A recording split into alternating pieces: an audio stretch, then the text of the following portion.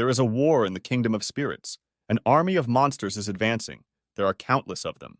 Their leader is a huge red-skinned demon with wings, fangs, huge sharp horns, and silver hair. He soared into the air on his giant wings, his tail covered in spikes, and in his hand he held a menacing staff. The demon let out a threatening roar and shouted that mid-rank spirits would never touch him. Suddenly, a huge red lion with blood-red marks on his face attacked him from behind. With lightning speed, he flew at the demon and with his sharp fangs bit into his hand with all his might, tearing it off along with his wing. At the sight of their wounded leader, all the other monsters were horrified. Before that, no one could harm him. Leo was joined by a bird of incredible size, which soared into the air and struck the monsters with lightning. With just one flap of her wings, many demons were burned, struck by a powerful blow. A huge white dragon appeared in the sky, with a young man standing on its head, holding onto its horns. He was surprised, because he asked his partners to wait for his appearance first. The guy noticed that the demons were more desperate than usual, because he was in the last dungeon, which means his role here had come to an end. Our hero realized it was time to finish, so he thanked his friends and called on his weapon. He grabbed his huge glowing sword in his right hand and raised it to strike. The guy stood very firmly on his dragon's head, casting special spells on his legs. He pushed with force from the mythical animal and headed down like a stone. The landing was so powerful that the entire earth bent under his feet. Our hero boldly looked at his opponents, because his closest associates fought behind him.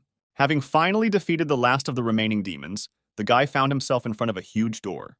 The dragon told him that since the entire spirit realm was beyond the threshold, now dungeons connected with the demon realm should not appear here. To which the guy suggested that it would be easier for him to go straight to the world of demons and seal the entrance from there in order to be sure that no one would come beyond the borders again. However, the dragon replied that divine beasts and spirits are different from people.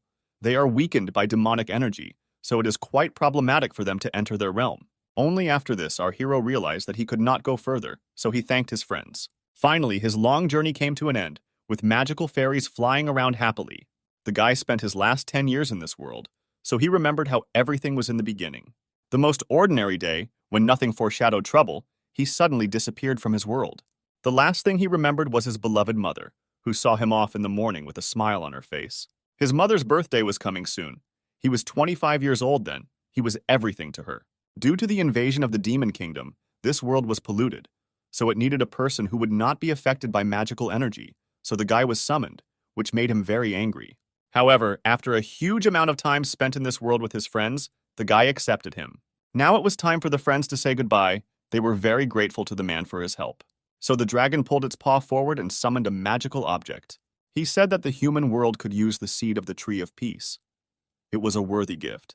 The guy promised to raise it as soon as he returned, but for now he hid it. He went through many hard times. He was often lonely. Now it's time to leave this place. The guy returned to his friends, waved to them with a smile on his face, and thanked them for everything. The huge, menacing lion was crying loudly because he had to say goodbye to his loved one. Our hero was embarrassed by this reaction, so he asked the animal not to cry because his tears could cause a whole river to appear. Not only were his friends sad, the guy also didn't know if he could get used to his new life. Will he have enough of a small restaurant where he will be a hero hiding his strength? A green light appeared in the sky above our guy's head and began to slowly descend towards him. Until this moment, he had behaved well, but still could not hold back his tears and hoped that all his friends would be happy. And the green light descended lower and lower, slowly absorbing the guy until it disappeared completely. The great dragon raised his muzzle and touched for the last time the place where his friend had just stood. In the modern world, a fault warning was sounded over the entire area so loudly that everyone could hear it. People were notified that a fissure had appeared in the vicinity, from which a demonic dragon of black flame was about to emerge, which forced people to scatter in different directions. While I was running away from danger alone, military armored trucks arrived in the thick of things. A young man in an elegant suit and long hair tied in a ponytail raised his head and looked at the sky. He commanded the nearest military that they needed to contain the demon as much as possible until the rest of the military arrived, because the rift was very large. The man raised his hand to the radio and commanded someone that his team was in position. All the military understood that this was one of the largest faults that had ever been seen. They were all in their places when it began to explode. Our hero appeared in the middle of the sky of Seoul, with the words that the spatial teleport is worse than the realm of consciousness. Only after that, the guy looked around and was surprised that the entire city below him was in ruins. Right in front of our hero, there was a huge rift that was about to burst. What happened literally a moment later, a huge green bloodthirsty monster emerged from it. But our hero was an unusual guy, so he gathered his strength into a fist, intending to hit the monster. The guy was very surprised that he was unable to collect even half of his usual amount of mana. But even this strength was enough for him, so the hero fell on the monster's head. There was a huge explosion in the sky, which immediately attracted the attention of all people. The long-haired commander-in-chief turned around in shock at the sound, trying to understand what had just happened. The hero was still in the sky and was amazed that his strength was enough to handle the black flame dragon. Suddenly, some kind of notification appeared in front of the guy saying that there was a system error. The guardian god is trying to call him to find out who he is. The hero was clearly surprised by this turn of events, because this had never happened to him before. Our guy thought it was someone trying to take him away again. He may have been weak before, but now he is a completely different person. The guy simply pulled his hand up and tore the mark from the heavenly canvas.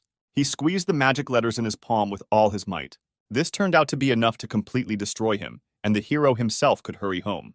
The gathered people looked at the sky and could not understand why the black flame dragon and the rift suddenly disappeared.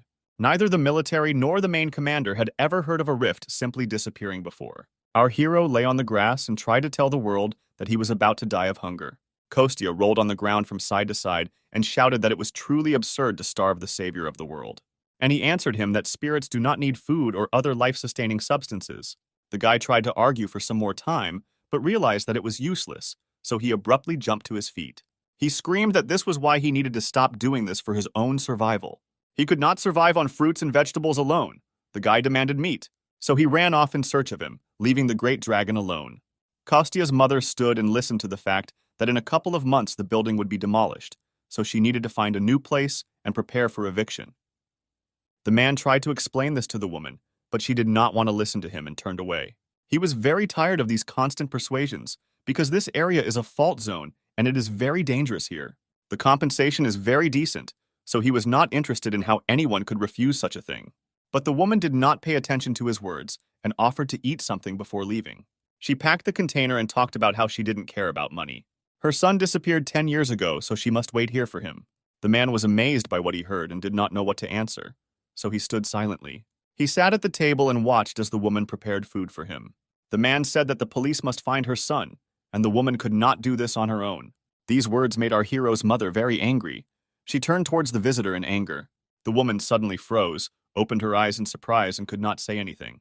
It was at this very moment that the doors to her restaurant opened, and someone she had not seen for a very long time appeared in the doorway. Our hero returned home after a long journey and stood on the threshold with tears in his eyes. The woman was still in shock from what she saw. She could not say a word. She only slowly backed away. Suddenly, the strength left her legs, and mother slowly began to sink to the floor. After some time, evening came in the city and it became dark outside. The owner came to the door of the restaurant and hung a sign saying it was closed for the day. At this time, our hero was sitting at the table and felt embarrassed and joyful. He looked straight ahead and could not believe that his mother was here. The woman was very glad to return, but could not hold back her tears. She slowly extended her wrinkled hands towards the young guy and wrapped them around his palm. The guy was very happy about this manifestation of feelings, because he had not held his mother's hand for a very long time. As soon as he grew up, he tried not to do it because he was embarrassed. The hostess cupped her son's face in her hands and could not understand whether she was sleeping or whether all this was happening in reality. Kostya tried to explain to his mother that he himself did not fully understand where he had disappeared to. Apparently, he was sucked into the fissure. When he woke up in this world, it took him a while to understand what he wanted because of the ruins. The guy lied to his mother because he was afraid that she would not believe that her adult son had gone to save the world in the kingdom of spirits. The woman could not stop crying, but these were tears of happiness. At that moment, she recalled the time when she walked the streets and handed out leaflets with photographs of her missing child. They depicted a fairly old guy who smiled sincerely. Every evening, the woman returned home and walked into her son's empty room. At some point, she thought that he had run away from home on his own. Kostya hugged his mother and reassured her, saying that the worst was over. Using his magic, the guy decided to check the health of his mother. He was surprised that her stamina and energy were below average. Even processing did not give such an effect, which meant the woman was sick. Kostya suggested going to the hospital to check the health of his pale mother. However, she refused and seemed to know her body better than anyone.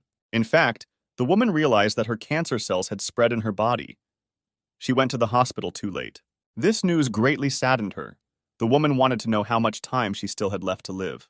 The doctor suggested about 6 months, so the owner did not want to spend the rest of her life in the hospital when her Kostya finally returned home. So the woman smiled and shook her head from side to side, thus showing that everything was fine with her. She was very happy to see her son, who was considered dead, so she offered to set the table for him. Kostya realized that his mother was hiding something, but decided not to torment her with questions yet, so he pretended to believe it and went to his room. The guy calmly changed his clothes, sat down on the floor, and began to look around the room from all sides. He looked first at the ceiling, at the wall, at the dust that lay on his things. The young man realized that this place had also been empty for quite a long time, but he was pulled out of his thoughts by the voice of his mother, who was calling for dinner. Kostya went down to the first floor, and there on the table were several plates of very appetizing-smelling food waiting for him. The guy was amazed that his mother managed to prepare it all so quickly. The woman was only glad to hear such words, so she also put her son's favorite meatloaf on the table. She admitted that she was waiting for his return all the time because she didn't know when the guy would return, so she cooked his favorite dish every day. The hero was very embarrassed by these words. They warmed his soul. The young man decided to remember old habits and took a perilla leaf in his hand. He then began to carefully equip the chopsticks and place more and more different foods on it. In the end, there was some rice, meat, hot spices, and garlic on the leaf. Then our hero carefully rolled everything into a ball shape and put it in his mouth. The guy was delighted with the taste of homemade food, which he had not felt for many years.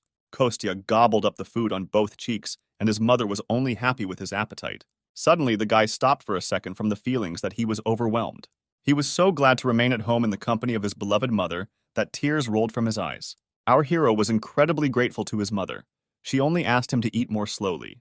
The guy recalled that he was able to survive only because he thought about his mother, so he would not allow the only person who supported him all the time to suffer.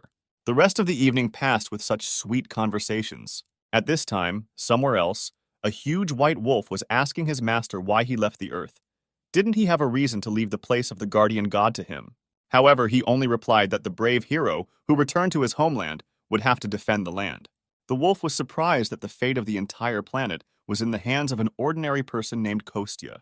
The owner continued to convey information about the new protector to his animal, but he still did not cease to be surprised.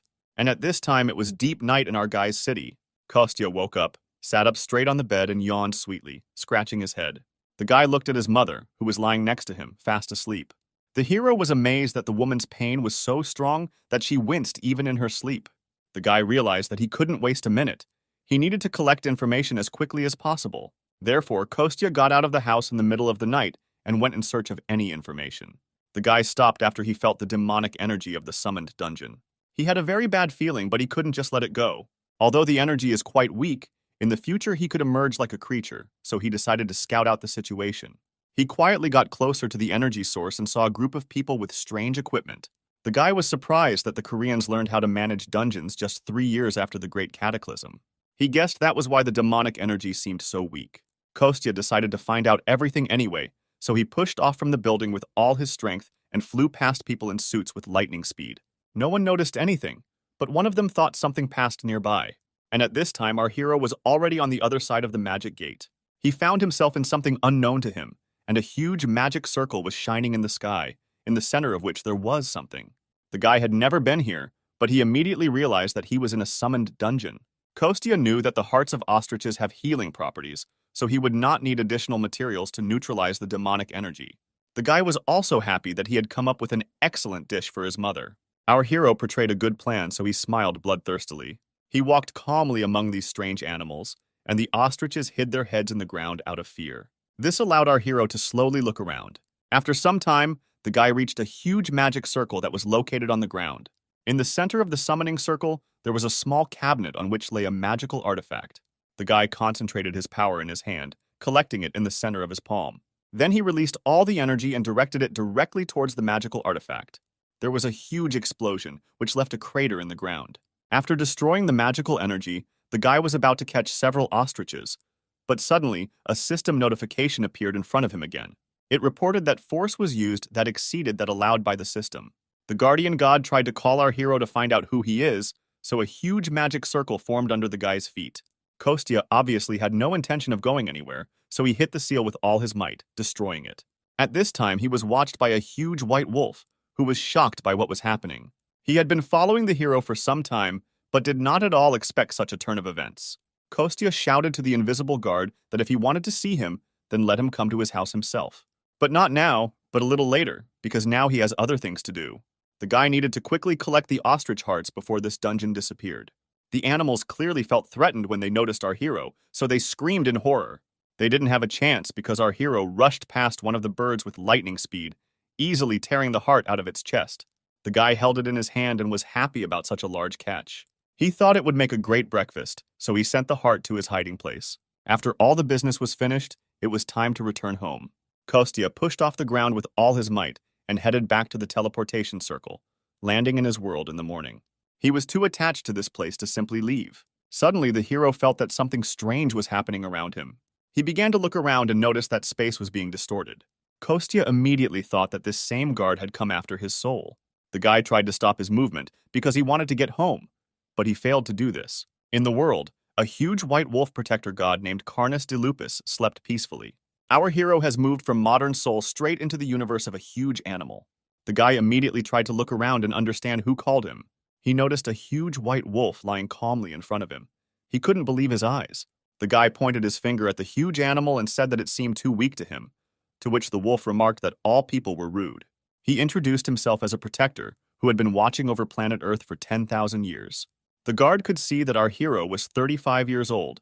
He had reached level 99, and all his other indicators were almost at the maximum, which he had not seen before. The wolf said that he didn't have long left, so he had to secretly monitor the man. But the guy was more interested in why he was chosen among all the people on the planet. The huge wolf answered him that he had received a divine revelation from his master. Humans are selfish creatures who don't care about anyone but themselves. Even knowing this, he kept his promise to his master and protected them for 10,000 years. However, he had already exceeded all his limits, magical power, and his life force was approaching zero and would soon disappear. The wolf thought that he needed to do what he himself wanted. It would be nice for the last moment of life while he was approaching death. Our hero immediately realized that the huge wolf was telling the truth. He was very angry. But these were just the words of a guardian who had already despaired and lost his essence. The wolf admitted that he changed his mind after he saw the karma of our main character. This is the ratio of bad and good deeds that people do throughout their lives. So 3 years ago, during the Great Cataclysm, the wolf felt a huge threat and gave all people a system similar to a game. So all people could easily see their karma, and the guard himself never set limits for its assessment. But our hero still went beyond its limits. Based on his spiritual strength, stemming from this very karma, it seemed to the guard that our hero would be quite suitable for the role of the next guardian. He looked at Kostya and allowed me to ask him some questions. The guy said he had a few and the guard waited patiently. The guy just started shouting that the magician had gone crazy and was simply trying to give away the position of the guardian through the legacy. The huge white spirit was shocked by such an unexpected reaction from this strange man. The hero continued to shout that the work of the guardian was a complete scam and deception. He looked the wolf in the eyes and said with confidence that he was not going to do this. The guardian told him that it was too late to refuse this work. These words brought our hero into a slight stupor because he did not understand what was happening. Suddenly, a window appeared in front of him, indicating that the ceremony of inheriting the guardian of the planet would now begin. But the hero did not want to become a guardian at all, so he tried to free himself. He summoned all his power into one place, trying to break the cycle of inheritance. Even the wolf was amazed at how powerful the energy was under the control of a common man. Kostya didn't understand why they were forcing him to go through the heritage ceremony without even explaining anything. He noticed something strange and realized that his wrist was chained. Not only the wrist, but all other limbs were shrouded in magical chains. It was a complex chain magic circle, so the guy couldn't just break it with his magic power. The wolf didn't understand what the point was in being so angry and wasting other people's time. However, the guy said that it was obvious to him that the guardian wolf would soon die, so he tried to make him the guardian himself without even asking his opinion. The guy didn't believe that this was really what parents do, protecting people and watching over them. He asked the wolf to let him go, just send him back home. However, the keeper replied that he was obliged to find the receiver precisely because he protected people and watched over them. After that, he will need a new guardian, and Kostya can become one. The guy noticed that the status of a guardian makes him immortal, so it was easier for him to stop and continue to be a guardian himself. The wolf replied that he was given eternal life in exchange for protecting the world. It is difficult for him to recover on Earth, where there is no longer any spirit or divine beasts, because the planet and the guardian are one. Even if he is destined to cease to exist, The Guardian cannot simply stand by and do nothing. After this explanation, Kostya admitted that he did not intend to be the Keeper's successor. He tried to call upon his magical power again and free himself from his shackles. The guy said he didn't want someone like a wolf to rule his life again. This time, making even more effort, Kostya decided to open the circle of movement. After that, his favorite huge sword flew from storage into our hand. The wolf was amazed that the guy had enough strength to use his magical abilities. At this time, our hero had already freed his limbs with the help of a magic sword, after which he gathered his strength and delivered a lightning-fast series of powerful blows. Literally a moment later, all the seals and chains were destroyed. The hero was free from them. After this, the guy decided to defend himself, so he took the sword in both hands and put it in front of him. The wolf was furious because it was completely impossible to have a normal conversation with this guy, to which Kostya replied that it was precisely with the wolf himself that it was impossible to have a normal conversation. The Guardian said that the guy turned out to be exactly the same as all the other people he was so tired of. He only cares about himself, and if he doesn't see his own benefit in something, he turns a blind eye to it. To which the guy noted that for such a person who wants a normal life, this is a good compliment. Kostya realized that he needed to calm down and think, because even though the Guardian had become weaker, he was still strong. After that, the guy remembered that his friend had a dog, and when dealing with dogs, you can't fight with them directly. Kostya heard that dogs don't like to brush their teeth, so he climbed into the mouth of a huge wolf, after which he squeezed out a tube of mint paste to the animal and ordered him no longer to call upon the powers of other people. The wolf didn't want to give up quickly, so the guy had to get a second tube of mint paste. Even despite this, the old keeper still did not want to give up his position. Therefore, the guy remembered the conversation with his dragon, who never wanted to become a guardian. Such confidence from an old acquaintance convinced the guy that he too should never become a keeper. Kostya was distracted by these memories, so he did not notice the most important thing. At this time, the huge guardian wolf calmly freed himself and spat out the toothpaste from his mouth. He decided to use a different tactic in relation to this guy, so he asked Kostya to become a guardian for the sake of his mother. He will be able to cure her illness with the help of divine power if he becomes a guardian. Since the guardian is responsible for the life of all creatures in his world, he is able to heal any disease. These words made our hero stop and think carefully, after which he looked at the guardian and asked him to save his mother. In return, he promised to do everything for him, except become the new guardian. The wolf was surprised by this answer. It seemed to him that it would be more logical to become a guardian himself and save his mother on his own. However, Kostya replied that he did not know when he would get used to his new abilities, so he asked the current keeper for help. So with a sparkle in his eyes, he asked the wolf to take care of his mother first. The guy again summoned a circle of movement and pulled out his huge sword from it. With one single blow, he cut through space and opened a passage to his world. The Guardian was amazed at the strength of this hero because cutting space is not so easy. And at this time, Kostya, already joyful, ran to his home restaurant and at the same time asked the wolf to reduce his size. The Guardian did not fully understand why he was listening to this guy, but he began to rapidly decrease in size. Eventually, he turned into a rather cute little white dog. Kostya was satisfied with the size of the dog, so he asked first of all to look at the condition of his mother. The Guardian already knew that the sleeping woman did not have much time to live. With one look at her, the wolf immediately said that she had no more than 6 months left. The guy still refused to become the next guardian, so he thought about a plan of action. The cute dog sat next to him all this time and looked at him with a sad face. After which he said that he no longer has divine powers, so he uses his life energy to compensate for this, because it is too risky to use the remnants of life force without a good reason and receivers. Therefore, the guy needed to come up with a solution to this problem. After which Kostya came up with the brilliant idea that vitality is similar to endurance, so the dog just needs to eat something to help him restore energy. He agreed, but immediately warned that he was not going to eat dog food. Our hero had already put on an apron and went to the kitchen to prepare food. There were definitely creatures on Earth like divine beasts or spirits that possessed magical powers. They used to live freely, but the stupidity of people led to their disappearance. And now it was their turn, and the whole world was in danger. At this time, our hero stood calmly in the kitchen and thought about what to cook. And the little wolf stood next to him and did not understand what this man was up to. After these words, the guy woke up from his stupor and turned his attention to the furry animal. On the table in front of him lay the seed of the tree of the world, and the hero did not know what to do with it. Our man was surprised that the wolf immediately recognized this magical artifact. In fact, he didn't think that the guardian would only help such a magical object to be restored.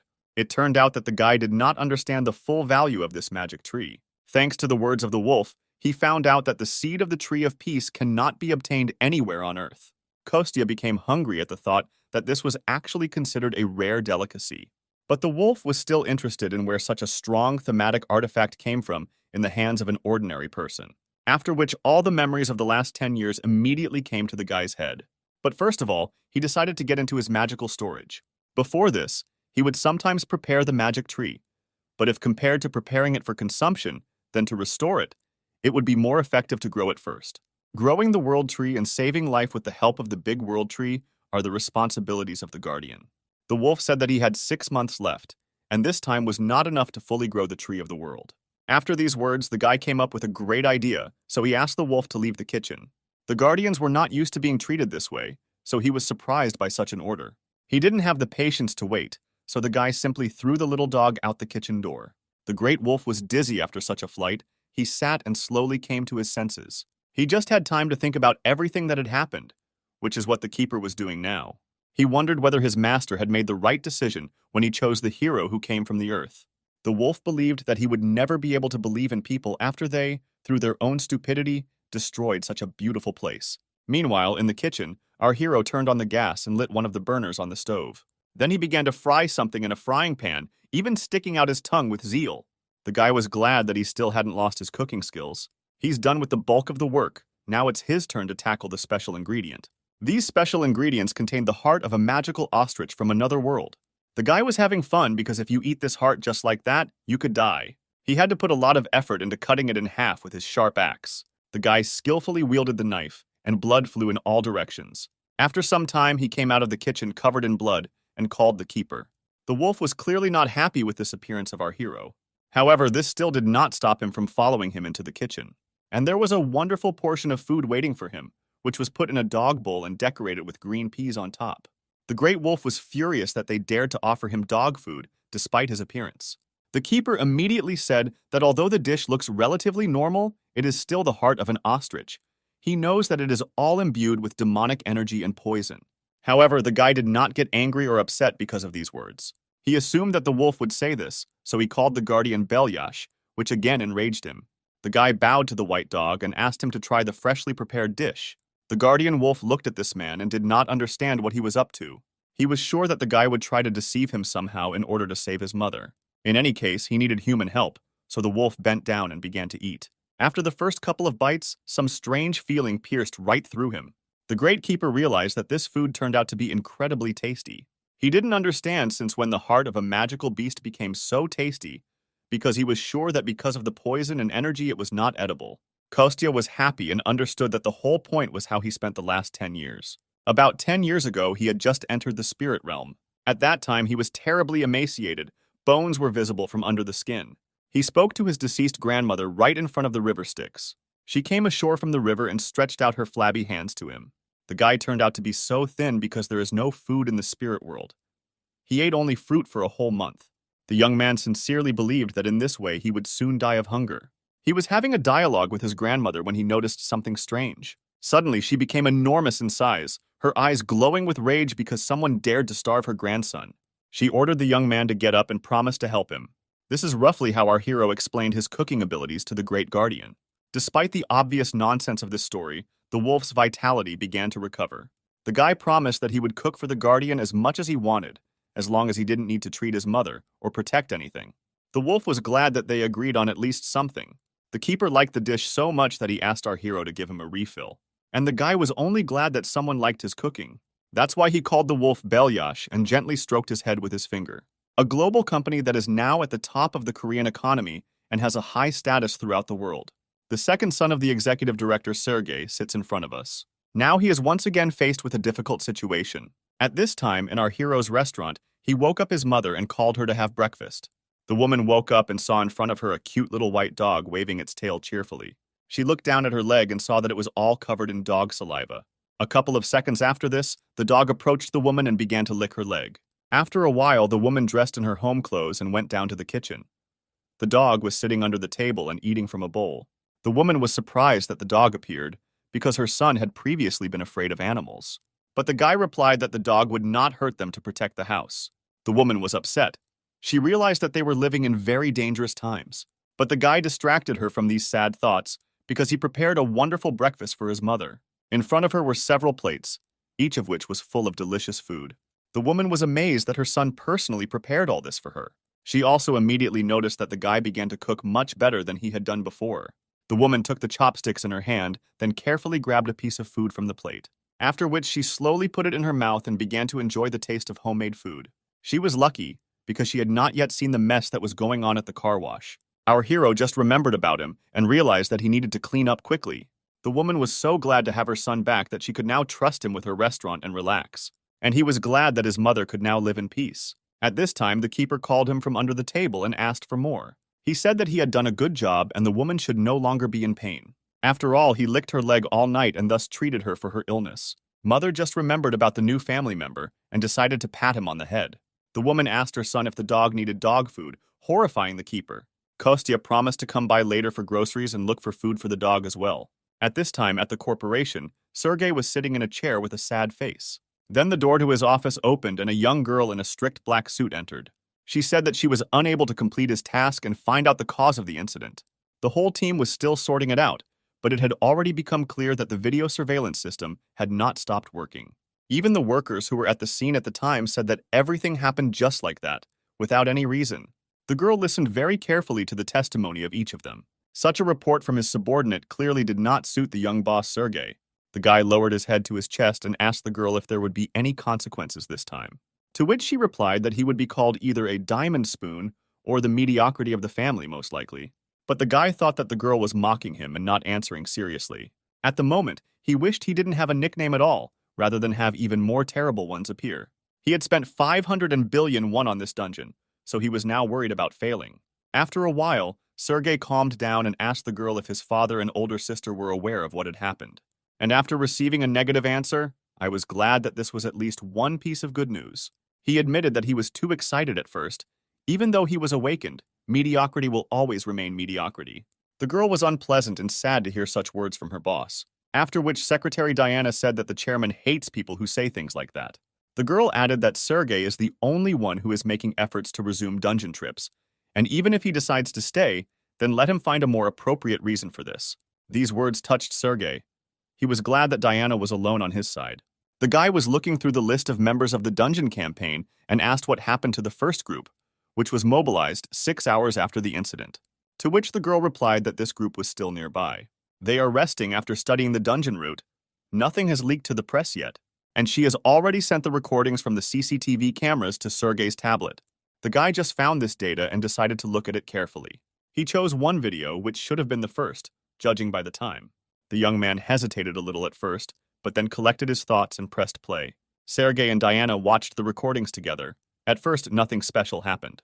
However, after some time, something on the recording caught the young man's attention. The guy paused the recording and couldn't believe his eyes. All equipment was disabled, the portal was destroyed, people rushed in different directions to escape. The young man thought that this was definitely very strange for a standard hike. The sound was definitely not the natural destruction of a dungeon, and it didn't sound like a weapon either. It was more like the sound of something being destroyed by magical energy. He prepared for this campaign and trained countless hunters. After some thought, Sergei decided that he needed to see everything in person. Therefore, the young man got up from his chair and went to the exit, asking the secretary to prepare a car for him. After which, at the meeting, the department heads discussed the latest case. They came to the conclusion that the problem arose and did not depend on them. If the trial goes according to the worst-case scenario, then the losses will not be calculated in 1 billion won, but in tens of billions of won. Absolutely none of those present were delighted with this outcome of events. After this, Sergei noticed that it was already late in the evening, so he thanked everyone who participated in such a long meeting. The next time they were supposed to gather, when the preparations for the trial and the materials for it were already ready. For today, everyone was free and could go home. Sergei spent several days at work, so when he came out into the bright sun, his eyes watered. Diana and her boss walked slowly down the street, discussing the weather. The young man was upset that everyone was suffering because of him. He was very ashamed that he made his secretary wait for more than 18 hours. To which the girl replied that she was ready to follow her boss. The main thing is that he does not stay. These small words of support greatly inspired Sergei. Sometime after the start of the walk, the young people stopped in the middle of the road. Sergei admitted that he still has at least one very good side in his office. Immediately after that, the thought of his father and older sister looking down on him came into his mind. Their success weighed heavily on him from a moral point of view, almost from birth. Before these thoughts, the young man again fell into a stupor and did not move for some time. He woke up only when his secretary called out to him, standing in the middle of the road. The girl decided to cheer up her boss and offered to have a snack somewhere before returning. Sergei tried to refuse such an offer because he was embarrassed. What Diana noticed that her boss always scratches his forehead when he is nervous. He also always goes to bed to relieve stress. Sergei was surprised at how well his secretary knew him, so he agreed to have a snack. The girl knew a good place nearby, so the young people got into the car. The secretary was driving and taking her boss to a small restaurant with very tasty food. She looked around and wondered if all the buildings were destroyed because they were in the area. After some time in the trip, when Sergei had already begun to fall asleep, Diana said that they had arrived. Of course, it turned out to be our protagonist's family restaurant, which was welcoming customers for the first time since he returned. Diana asked for a table for two while the boss looked around. The girl looked at the menu carefully, and Kostya thought that he had come across very interesting visitors. Suddenly, the voice of the keeper was heard in his head, who offered to show the guy the visitor status windows.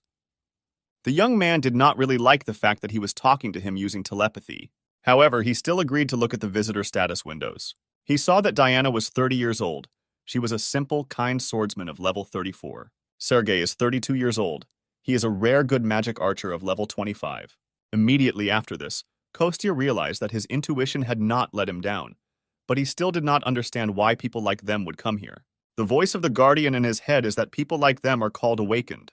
The guy was angry that the wolf could even read his thoughts, but he said that he was simply too predictable. 3 years ago, after great capitalism, magical powers or separate classes began to awaken in some people, just like in the game.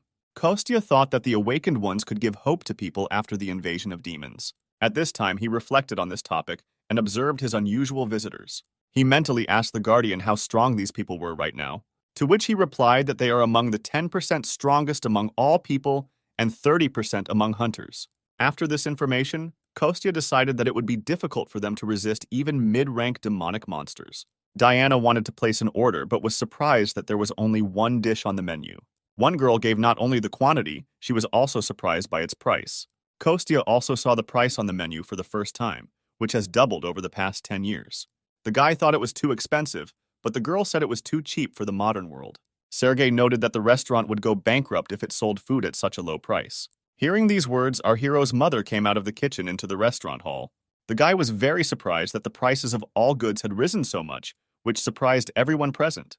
The woman replied that she had been working for the last 10 years, not for the sake of income, but so that her son would have a place to return to. The woman surprised the unusual visitors of the restaurant with her heartbreaking story. Despite everything that had happened, Diana noticed that the kitchen smelled very tasty. Sergei also liked the smell, so he asked to prepare a very spicy dish and bring drink. The girl refused to drink with him because there was no spare driver. At this time, Kostya was in a stupor because of how quickly events were unfolding. But his mother called him from the kitchen and asked him to help, so the guy had to force himself to move. Kostya approached his mother and asked if they were selling their food too cheap. But the woman did not listen to him at all. She was only glad that visitors appeared for the first time in a long time. She came up with a brilliant idea, which she immediately voiced to her son. Since these were the first visitors since the guy returned, the woman invited him to cook the food himself. The guy was a little shocked by what was happening, but the grandmother wished him luck in his thoughts. At this time, at the other end of the city, something strange was happening at an abandoned construction site. The man smiled bloodthirstily as his victims begged him to spare them. He said they didn't have to make him out to be some kind of crazy person, just answer one question. He was interested in which of these two connected people loved the other more. None of them could say a word, they just bowed in silence. The guy was very amused by this reaction of this couple. He looked down at them, then straightened his jacket and grinned. The guy admitted that the absence of love is nothing to hide. Therefore, he decided to choose his first victim at random. It turned out to be a guy. At this time, strange visitors were still dining at our hero's restaurant. Kostya put his hands in front of him and very persistently refused something. At this time, Sergei argued with him and, on the contrary, very persistently offered to take something. It turned out to be a check signed by him for 5 million won, which was simply a huge amount. Kostya was shocked that he had never seen so much money before. Sergei continued to persuade the guy to take the money, but he refused, citing his conscience. However, the unusual guest continued to insist that this was payment not only for food, but also for the time spent. For a person like him who can't even eat normally because of work. The guy had tears in his eyes and then said that perhaps today he ate for the last time. Perhaps this was the last cooked meal that even his father could not give him before he died. In addition, the combination dish that the chef prepared was very tasty. These words spoken to the visitors pierced our hero to the very heart. Kostya even took Sergei's hand because of how pleased he was to hear such praise. After these words, he gladly accepted the money, although it was still too much money. After this, the young man escorted the dear guests beyond the threshold of the establishment and said goodbye to them. He was immensely happy that his food was praised and that he earned money. At this time, the curtain pulled back and our hero's mother came out of the kitchen. The guy immediately ran closer to her and showed the check that the visitors had left for him. The woman wanted to praise her son for making some money, but something caught her attention. Seeing the amount of 5 million won, her eyes literally fell out of their sockets. The woman was amazed that her son was able to bring such a large sum. The guy said that they bought a food subscription, and they liked it so much that they are going to come here all the time, so they paid the whole amount at once, so they will have to serve them in the future when they come. The woman was so shocked that she believed this fake story. She returned her eyes to their place, and Kostya regretted that he continued to lie to his mother. The woman was still happy with this money, because she just needed to pay for the institute. Our hero didn't even immediately understand what kind of institute we were talking about, so he asked his mother again. The woman explained that she would need to inform him of his return, buy basic necessities and change clothes to new ones. The guy decided not to add to his mother's problems, so he went to the law enforcement center himself. Since people now disappear quite often, the procedure for restoring status is not so long. While Kostya was thinking about this, he came across a center worker who offered to help. The man looked at the documents and said that he had already collected everything he needed. He just needed to scan them. While he was telling this, the guy listened attentively, but something attracted his attention. The worker had a bracelet with a magic stone on his left wrist. The man said that everything was in order with the documents, and at 35 years old, Kostya looked quite young. After that, he asked the young man whether he had ever used magical engineering procedures, to which he received a negative answer. Kostya justified himself by saying that he had previously lived in the mountains for a long time, so he had never heard anything about them. The worker explained that magical engineering fully corresponds to its name. It is a new science that combines magic and the powers of magic stones. As an example, he demonstrated his bracelet, which was made with her help. However, this bracelet is not an artifact, although it is very similar. Only awakened ones who are able to control magical powers can use artifacts. But things made with the help of magical engineering can also be used by those who are not able to control it. Therefore, these bracelets can be called simple imitation of artifacts, after which the worker said that such items could be bought at the hunter's market. However, he did not have time to warn Kostya that he could be deceived there, and he had already rushed off.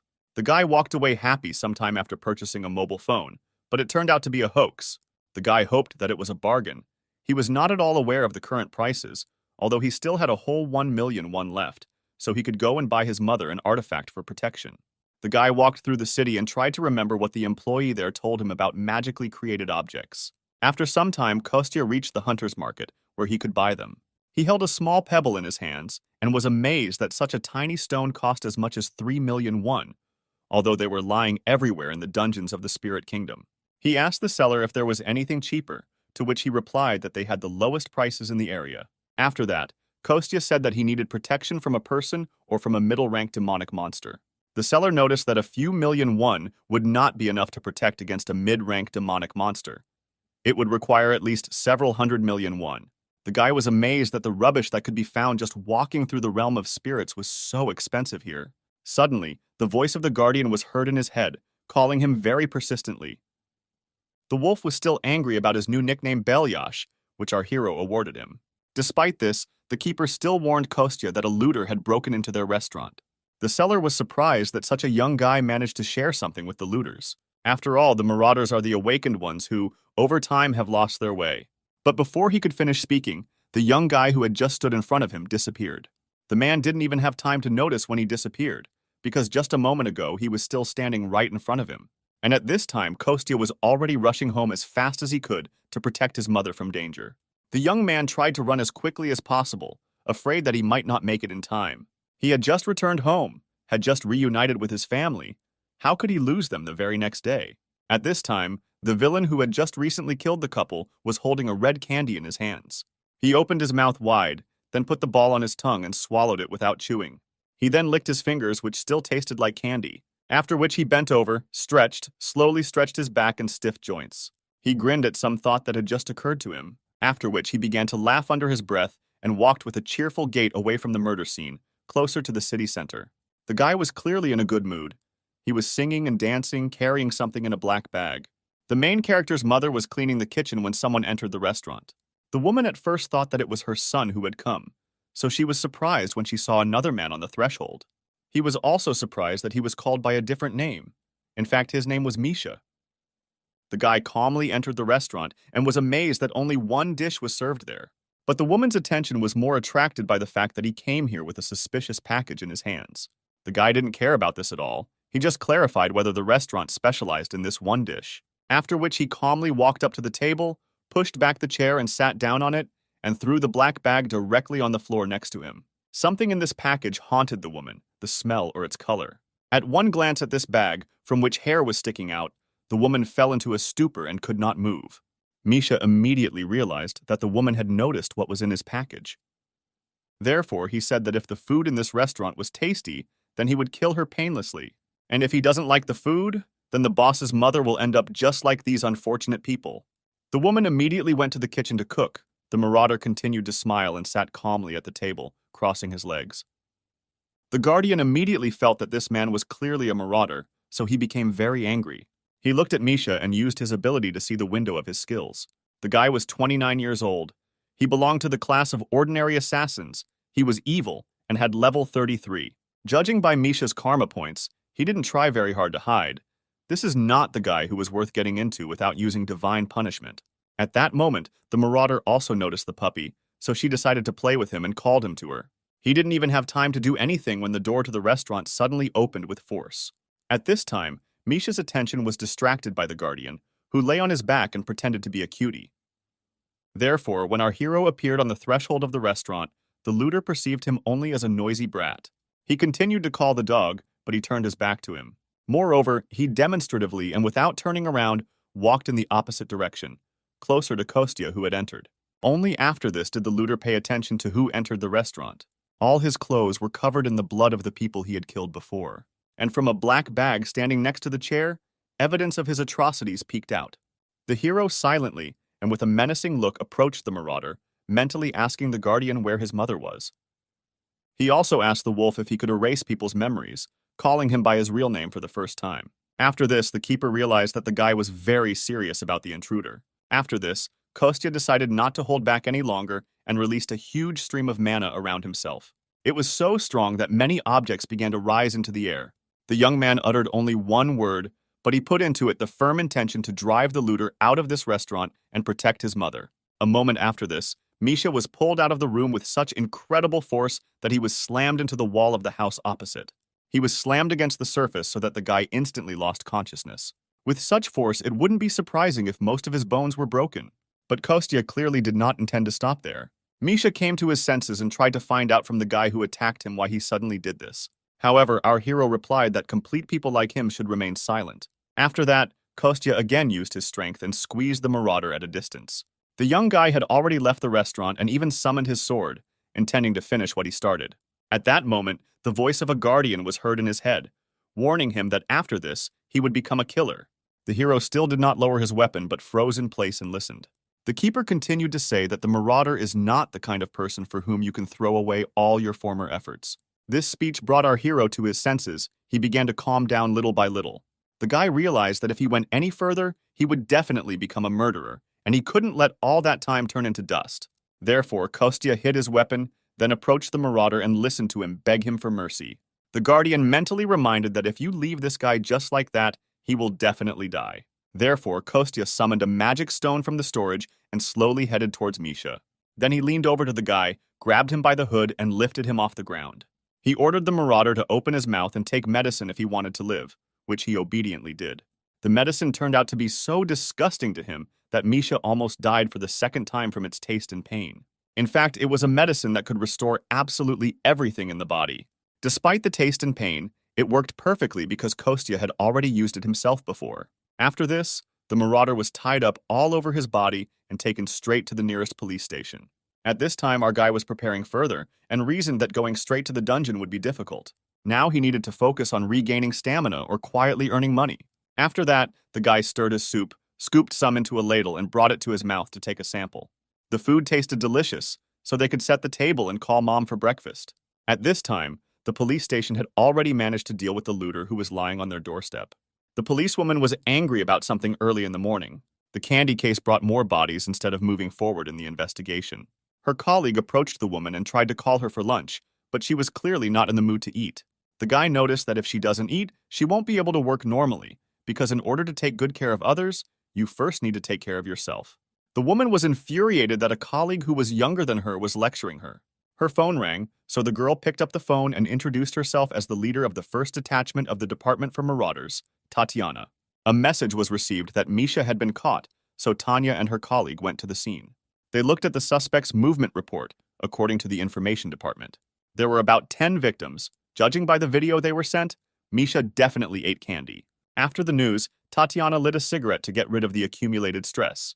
She was pleased that she was able to detain the culprit in 10 incidents, but Misha was not the only suspect in this case. These candies are actually an artificial enhancer. The woman said that she was not going to stop eating until she got to the bottom of the truth, because it was more important to find out where these candies were obtained. Immediately after this phrase, there was an awkward silence. In the silence, the junior colleague's stomach growled very loudly. To Tatiana's menacing look, the guy replied that he couldn't do anything about his hunger and wouldn't refuse snacks. So he looked around, hoping to find some place with food nearby. Nearby, there was a small restaurant of our hero and his mother. Therefore, the guy persuaded his senior colleague to go and have lunch there, at the same time gathering information and based on what the employees of the establishment saw and heard. The guy and the girl entered the restaurant, where Kostya met them with a smile on his face. The couple entered the establishment just as the hero was cleaning. They too, like all previous visitors, were surprised that there was only one dish on the menu. So they ordered 2 servings, sat down at the table, and continued talking about their own things. Tatiana was clearly unhappy with the current situation, and instead of investigating, they spent time sitting in a restaurant. Now they can talk to at least 10 victims, so if they do not reveal this body, they will be faced with defective things whose owners will lose control of themselves. That's what the press is saying, and a big corporation is sure to use it to make a fuss. And the guy only finished off Tatiana, saying that the boss would be very angry with her. It doesn't matter, because all they couldn't do was investigate, collect information regarding the incidents. All the victims had nothing in common at all. They even tested recently formed religions. They also did a lot of work and analyzed the composition of these candies. In addition, the guy noticed that the identification department would ignore all calls after hours and on weekends. Therefore, work is good and important, but you should not overdo it. Trying to cheer up his boss, the guy promised to follow her if she was kicked out.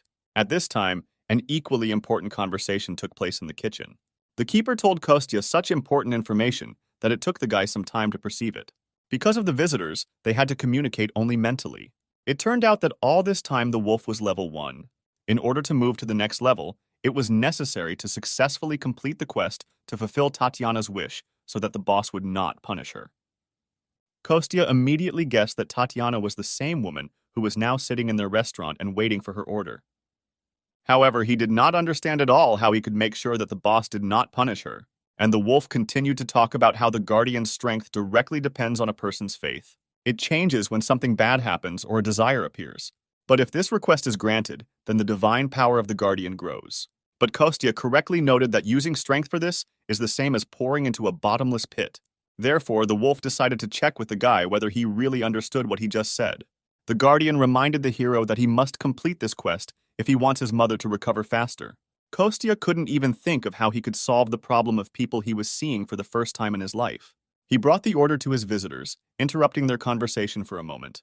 The guests really liked the appearance of their food, but the guy still couldn't stop worrying about the task hanging on him.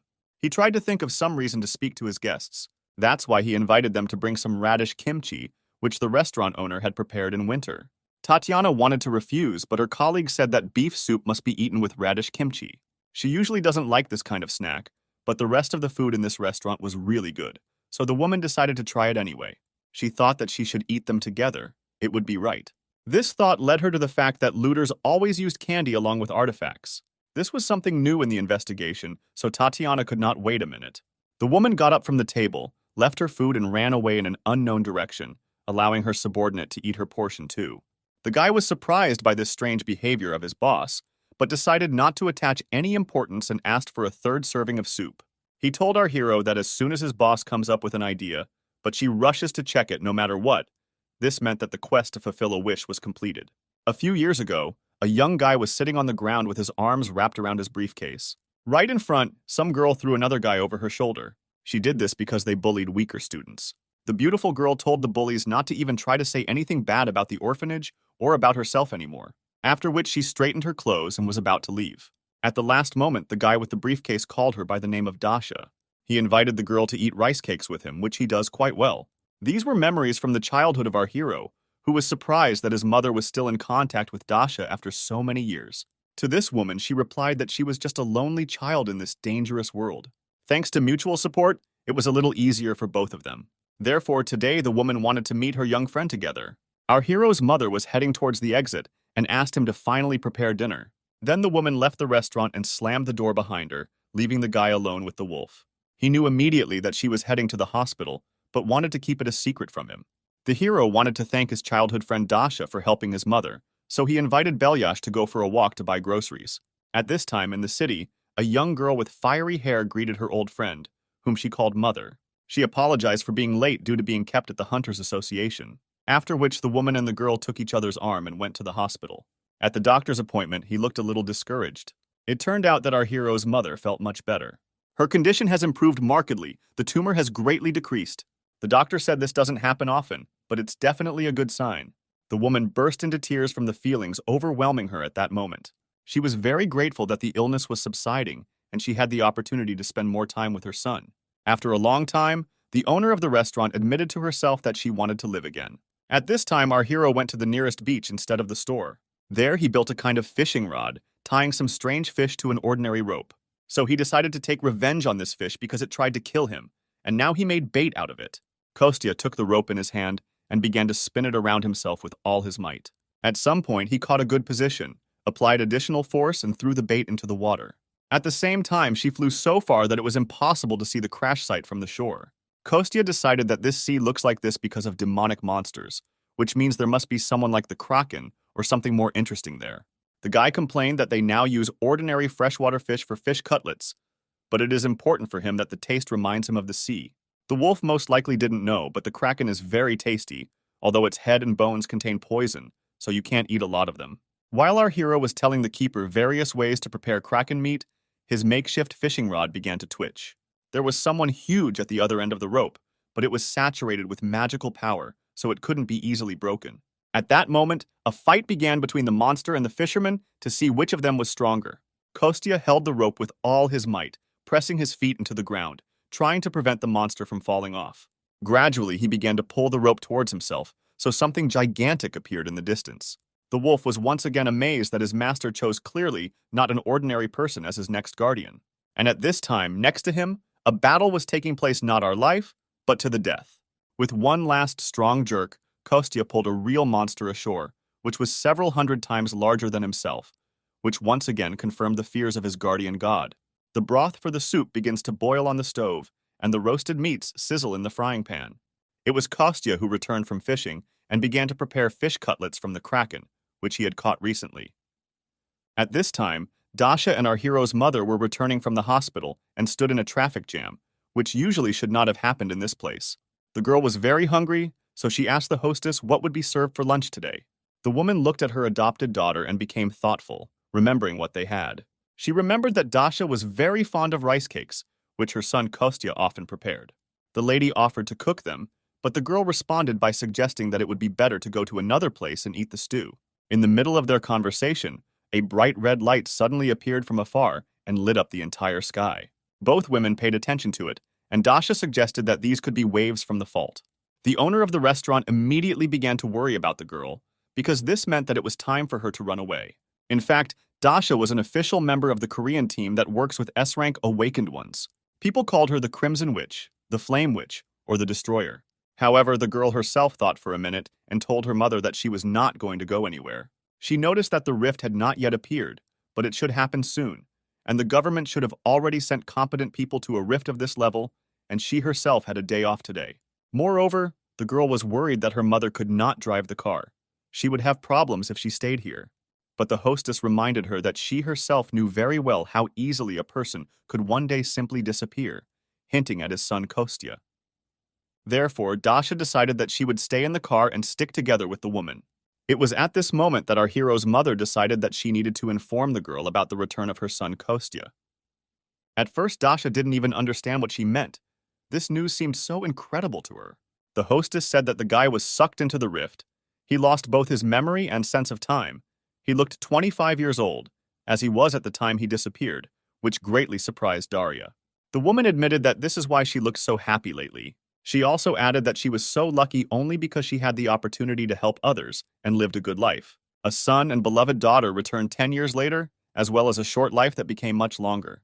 The woman said that those who have known grief must become strong, and in such situations make every effort to prevent this from happening to other people. After which she looked meaningfully at Dasha and asked her not to worry too much. After all, the woman believed that the girl would have enough strength to save both her and everyone present here. So she will wait for her right here in the car until she returns. These words convinced the young girl, after which she got out of the car and headed towards the center of events to help. At this time, the people nearby were in a panic because the rift was about to open, and the awakened ones had not yet arrived. After that, they paid attention to a strange girl who walked right to the center of the danger and began to release fire from her palms. People watched as more and more flames appeared around the girl. Her red hair allowed them to guess that the Crimson Witch herself was standing in front of them. This calmed the townspeople a little, because now they were safe under the protection of a very strong awakened one. And Dasha had already arrived at the scene and realized that the rift would open much earlier than she expected. Therefore, the girl decided to prepare for this in advance, collecting some fire in reserve. She didn't know what to expect from the unknown rift, so she decided to use all her strength. Dasha summoned the power of fire, then divided it into several parts, leaving it hanging in the air next to her. After all the preparations were completed, just in time, the girl was able to fully prepare for the attack. She stood waiting, realizing that as soon as the rift opened, she would immediately begin to attack and would not allow a single monster to reach the people nearby. As soon as she thought about this, a crack immediately appeared on the fissure and the eye of the monster appeared. The people around also noticed that it was beginning to open up at once, so they rushed to the leak with even greater efficiency. At this time, a herd of gigantic nightmarish animals broke free. The Crimson Witch immediately recognized them as steel-horned goats, which were a very dangerous enemy even for her.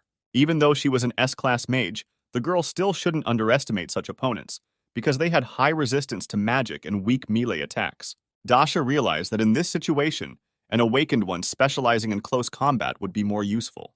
However, the girl immediately realized that there were no other awakened people nearby, and even if they made it in time, she still needed high-level fighters.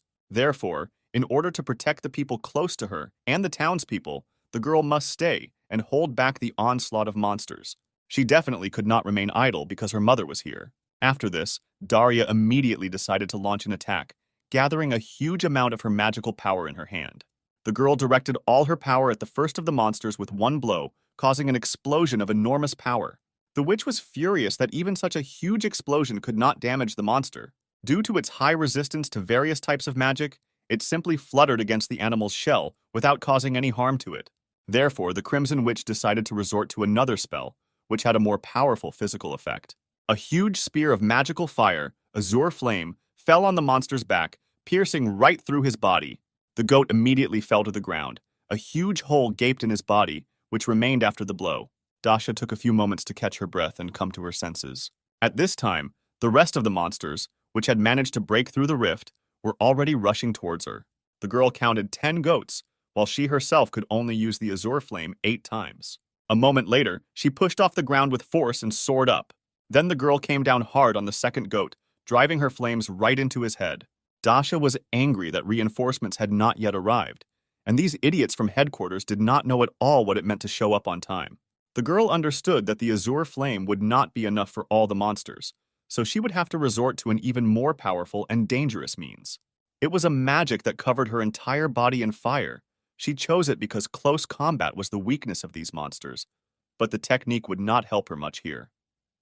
The girl waited a couple of moments before the animals began to slow down, after which she used her new magic and went on the attack with lightning speed. A moment before the impact, Dasha gathered all her strength in one hand, concentrating it there. Then she lightly touched the animal's head with it, directing all her energy to that place. Huge streams of blue flames burst out of her hand, which were supposed to take the life of the monster. This lasted only a moment. Then the girl's skin became covered with spots, and the goat's body began to emit steam. Immediately after this, Dasha jumped over the monster, leaning her hand on it. The girl did the same thing again, concentrating all her strength in her leg. She dealt a crushing blow, throwing the huge monster into the air, after which Dasha fell to the ground. She had 8 more monsters to defeat, and they were already rushing towards her with all their speed, which did not bode well for the girl. She struggled to her feet after a short fight, her muscles already starting to feel tired. The girl understood that it was unlikely that she would be able to cope with all of them, but she was obliged to do everything in her power until reinforcements arrived. Suddenly, something caught her attention. This rift began to suck nearby objects into itself. At this moment, the girl could only think about the fact that her mother was still behind her. Several small stones rose into the air and glowed as if surrounded by magic, after which they fell directly on the head of each of the remaining goats, killing them instantly. Immediately after this, our hero appeared in the air, thinking that his old girlfriend was still as flaming as she was before. He slowly knelt down next to Dasha, who was lying unconscious on the ground. Kostya thought that the girl was in great pain due to the depletion of her magical power, so he tried to help and put his hand on the Crimson Witch's back. Although he could not help her restore her life force, he could replenish her magic power so that the life force would not be burned and would not affect her mana core.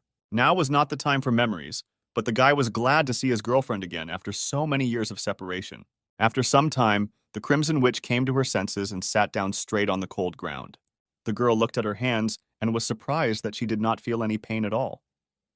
Although now it didn't matter at all, so she got up and rushed as fast as she could back to the car. The girl was incredibly happy to see that her mother was completely fine and safe. At this time, the woman was already standing on the street and talking with one of the policemen. She was also very glad that she was able to see her ward safe and sound. The woman immediately reached out to the girl to find out if she was okay and if she was hurt. The Crimson Witch decided to lie a little and said that everything was fine with her because reinforcements arrived on time. The girl said she was a little tired, but did not have any serious injuries, after which both women laughed joyfully because they got off so easily. After that, they decided to go out to dinner as they had planned before, so they needed to check out the store. However, Dasha had already changed her mind about eating the stew and invited her mother to go to her restaurant so that Kostya would prepare her favorite rice cakes for them. And at this time, our hero was just in the restaurant and was wondering when his mother and girlfriend were planning to return. Their first meeting after a long separation was very joyful. Dasha threw herself on the guy's neck, knocking him off his feet. Kostya sighed wearily after such an emotional meeting with his old friend. He recalled the first minutes of their reunion and realized that the girl had become much grumpier than she had been before. Our hero's mother said that she was very tired today, so she was going to rest. Finally, she asked to prepare Kostya a delicious meal when Dasha arrived, and also not to quarrel with her. The doors to the restaurant opened and late customers entered. It seemed to be Sergei and his young secretary the guy was very happy to meet. Kostya was trying new snacks at this time, not at all expecting to see anyone at such a time. At first, Sergei even thought that the guy was on a break, but he convinced him otherwise. Our hero said that he was simply preparing late-night snacks because there were no visitors, after which he took his dear guests to the table and told them about today's menu for the night. The young director noticed that the ingredients for such food were too difficult to obtain in their time, to which the hero said that the young people paid enough last time, and he himself thought that they needed to change the topic. The guy noticed that today the couple looked even more tired than last time. After these words, they generally fell into despondency, which greatly surprised the young cook. The guys literally put their heads in their hands and were very upset about something. It turned out that their company's negotiations went poorly, so they were forced to pay a huge amount of money. Then the chairman's son announced the return amount of 500 billion won, which greatly surprised our hero. Kostya could not believe the existence of such a huge amount. His whole body suddenly weakened and began to shake. Sergei said that they had a problem with the guild in which they invested. Recently, the renewable dungeon they bought suddenly disappeared without a trace. The renewable dungeon slowly releases monsters when the owners draw a magic circle, so they invested about 500 billion won into it. Kostya immediately realized that we were talking about exactly the dungeon that he had cleared, so he was truly horrified by what he had done. He said that this was an unaffordable amount for most people, so he asked if they were talking about a place that, until recently, was filled with all kinds of equipment. Sergei confirmed that all this belonged to their guild. There was so much stuff piled up there that the guy most likely noticed it when he passed by. The main problem was that they missed a great opportunity for the guild to become stronger because their awakened trained in that dungeon, which provided them with financial stability. They strived to become a strong guild, capable of clearing difficult dungeons and recruiting strong awakened ones, after which Kostya immediately asked what exactly happened during the negotiations. Because of such questions, Sergei suggested that Kostya could hide his identity, hiding behind a restaurant, and in fact be a journalist. But the guy convinced him. He admitted that his mother owns this place, and he just helps her because he loves to cook. After this, Sergei admitted that they were really lucky to meet here by chance, after which he asked the name of our hero. The guy introduced himself and said that he was 35 years old, which greatly surprised the guests, because he seemed much younger than them. After that, Sergei introduced himself and clarified that he will turn 32 this year. If the guy looks on the internet, he will find out that he is the head of the Manhwa Company Guild. The chairman's young son then looked at his secretary meaningfully. The girl immediately introduced herself, stated her age, and clarified that she was now the secretary of the head of the guild. Kostya thought that he already knew this, but he only said out loud that in fact he was unemployed, and he was still very far from being a reporter. After which he began slicing the meat, and the young people decided to make friends with such a good cook and invited him to have a snack with them. Our guy agreed with pleasure. At that moment, the keeper mentally called him, and a big white dog ran into the kitchen and stared at our hero. He told Kostya that a new quest had appeared to fulfill a wish. The number of karma points as a reward for completing a quest depends on the consequences that will be caused by successfully completing it. So this one promised as many as 5 million points. This meant that the two guests who needed help clearing the A-rank dungeon were not blinded by their own interests, so helping them meant helping a lot more people. Kostya thought that this would help raise the level of the Guardian, which would mean curing his mother's illness faster. At that time, he had just finished preparing the dish and placed it in front of his visitors. The guys were completely delighted with his appearance and clarified whether cooking was really just a hobby for our hero. The guy admitted that the restaurant has been in his family for 3 generations, so he is interested in this area. After which the guests tried the dish and were completely delighted with its taste. The whole trio was sitting nicely and having dinner when Kostya decided to find out if the guild could get their money back. He suggested that although this deal was significant because it could lead to great growth for the guild, they should return the money to her now that the rift has disappeared. Sergei replied that as compensation, they were given the opportunity to clear an A-rank dungeon. Kostya at first thought that this was an excellent option, but the thoughtful expression on the faces of his new comrades confused the guy. Diana clarified that although this was a good offer, it was different with an A-rank dungeon. The girl said that in their guild, there are almost no awakened ranks A and especially higher ones. To clear them, they need less, and at least 5 awakened ranks A. Therefore, for a guild like theirs, this is just an impossible dream. Sergei agreed with all of the above and added that if they had at least 1 awakened rank S, then it would be much easier for them to clear this dungeon. And Kostya thought that the matter was quite serious, after which a thought suddenly occurred to him. He called out to his new friends and offered to introduce them to someone. The guys were so shocked by what they saw that Sergei even dropped the spoon from his mouth. Right in front of them, some red-haired girl tried to strangle Kostya. During this entire altercation, she did not pay attention to those present. Then she noticed them and became embarrassed. The girl immediately let go of our hero's neck, smiled sweetly, and greeted the people. Once as a child, Kostya asked Dasha why she treated him differently from others, to which the girl simply smiled calmly and said that he was her friend. She continued by saying that someone like her is only friends with a certain type of person, and she added that our hero is one of those who could be her friend, which confused the guy. It was hard to believe because at the moment it was difficult to say. Dasha simply tied up her old friend and left him hanging upside down at the entrance to the restaurant. And at that time she was talking with Sergei and Diana, who offered her to help them clear the dungeon. The guys added that she could help them only if she had time for it, and in return, they would definitely not remain in debt. In fact, they could really use the help of such a powerful awakened one as the Crimson Witch. In response to this, the girl thought for a while, and then asked the guys if they knew how to drink alcohol. This unexpected continuation of the conversation caused surprise on the faces of the restaurant guests, but they agreed. After some time, Kostya was able to free himself from his bonds and return to the establishment. He was angry that the boys had messed up so much, but he was glad that he had convinced them to go somewhere else for the second round. The guy noticed that the quest was still not completed because the corresponding notification window had not appeared, but he thought that the girl would somehow sort out this matter. The Guardian replied that the level did not rise so quickly. Perhaps this was due to the fact that the guys were quite famous. After which Kostya offered to go to the mountains with him as a reward for the quest. He said he was going to get ingredients to cook a nutritious meal for him and his mother. He was going to dig up and prepare a plant that could only be found on the mountain. It was useful for those suffering from lung cancer. In addition, this mountain is considered a gray area, and Galgoro black bears have often been seen there. These are demonic monsters, the danger level of which reaches the first level. In addition, They have a rather nasty character, and they capture a large territory. And as soon as an intruder appears on it, they begin a battle with him to the death, even if the intruder is the same bear. Therefore, the only race that can get along with them is the golden bees, which can hardly be called demonic monsters. The keeper clearly didn't like being put on a leash, but Kostya noticed that it would be difficult to move around the city without it, so he asked the wolf to be patient a little. It was all for the sake of restoring stamina and finding ingredients for the food that the guy was going to cook, which pleased the keeper a little. The truth was, let it all be for the sake of finding the next guardian and trying to impose succession on another person.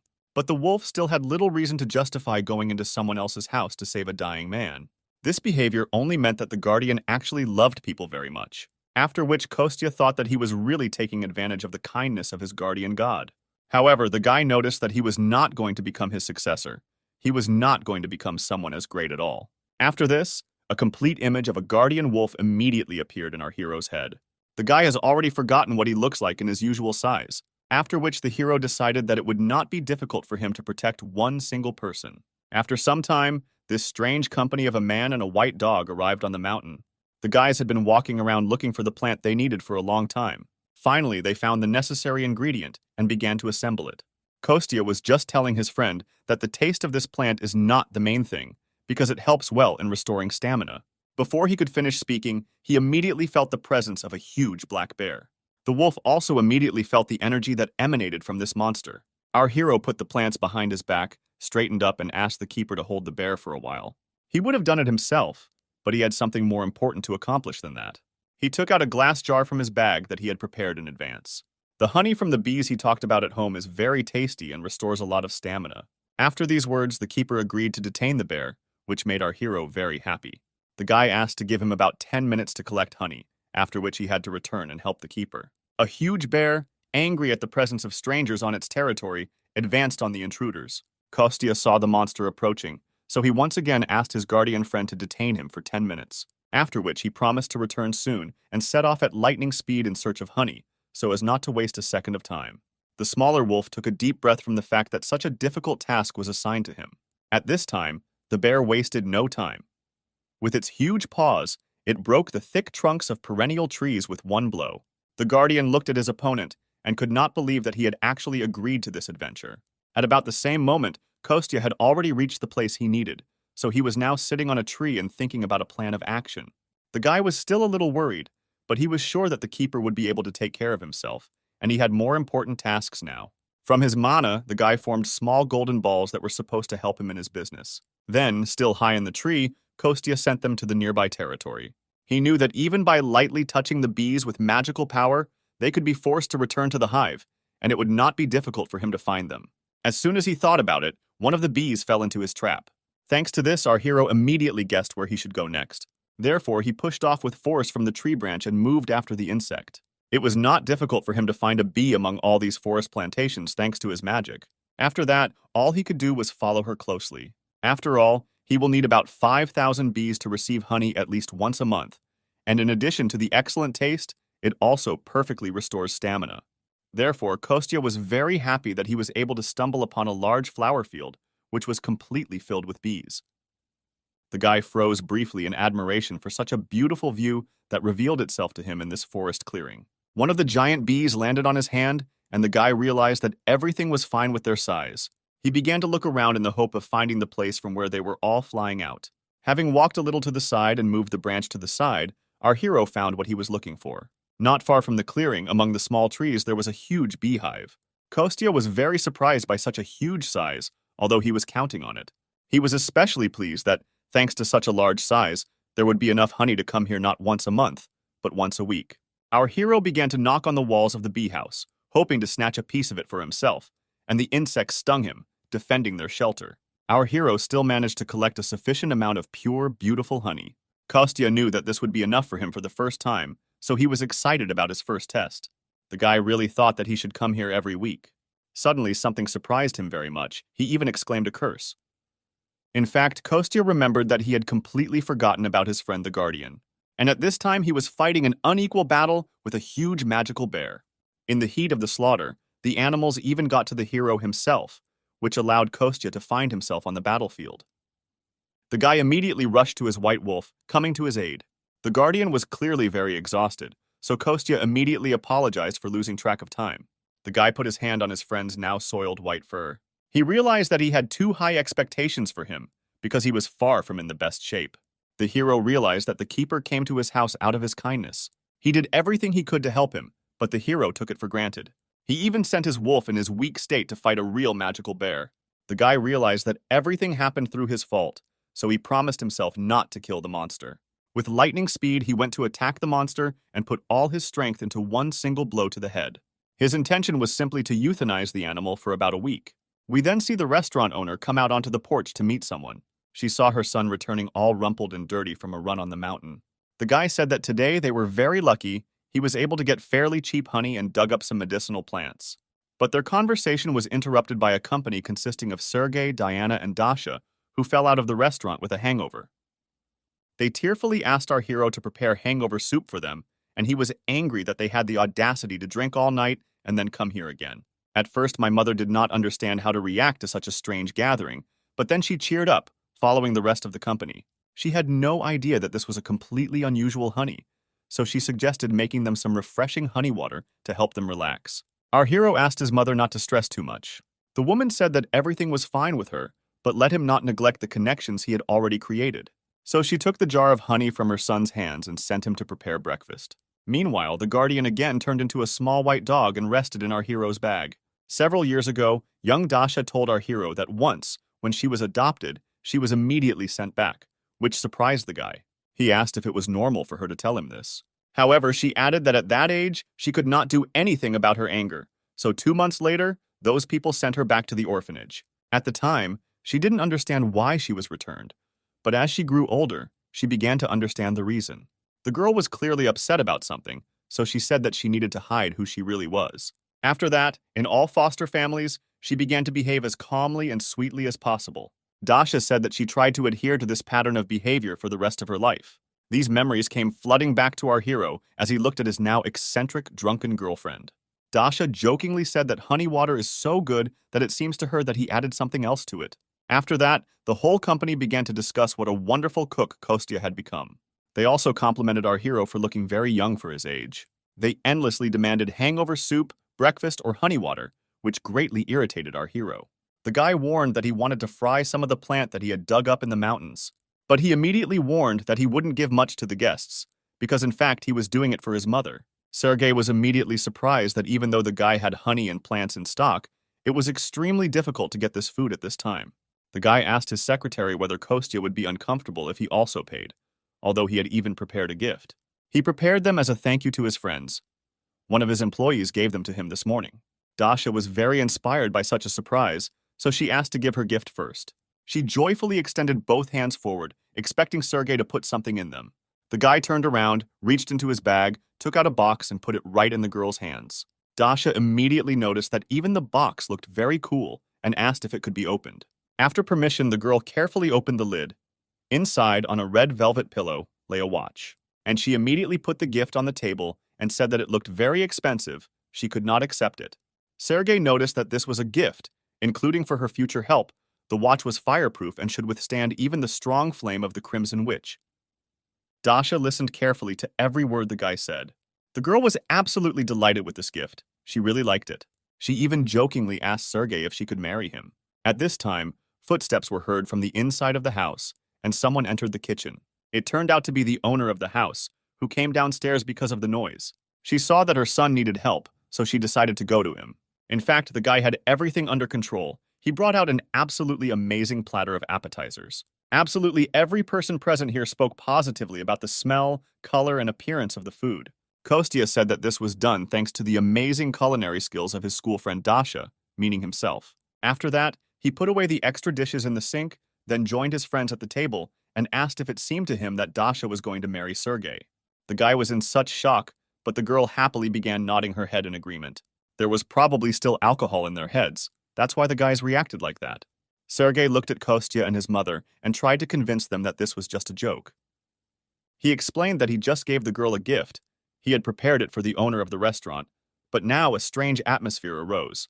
The hero's mother was amazed that someone had prepared a surprise before her, but she was pleased.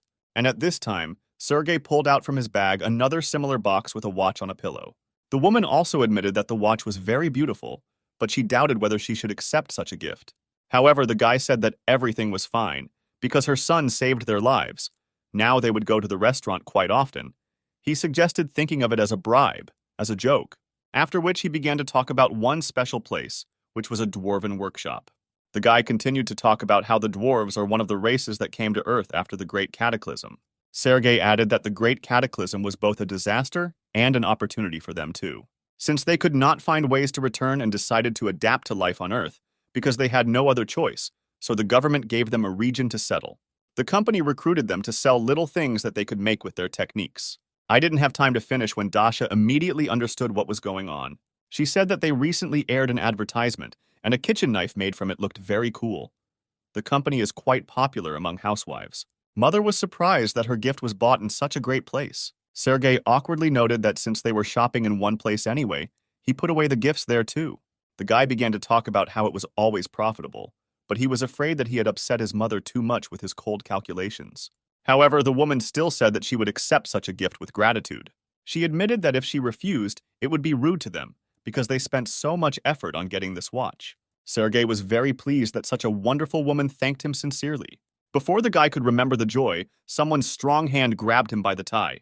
Then the fist clenched forcefully and even began to cause some pain to Sergei. It was Kostya who put a threatening expression on his face and ordered his friend to be honest with him. Sergei was even frightened by such an unexpected reaction to this story, and Kostya, with a furious expression on his face, asked where the workshop that makes the famous kitchen knives was located. Sergei was confused. Even tears appeared in his eyes. He did not expect such a question and such a reaction at all. After that, the guys were separated. Sergei went to cry to his secretary, and Mom and Dasha scolded Kostya. This still did not stop the guys from going to that same dwarven workshop a little later. Kostya was in this area for the first time because he appeared during his absence. He expected it to be some kind of strange place, but it looks quite good. A fairly reliable building. He ordered the wolf to follow him, although he did not understand why he came here. The guy explained that it is ideal to be as passionate about completing the quest as possible. This was the only way to quickly cure our hero's mother, with which the keeper could not but agree. He wanted to answer something to our hero, but he was not allowed to do so. A red disc flew right in front of the wolf's nose, and a beast-like monster rushed after it. It was surprising that people did not run away in fear. On the contrary, they watched this performance with enthusiasm. The Guardian looked at all this as if he was not at all surprised. He admitted that the dwarves were quite comfortable on the ground, because such physical abilities could be used to perform acrobatic feats. However, then he looked at how some human child was sitting on the neck of an animal and added that they were a rather aggressive race, so their pride could be hurt. Kostya looked around and noticed one dwarf, whose fur color seemed familiar to him. Suddenly, a security alert sounded throughout the village, calling on all visitors to leave the place, but our hero clearly had no intention of following this decree. Kostya was almost caught by a guard, so he had to quickly go behind a tree and hide from his sight. The guy thought that sooner or later he would be discovered, so he needed to use the skill of stealth. However, as soon as he started using magic, someone suddenly attacked him from behind. The guy barely had time to jump away from the tree when a blow immediately fell there. If he had not managed to do this, then now his body would also be cut, but in several parts like this trunk. The monster held enormous power in his hands. Even the earth cracked under his onslaught. In fact, the monster sensed the use of magic, so it came to check its source. However, the guy replied that he knew him, even called him the Blue Fang tribe, and suggested that the monster's name was Tyler. The gray wolf was very surprised by this guy's strange reaction, and our hero noticed that the wolf was not so familiar with a large number of people, but still managed to forget him. The guy said with a smile that he just wanted to clarify whether it was really his friend, but it turned out to be him. After reuniting, this small company went to the dwarven home itself. While the wolf was calling to a certain old man, the Guardians noticed that this guy also had a quest. Kostya replied that he first wanted to meet his old acquaintance, and then watch the quest itself. After some time, a small old man came to the threshold of the house and immediately recognized our hero. The guy was very happy about such a meeting after a long separation. He immediately stood up from his seat and said the old man's real name. This grandfather was also very happy to meet him and called our Kostya hero Choi. The men walked towards each other to greet each other. Kostya heard that the old man had moved to live in another place, but he could not think that this was Earth. To which the old friend noted that, in fact, they did not intend to live here in the first place. He said that one day 5 years ago, the hero Kostya Choi was called up. At the first meeting, the old man immediately drew attention to the hero's strange sword, which had a blade that was too large for his body, and the handle was too thick. He said that although the material of the sword plays an important role, it is also important whether the blade is suitable for its owner. After the old man tried to pronounce the hero's name several times, he suggested simply calling him Hero Choi. In gratitude for saving his family and tribe, the dwarves decided to upgrade his sword to better suit him. His little granddaughter came out behind them and screamed that her grandfather was called a genius, which appeared once every 100 years, so he was definitely telling the truth. Kostya was amazed at such a bold reaction of this little girl, so he could not ignore the old man's advice. He happily handed his sword to the master and offered to play with the children while the work was going on. In fact, his games were quite strange. They brought children to tears. Because the guy was spinning these little dwarves on his shoulders with such force that their bodies simply could not stand it. He was asked to moderate his ardor a little, after which the guy calmed down a little and decided to talk with the older dwarves. The little girl replied that the dwarves did not stay in place until the ore was depleted, but they themselves were on the move and were almost at their destination. The world in which they lived, due to the invasion of demons, began to resemble ruins more.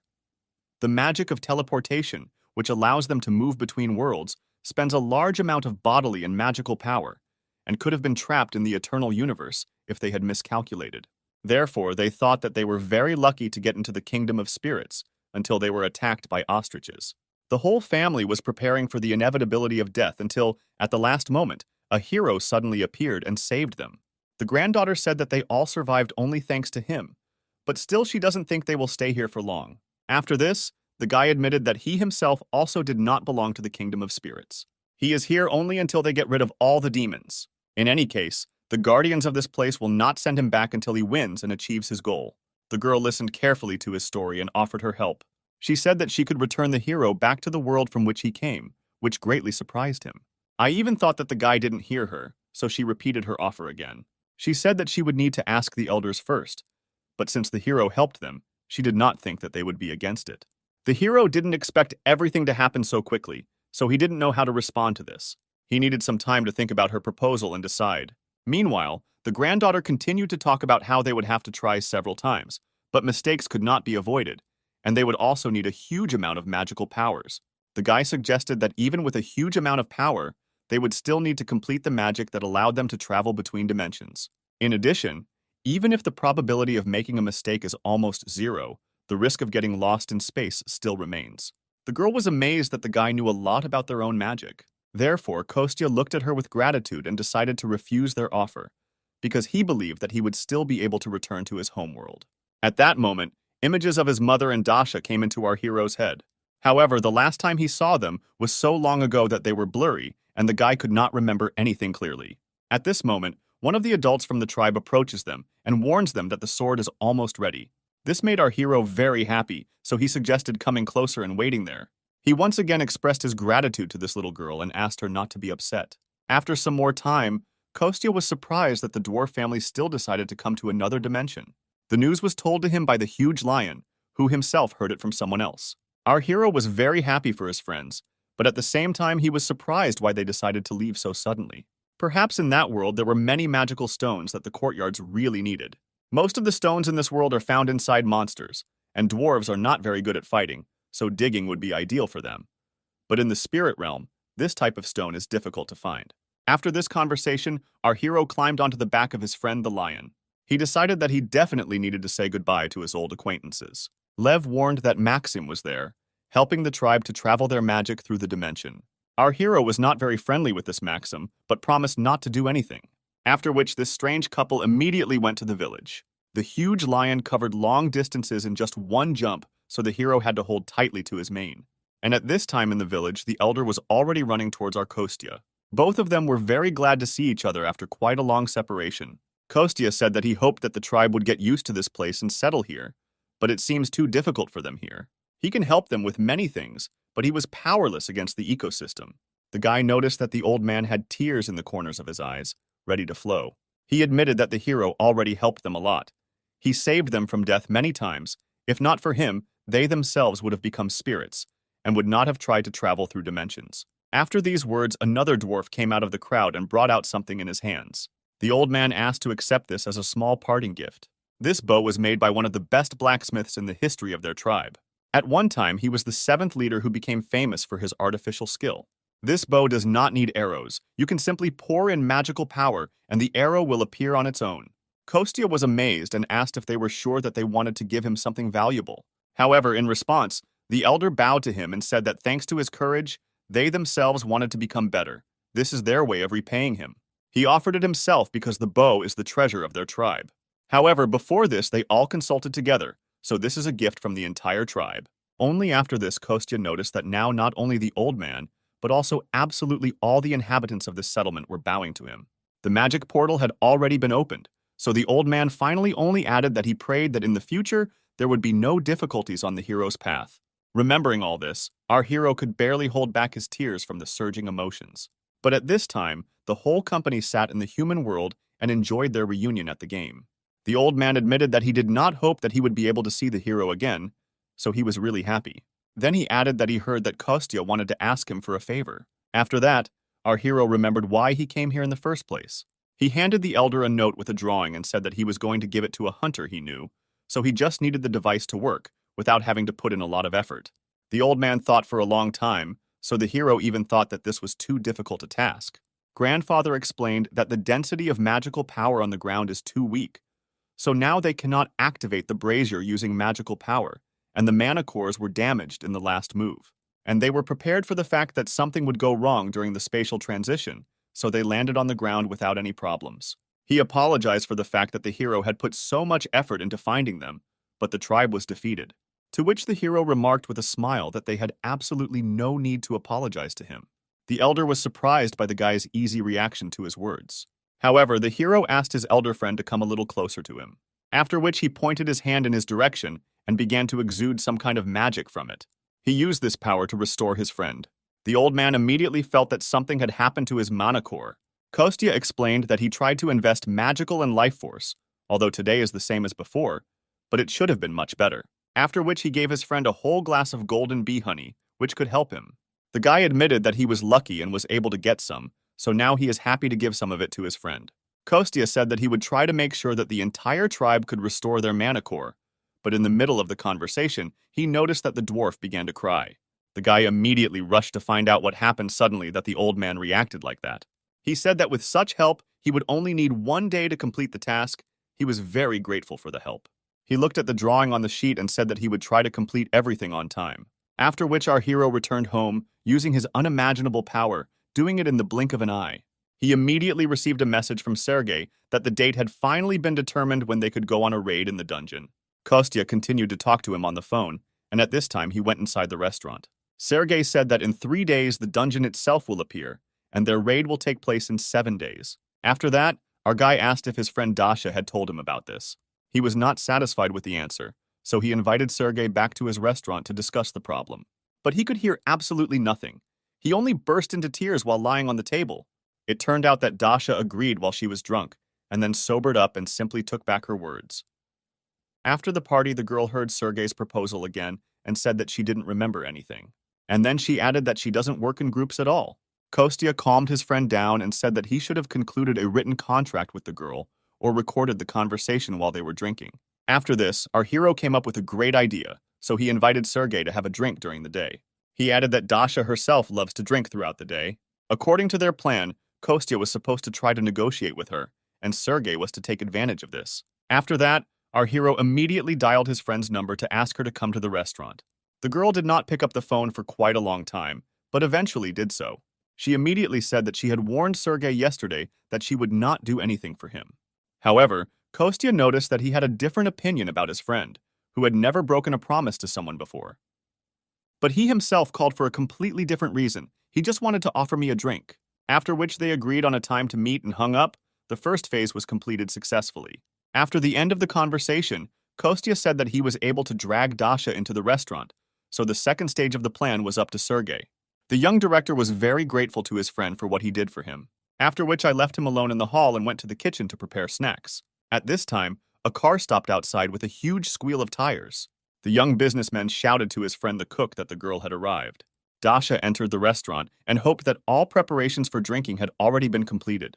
She was very surprised to see Sergei here, because no one warned her about this. The girl was angry that they called her for this, but Kostya said that Sergei was just passing by and decided to come in. He wanted to leave when he heard that Dasha would come here soon, but she caught him on the way out, so he suggested that they both stay. Sergei was grateful for this offer, but asked whether everything would be fine. I was worried about Dasha's reaction, but the girl said that nothing bad would happen. He could stay. After which Sergei sat down at the table and began to discuss the snacks that their mutual friend had recently prepared. However, Daria still noted that she would not change her decision even if they all drank together, because she had never participated in dungeon raids. She is already responsible for the faults, and it is more comfortable for her to work alone, especially since a group of at least 5 people is legally allowed to clear the dungeon. The girl noticed that she and her team tried to work together, but most were focused on their opponents more than she was. They are strong enough alone, so teamwork does not go well. Sergei was jealous that they were strong alone, but the girl did not share his feelings. In fact, she didn't want the whole world to know that the more she used her powers, the more crazy she became. If others found out, they would likely even publish an article saying that the Flame Witch had gone crazy. Before this, she had silenced people with money, but she couldn't imagine how to silence the awakened ones of this wealthy Xinhua guild and their workers. While they were all sitting at the table and eating, the girl muttered something under her breath, after which Kostya noticed that the girl easily breaks promises and refuses without even explaining the reason. He said that Sergei must please his father and not get caught by the yellow press. Everything is so bad that he is forced to ask for help from an unemployed guy from a street restaurant, so he asked to take all this into account. He added that even though what Kostya said was true, Dasha should not feel obligated. The girl tried to appear again, but the guy didn't let her do it. Sergei repeated his phrase, this time emphasizing the word obliged. Dasha immediately realized that she was simply being manipulated, so she was embarrassed. She noted that it was useless to try to put such pressure on someone who had no parents or other family members to impress. To which Kostya noted that in fact Dasha has him and his mother, so she has no right to say that. The girl replied that for a guy who had been missing for 10 years, he had no conscience at all, but she still thought about something. After some time, Dasha said that she would still help Sergei with the dungeon if he stopped behaving like that. To which Kostya noticed that the girl had been constantly changing her mood lately. However, she didn't answer anything. She just continued drinking and praised the taste of the alcohol. Our hero thought that sometimes he doesn't understand his girlfriend at all.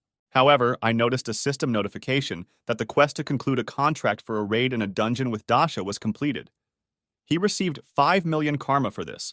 Literally a moment later, Dasha and Sergei were already drunk and went on a revelry.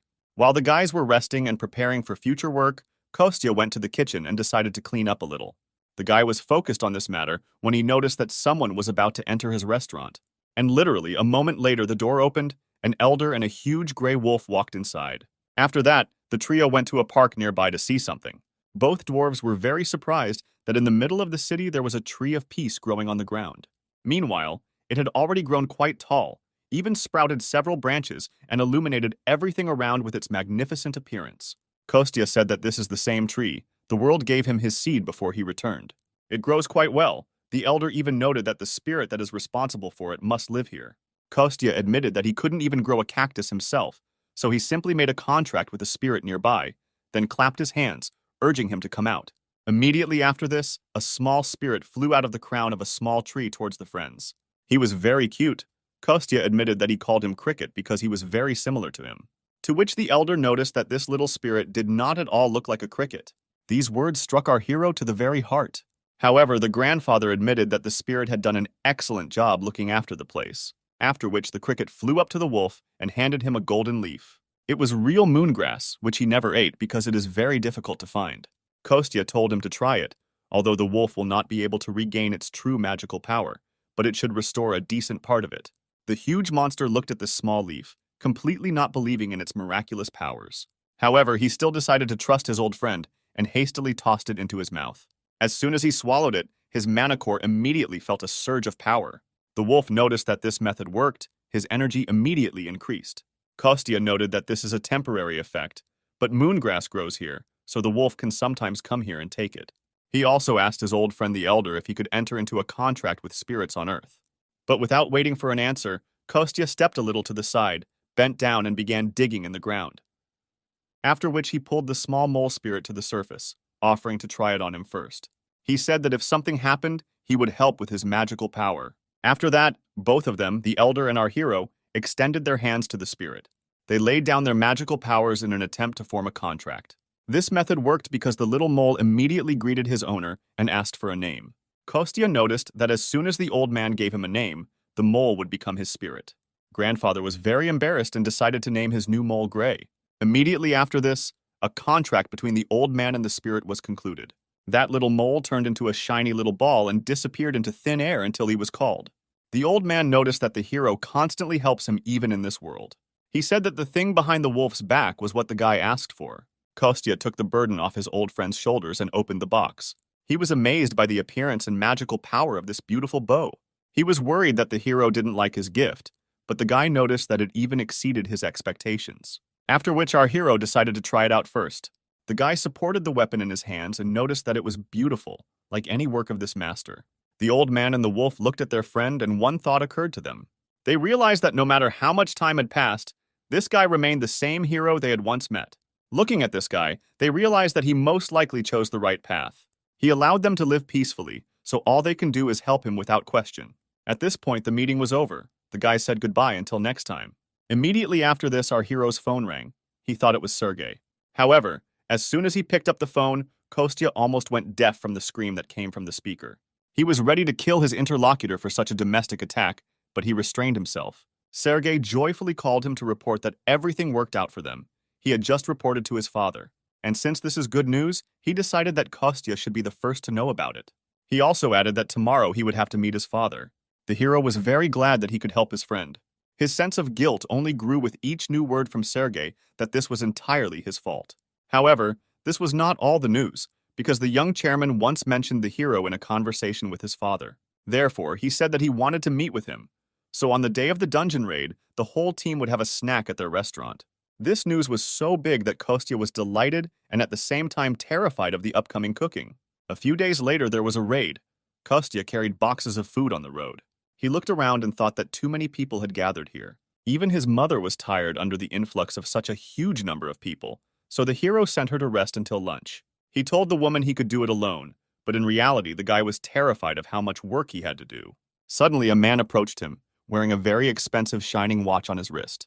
He looked very good for his age. His appearance was clearly well looked after. The man introduced himself as Sergey's father and extended his hand to our hero for acquaintance. Kostya was surprised that usually people of higher status do not look at people of lower class. Sergey's father clearly noticed the confusion on our hero's face. When he turned to Kostya, he immediately thought that something terrible would happen. For example, he could order to stop hanging around his son because they live in different rooms. The guy had a low status. In the crowd, he had to humiliate him in his refined aristocratic manner, after which he and his mother would be forced to flee into exile, because that's what they do in the TV series. This happened only in his imagination, but Kostya had already begun to mentally apologize to his mother. He decided that if he apologized first, the man would be more lenient because he would take him by surprise. Therefore, the young guy immediately bowed to the man, hitting his head hard on the table, and instead of all this nonsense, he offered him to work for the company. Sergey's father was amazed at such a strange reaction of our hero, and the guy, who was bleeding from his head, did not expect such a generous offer at all. After some time, when the blood was stopped and ice was applied to the head, both men sat down on a bench nearby and began to talk.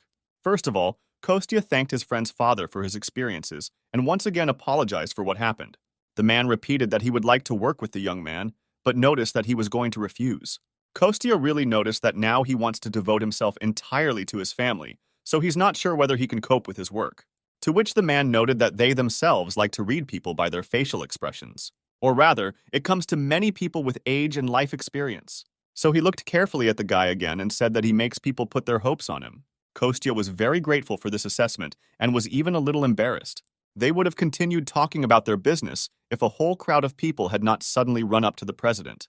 They informed him that a raid on the dungeon would begin soon. Reporters were already waiting for him. The president turned to Kostya and said that he had already understood from the conversation that he had rejected his offer. However, it still remains in force, so I asked our hero to think again, after which he said goodbye and left. After that, Kostya decided that he should go check on the guys just in time. Dasha looked so bad that Kostya even clarified what was happening to her, and the girl replied that she was so nervous that she might even vomit. The hero was surprised that his girlfriend could be nervous, for which he received punishment. The girl noticed that this was indeed her first experience of working in a team. That Kostya noticed that if she refused you again, then Sergei would burst into tears. Dasha admitted to her friend that the more she used fire, the more she lost her sanity, so she was worried that this would cause bad rumors about the Crimson Witch's reputation. Kostya tried to cheer her up and said that she had no reputation anyway.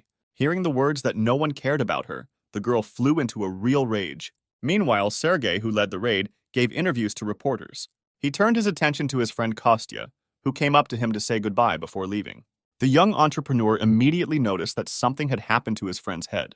In order not to embarrass anyone present, our heroes walked away and stood nearby behind a tree. After that, Kostya carefully examined his friend and noticed that he had been training a lot.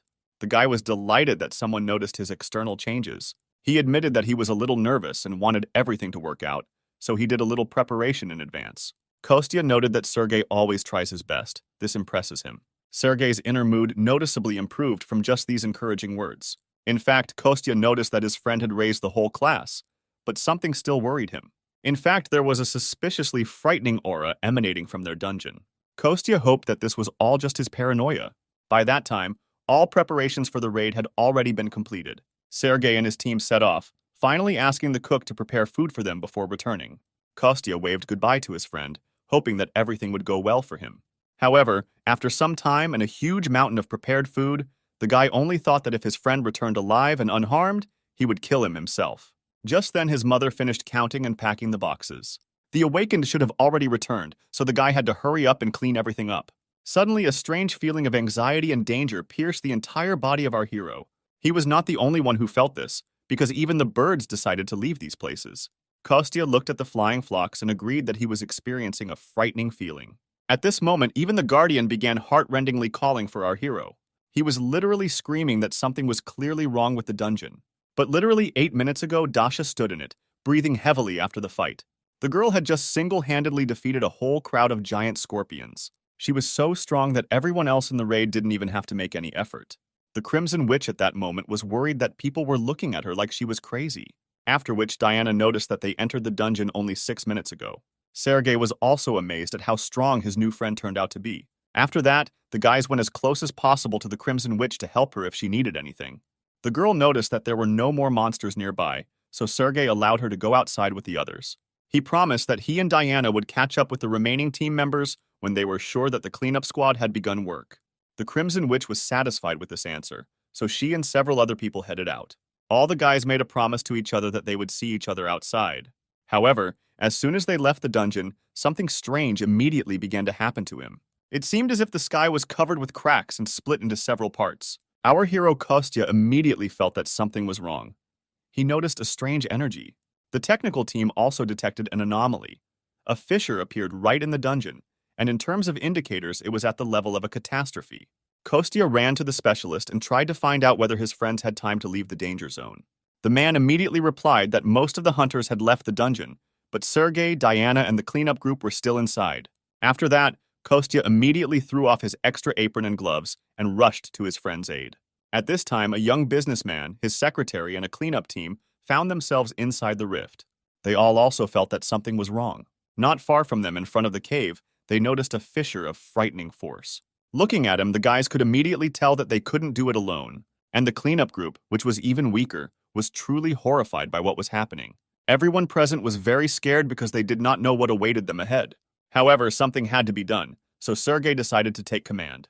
He decided to calm his guys down and ordered them all to prepare for defense. He said that as soon as he and the secretary checked everything, then, if possible, everyone would head towards the exit. He also convinced people that everyone outside should already know about the rift, so once things calmed down, they could assess the situation. He asked everyone present to remain calm, and on behalf of the entire company, declared that he would not let anyone die here. Immediately after this, Sergei and Diana went to reconnaissance of the situation. Sergei admitted that no matter how much he ignored the fact of the strength of this fault, there definitely should have been a bladed panther there. The guy seemed absolutely right, because a huge white predatory cat came out to meet them. The young head immediately realized that this was a catastrophe on the level of the first great cataclysm. The last time in such an incident, there were more than 6,000 victims. 2 entire islands were completely turned into ruins. The chance that the 2 of them could defeat her was close to 0, but the guy didn't expect to win anyway. He only believed and hoped that all his painful training had not gone in vain. They only needed to hold out until reinforcements arrived and the rest of the people were evacuated. At this time, our hero Kostya had just made his way into the rift unnoticed. Finding himself in the dungeon, he immediately found himself on the battlefield. At that moment, Diana stepped forward to hold back the beast's attack, asking the head to cover her from the back. Kostya thought that if Dasha had been here, they would not have been able to take control of the situation. However, if he intervenes, he will then deal with the consequences. Therefore, he urgently needed to figure out how to help his friends. And at this time, literally with one blow, Diana went flying and crashed into a rock. The blow was so strong that the girl clearly suffered serious injuries. Sergei was horrified that even his strong friend was so easily injured. Now he was the only one who needed to protect them both. Seeing such reckless actions of his new friend, Kostya could no longer sit on the sidelines. He took the gift from the elder and threw it with all his strength right in the middle between the monster and Sergei. This caused the young director to jump to the side and lose his balance for a while, but then a voice rang out in his head, ordering him to take the bow in his hands. The guy absolutely did not understand where it was coming from, what kind of bow he was talking about, until he saw a weapon stuck in the ground in front of him. Only after this did the young man notice that the voice was coming from this very bow. He did not know that his friend Kostya was speaking to him through him, who was ordering him to take up arms. Sergei had no choice but to obey this mysterious decree. Then the voice ordered the guy to collect all his mana in one place. Concentrate it in your hand and turn it into the image of an arrow. Sergei himself did not understand how this happened, but as soon as he thought about the arrow, his energy also turned into it. The guy didn't hesitate for a long time, launching his outfit straight at the beast. The arrow flew quickly, hitting the huge panther right in the throat. It had such a strong impact that Sergei immediately lost his balance and fell to the ground. At this time outside, the father of the young director was shouting that he did not care about the condition of the dungeon and any expenses. He only asked that his son be saved.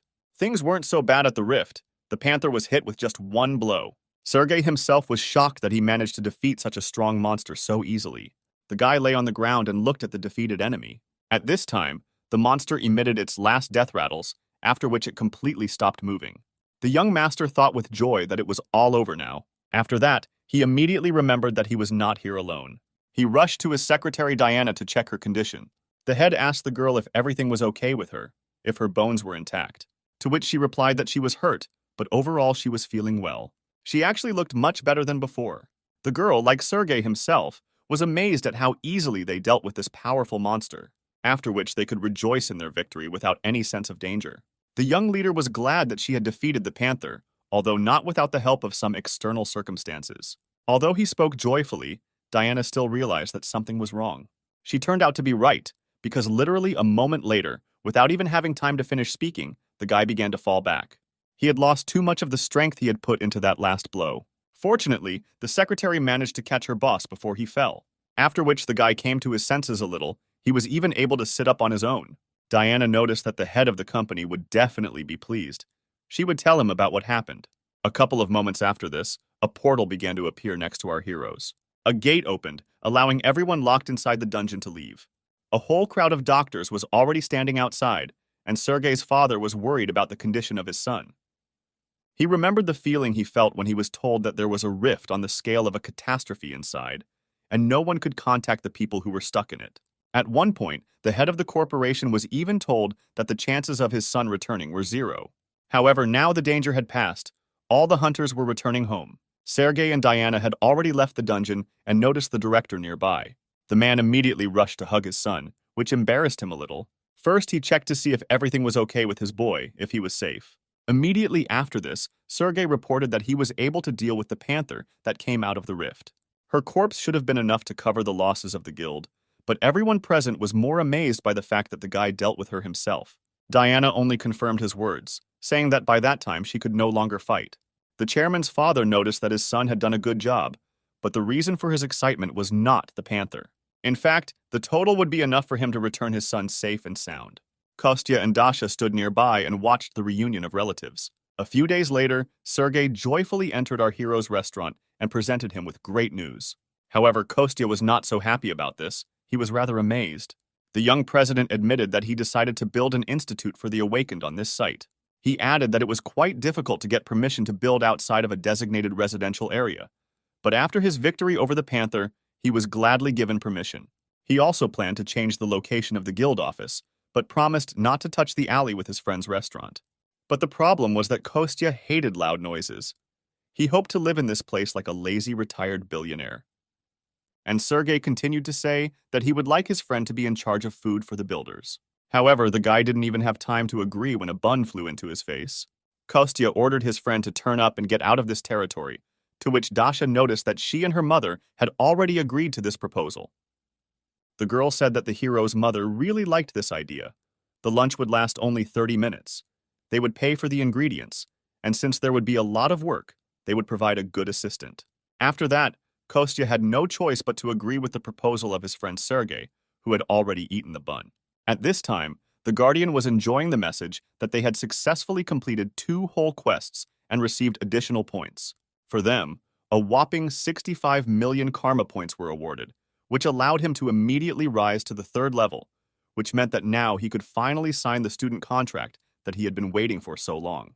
It was late in the evening when someone shouted loudly throughout the entire restaurant and asked to take care of him. At this sound, sleepy Kostya came out to check what was happening there. He was not yet fully awake.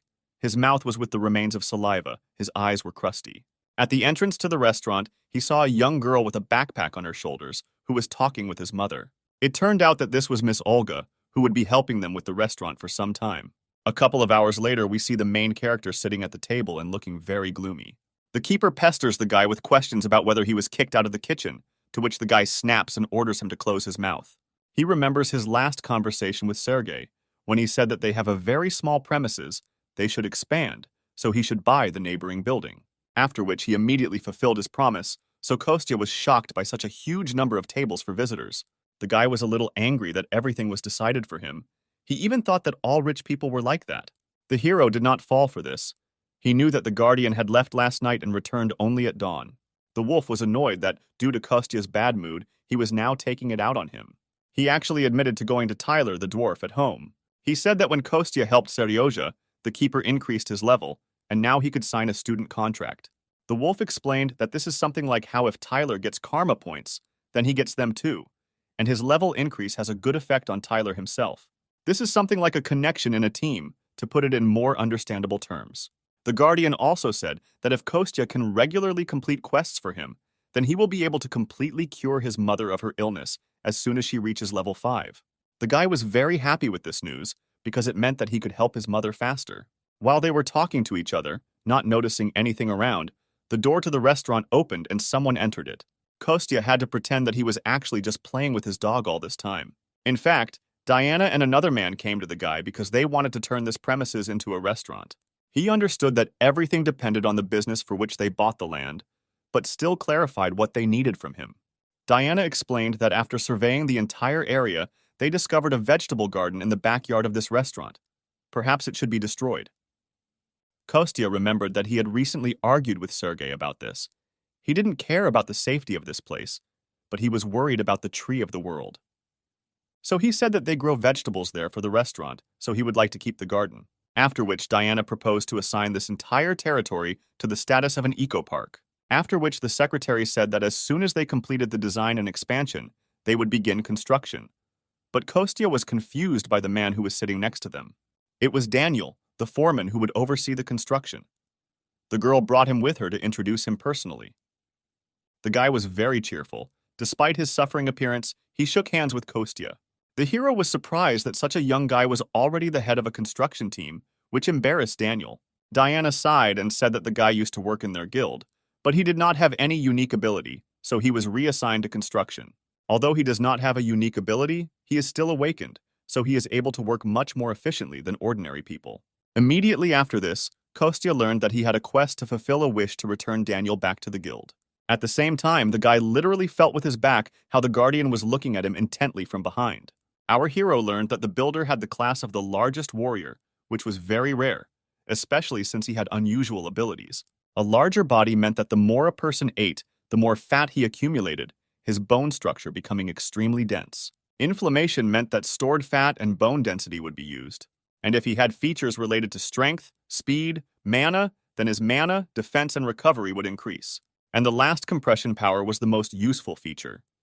The guy only needed to reach the 8th level. Our hero understood that this guy had the potential to become really strong.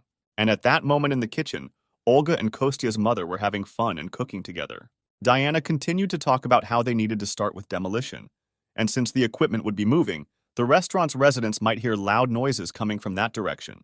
Kostya agreed, offered to feed all the workers and at the same time get to know them. He said that such work was not a burden to him, and he would only be happy to help the guys. Everyone left after a while. Night fell, but someone still did not sleep.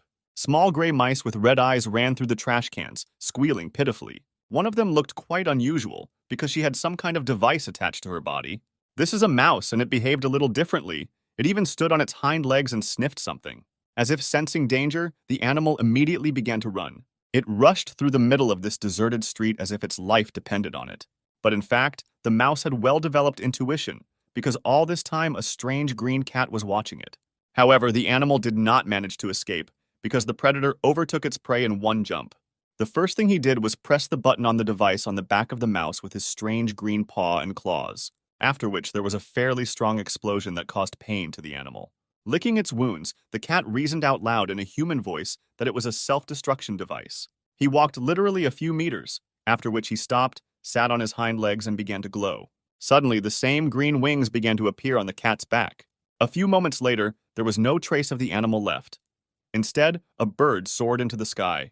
After some time, construction was in full swing. Cranes and building materials were delivered. Workers scurried back and forth, laying out their plans and discussing construction. At this time, life in our hero's restaurant changed dramatically. Every day it was visited by quite a lot of workers who really liked the food in this small establishment. The guy was only too happy to feed all these hard workers, because he really liked to cook. But that didn't change the fact that he still needed to discover Daniel's secret ability and complete the quest. Therefore, between work, our hero ran and looked after his ward. This time, just as he wanted to come up and talk to the guy, something stopped him. In fact, it was one of the brigade leaders who ran up to Daniel and asked him about his well-being. It turned out that just recently Daniel was injured very seriously, which could even lead to a fracture, but there was not a scratch on him. Although the guy was not sure that Daniel was seriously injured, he dissuaded him and calmed him down. After that, Kostya's short break ended, and he went back to the restaurant to cook.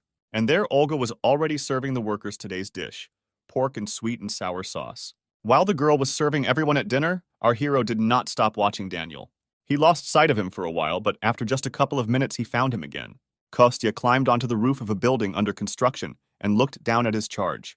It even seemed to him that sometimes he was going overboard with all this surveillance. The guy was worried about his traumatic plan, but he knew that he wouldn't die from this anyway. Kostya was ready to use his strength and test his ward. But he was suddenly interrupted by the appearance of Olga, who came close to Daniel. Kostya was surprised that these two were hanging out together. He even thought that they were close. Just at this time, Daniel blushed very deeply and sweated with excitement. He looked at the girl and asked her if she had thought about the proposal that he had recently made to her. She clearly did not want to continue this conversation because she hesitated at such a question. The girl looked straight at her colleague and said that this would be a little problematic for her.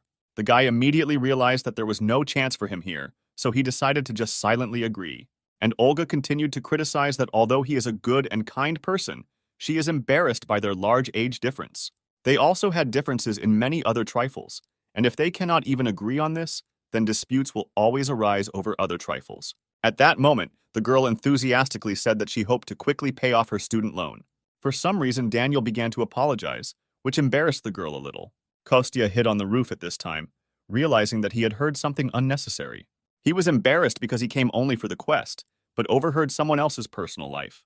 The guy looked down again and saw that Daniel was a little upset, so he decided not to touch him now. All he could think was that it was better for him to leave these two alone for now. However, suddenly something changed in his surroundings. There was a strange sound. Kostya realized that just a second ago he had accidentally used force and moved the beams a little. He tried to warn the sweet couple below, even shouted to them to move aside. However, the girl was very interested in the conversation, so she didn't even pay attention.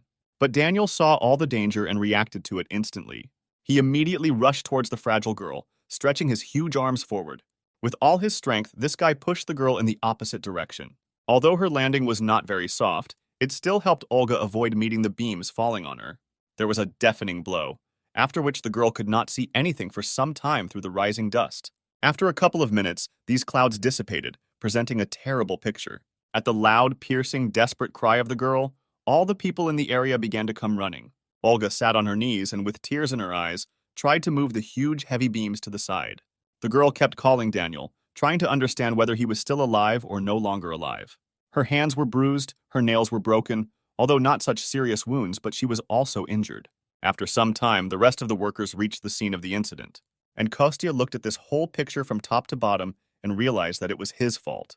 At this time, builders used various methods and devices in order to free their colleague from under the rubble. Our hero was suspiciously calm and thought only that these sufferings and difficulties would become the basis for achieving his goal. A few minutes later, when the ruins were dismantled, a strange picture appeared to the eyes of the builders. Even Olga noticed that it had become suspiciously quiet around, so she decided to see what was happening. Everyone was amazed that instead of the plump Daniel, there was a very thin guy with his appearance lying on the ground. Just by this time, an ambulance arrived, quickly examined the guy, and took him to the hospital. A few days later, Sergei, Diana, and Kostya came to visit him, who were worried about their foreman. On the hospital bed sat a rather thin and athletic guy with long hair, who turned to the window. Having heard his name, he turned his head towards the visitors and greeted the head of the company. From that moment on, everyone was in absolute shock, because they expected to see their old, plump Daniel. A little later, the guy said that he thought it was his peculiarity. He squeezed hard. He recalled that due to the fact that he constantly and continuously ate breakfast, lunch, and dinner, he could not get rid of weight. During rehabilitation therapy, his body only stopped getting thinner when he used a lot of force. He admitted that he even jumped off the roof once to make sure of this. Although it was reckless, it was able to confirm the guy's expectations. At that moment, the door to his room suddenly opened, and an excited Olga appeared on the rock. Daniel was very surprised by the presence of this girl here, and everyone present was also a little shocked by how exactly she appeared. And at that moment, the girl herself stopped and threw all her things onto the floor. After that, with tears in her eyes, she rushed towards the hospital bed. She ran close to the patient and leaned on his bed, asking if he was okay. Daniel was shocked that the girl even knew where he was. He wasn't worried about himself at all, so he decided to ask the redhead if everything was okay with her own hand. The girl cried all the time and only said that her hand was completely unimportant now. And they continued to bicker cutely with each other, while our hero in the background made bunnies from red apples. After this, Sergei decided to intervene in their conversation, as the head of their company and employer.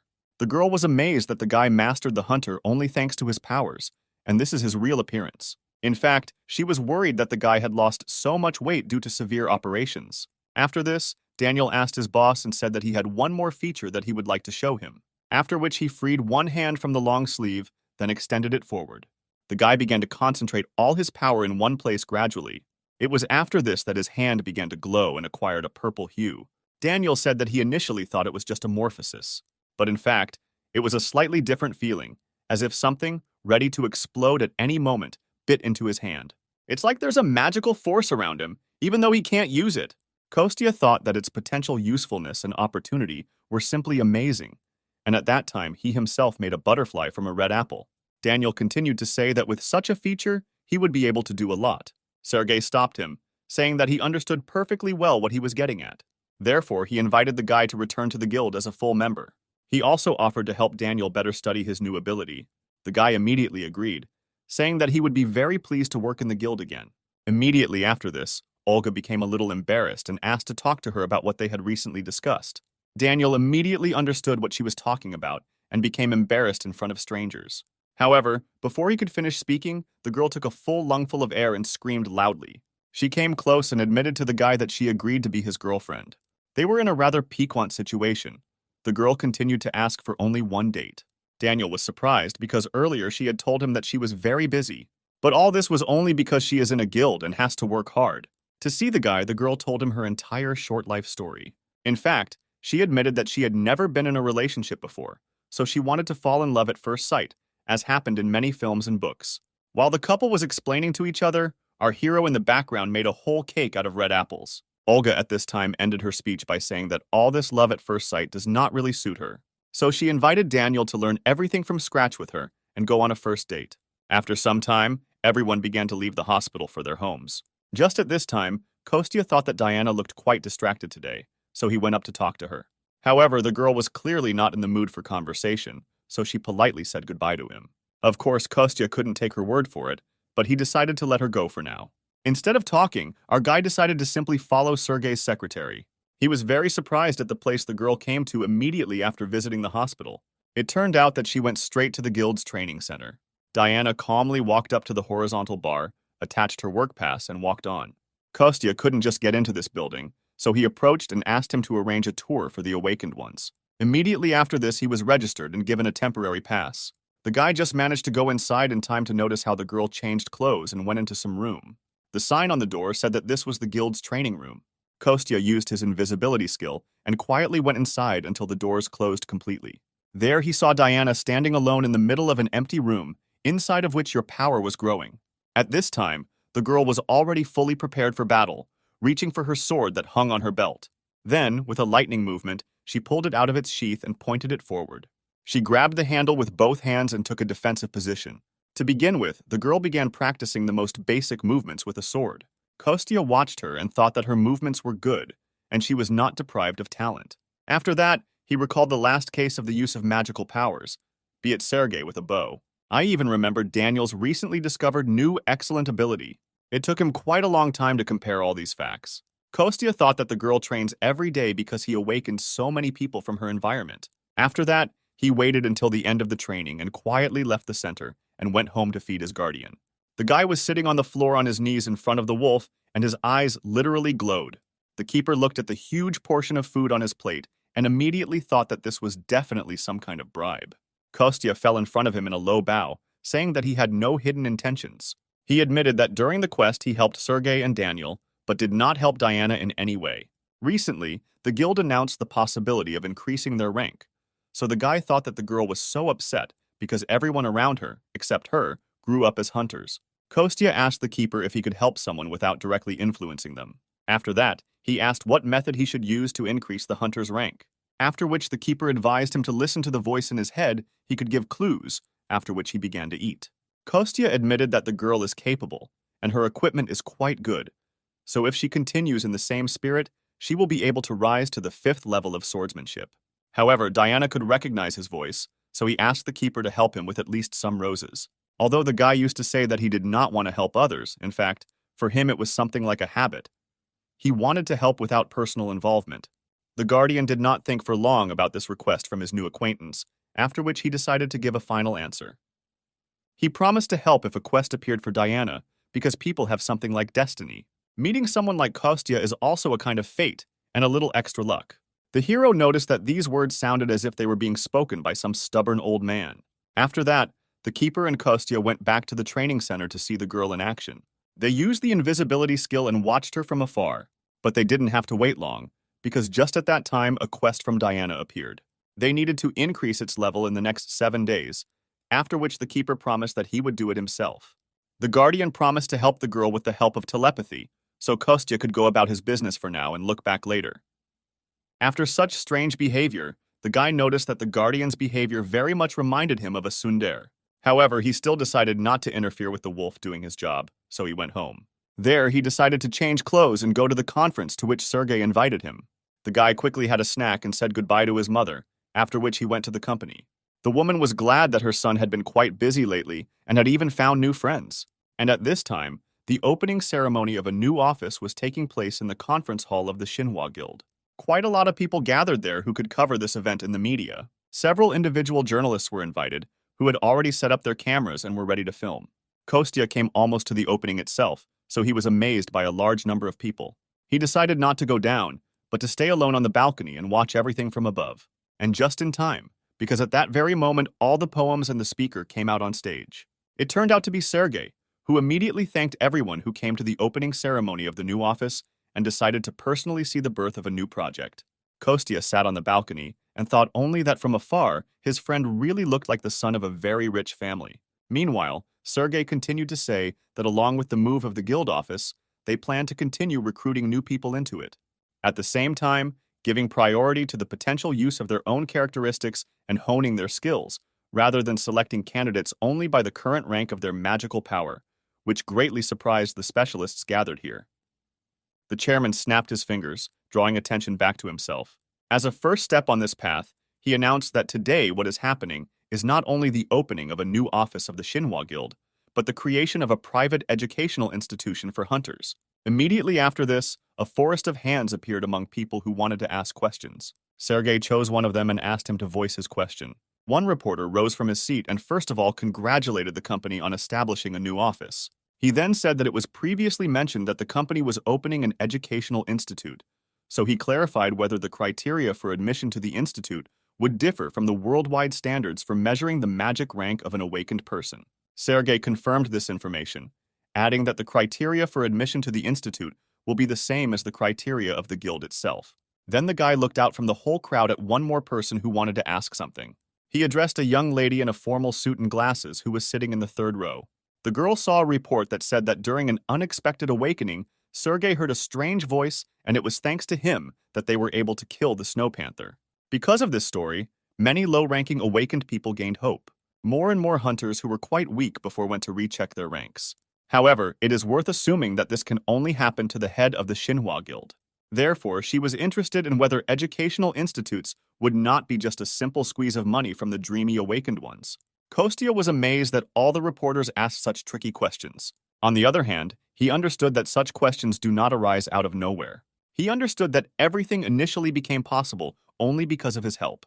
However, Sergei was clearly not at a loss from such complex questions. He thanked the reporter and said that such thoughts are quite understandable because he himself constantly asks himself this question.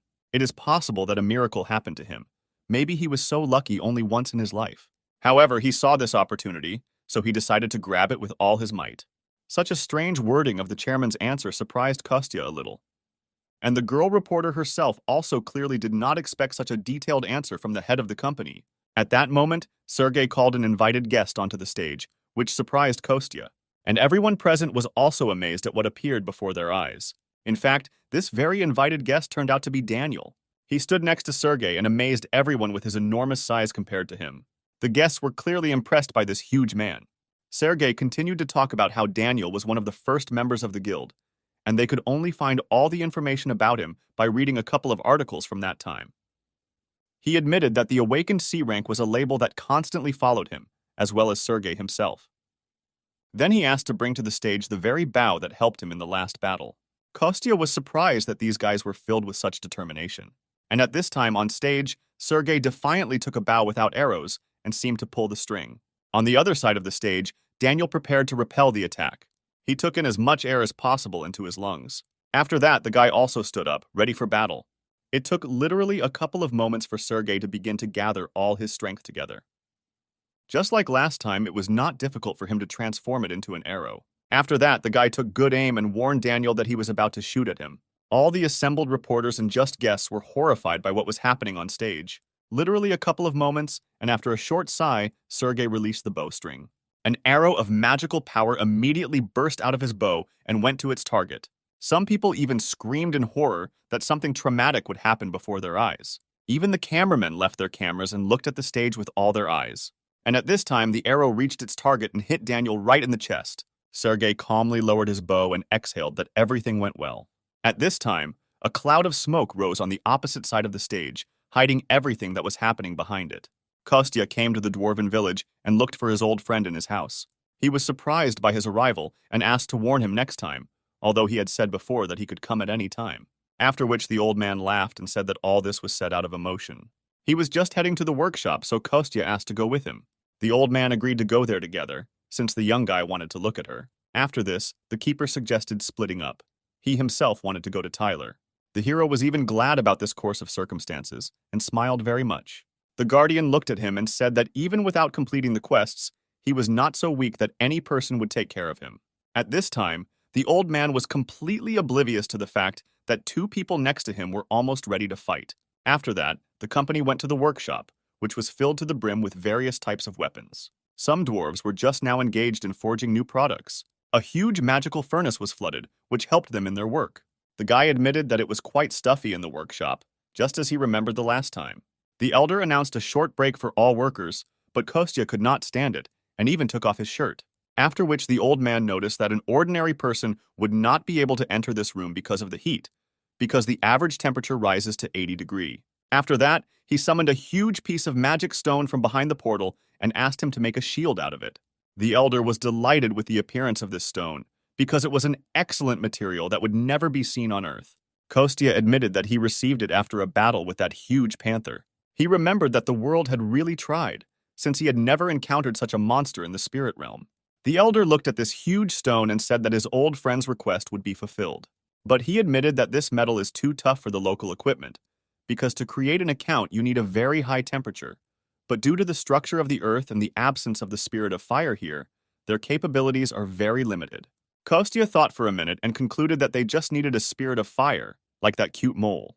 However, the elder noted that such a spirit of the earth was lucky to be born in this world thanks to the tree, and it is unlikely that they will be so lucky again. In addition, they also needed a place that could withstand such temperatures. Kostya was horrified at how expensive this premises could cost them. Kostya was actually indignant that people were so obsessed with money. However, he admitted that in their situation there is still no choice. Just at that moment, one of the workers called the elder over and they talked about something for a short time. The old man asked Kostya to look around himself, but he needed to go away for a while on business. The guy just had time to think about where he could get such a room. For this reason, he even decided to turn to his guardian, who just returned to him. He didn't look very happy, but after a while he admitted that he had an idea.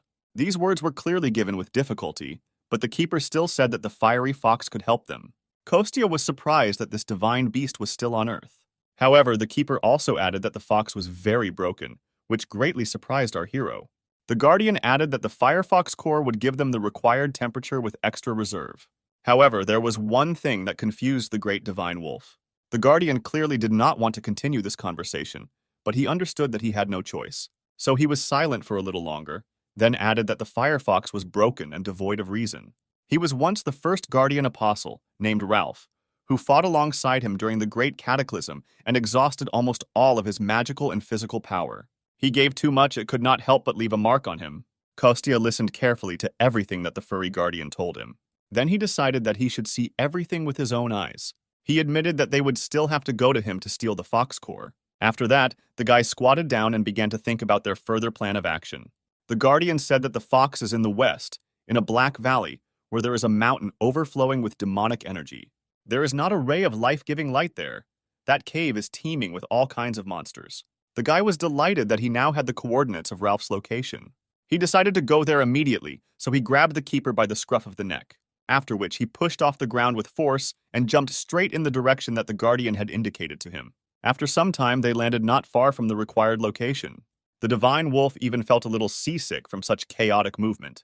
However, he quickly came to his senses and began to look around. And there was something to see, because the whole ground was strewn with dead animals. And all this was done by one huge fiery fox, whose mouth was covered in blood.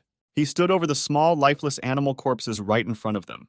The guardian was surprised that his former apostle had already come to this. He looked at what was happening, and it seemed to him that he had guessed why reason did not return to Ralph. After all, when divine beasts that do not need food become weak, they instinctively begin to look for something to eat. If he tries to replenish his magical power by absorbing monsters, it leads to only one outcome. Demonic energy is like poison, so if a divine beast swallows a lethal dose, it will suffer an overdose of energy. But before he even had time to finish his sentence, an attack of hot fire immediately flew at him. It went behind him and exploded somewhere behind him, destroying everything in its path. If Kostya had not managed to dodge at the right moment, he would already be dead. The guy was amazed that the fire leaf detected his presence, despite the fact that the guy hit it. However, he was absolutely not going to give him time to think about further actions, preparing for the next attack. In this hot ball of flame, the guy managed to see something strange. He was amazed that divine beasts were using demonic energy instead of divine power. However, at the same time, Kostya needed to defend himself, so he also began to release his energy outward. He had very little time, since the beast had absolutely no intention of waiting for him to prepare. Kostya barely had time to create a shield and protect himself and the guardian from the blow. The wolf only shouted that the fox could not think straight now, so whenever possible, you just need to take away its core without causing harm. Kostya was glad that the guardian was so worried about his former comrade, but noticed that he had not even done anything yet. He also added that if they leave him just like that, it could be a disaster if he becomes a monster. And at this time, the powers of the firefox only increased in volume. Even the ice that Kostya used to freeze his flames began to heat up. With one quick movement towards the guardian, our hero threw him aside as far as possible, after which the shield was destroyed and the attack achieved its goal. The guardian stood aside and just watched as all this flame fell on Kostya. He was horrified that his new friend could die just like that. However, it was too early to give up, because our hero was experienced in this kind of battle. His clothes may have been burnt, but he himself escaped serious consequences. At the last moment, the guy applied force to his legs, which allowed him to jump high into the air. He admitted that the fox's fire was indeed powerful, which was to be expected from someone who had absorbed such a large amount of demonic energy. Kostya decided to first get away from here to somewhere far away and then think about how he could get the core. However, before he even had time to finish his thought, the fox moved into a new phase of the offensive. Our hero, while still in flight, began to be surrounded on all sides by tubers of flame. Therefore, he had to exert quite a lot of force in order to summon a new defensive technique. A whole huge horde of water appeared around the guy, which developed at his order. At this moment, the fiery tubers headed straight towards our hero. They crashed into a huge body of water with which the guy protected himself. This gave Kostya a little time to land calmly on the ground and take a short break. It was at this moment that the hero finally abandoned the idea of preserving the entire forest intact.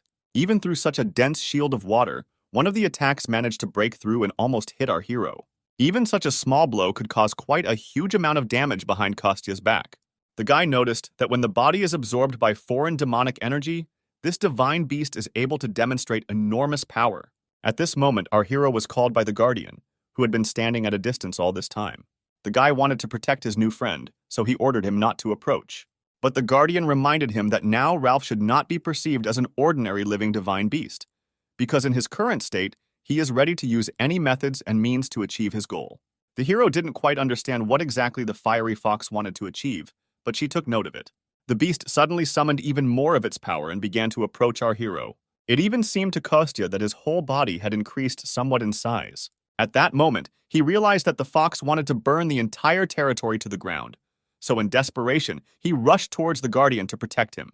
The guy clearly didn't have time to run, so he decided to use his magical power. He imprisoned the Guardian in a small space that was completely filled with his mana. Then he placed it in a ball and sent it high into the sky. At this moment, due to the fact that Kostya was no longer using the name of the Guardian, the fox's memory began to revive the memories that he wanted to protect his friend, his master. Making sure that the keeper was safe, Kostya went on the offensive. He opened the portal again, intending to graft his weapon from it. This time it turned out to be his favorite huge sword, which the dwarves had once made for him. Ralph did not stop watching our hero for a second. He only became even more furious because he couldn't get hold of some pathetic person. This next boost made our hero dodge even more often. Kostya stepped a little to the side in order to gain a little time for the attack. He only had a few seconds to come up with his next strategy. The guy grabbed the hilt of the sword with both hands, swinging it with all his might. Now he could only wait for the moment when the fox would come close enough to him, after which Kostya dealt him a cutting blow, applying a huge amount of force. The guy thought that this attack would have at least some effect. However, he immediately noticed that there was something strange about the fox's paws that he had just cut. Literally, a moment later, the paws were reunited, as if there had been no injury. The guy realized that no physical residue would work on the firefox. At this time, he only in vain allowed the animal to get even closer to him. He was already practically inside the mouth of this huge monster. Kostya tried to unclench the jaws with his huge sword but failed. A huge fiery fox sent him flying with such force that no normal person would have been able to survive for a long time. As if she felt something, our hero's mother decided to listen to her feelings. Her motherly heart told her something, but the woman thought that she had imagined it. Her intuition did not let her down, because at that moment Kostya was really fighting a very strong opponent. The guy barely came to his senses after such a strong blow from the fiery fox. This was almost the only divine beast left alive, but with all the demonic energy absorbed, the guy was not sure that he could stop it without killing it. Kostya realized that he couldn't get infected with him at half his strength. He needed to take this enemy seriously, but he was still worried about the Guardian's request. And at this time, the fiery fox began to summon a new technique, which was formed into a ball. It was a clod of energy, the very core that Kostya himself was hunting for. The guy looked at the once sacred animal and thought that he should spend as much energy as possible now, so that it would be easier to defeat him later. He hoped that the firefox would pour all the demonic power to the very end into this core. Ralph didn't need anyone's orders, so he himself directed one of his most powerful attacks towards our hero. The guy came up with the idea to cut this clod of energy with his sword. Therefore, he now concentrated only on delivering one precise and clear blow. The core kept approaching our hero with enormous force. At the last moment, the guy realized that he couldn't cut it, so he simply beat it back to the fox. Now the guy realized that it was definitely a core, but he couldn't understand why it was so big. Even the color was too muddy, as if it did not belong to the fiery fox at all. And at this time, the animal seized the moment and attacked the hero with physical force. The guy barely managed to put his sword under the teeth of a huge beast. Meanwhile, right above them, a clot of energy continued to absorb demonic power. The sky became darker and darker from so many dark forces in it. Kostya realized that they were both in danger, and they urgently needed to leave this place. However, the fox held the sword in his teeth and would not let go, so the hero had to come up with another plan. Instead of taking out his sword and running away, he decided to use force and simply move the fox along with him. Of course, the animal didn't like this, so it shook its head and made the guy get off the ground.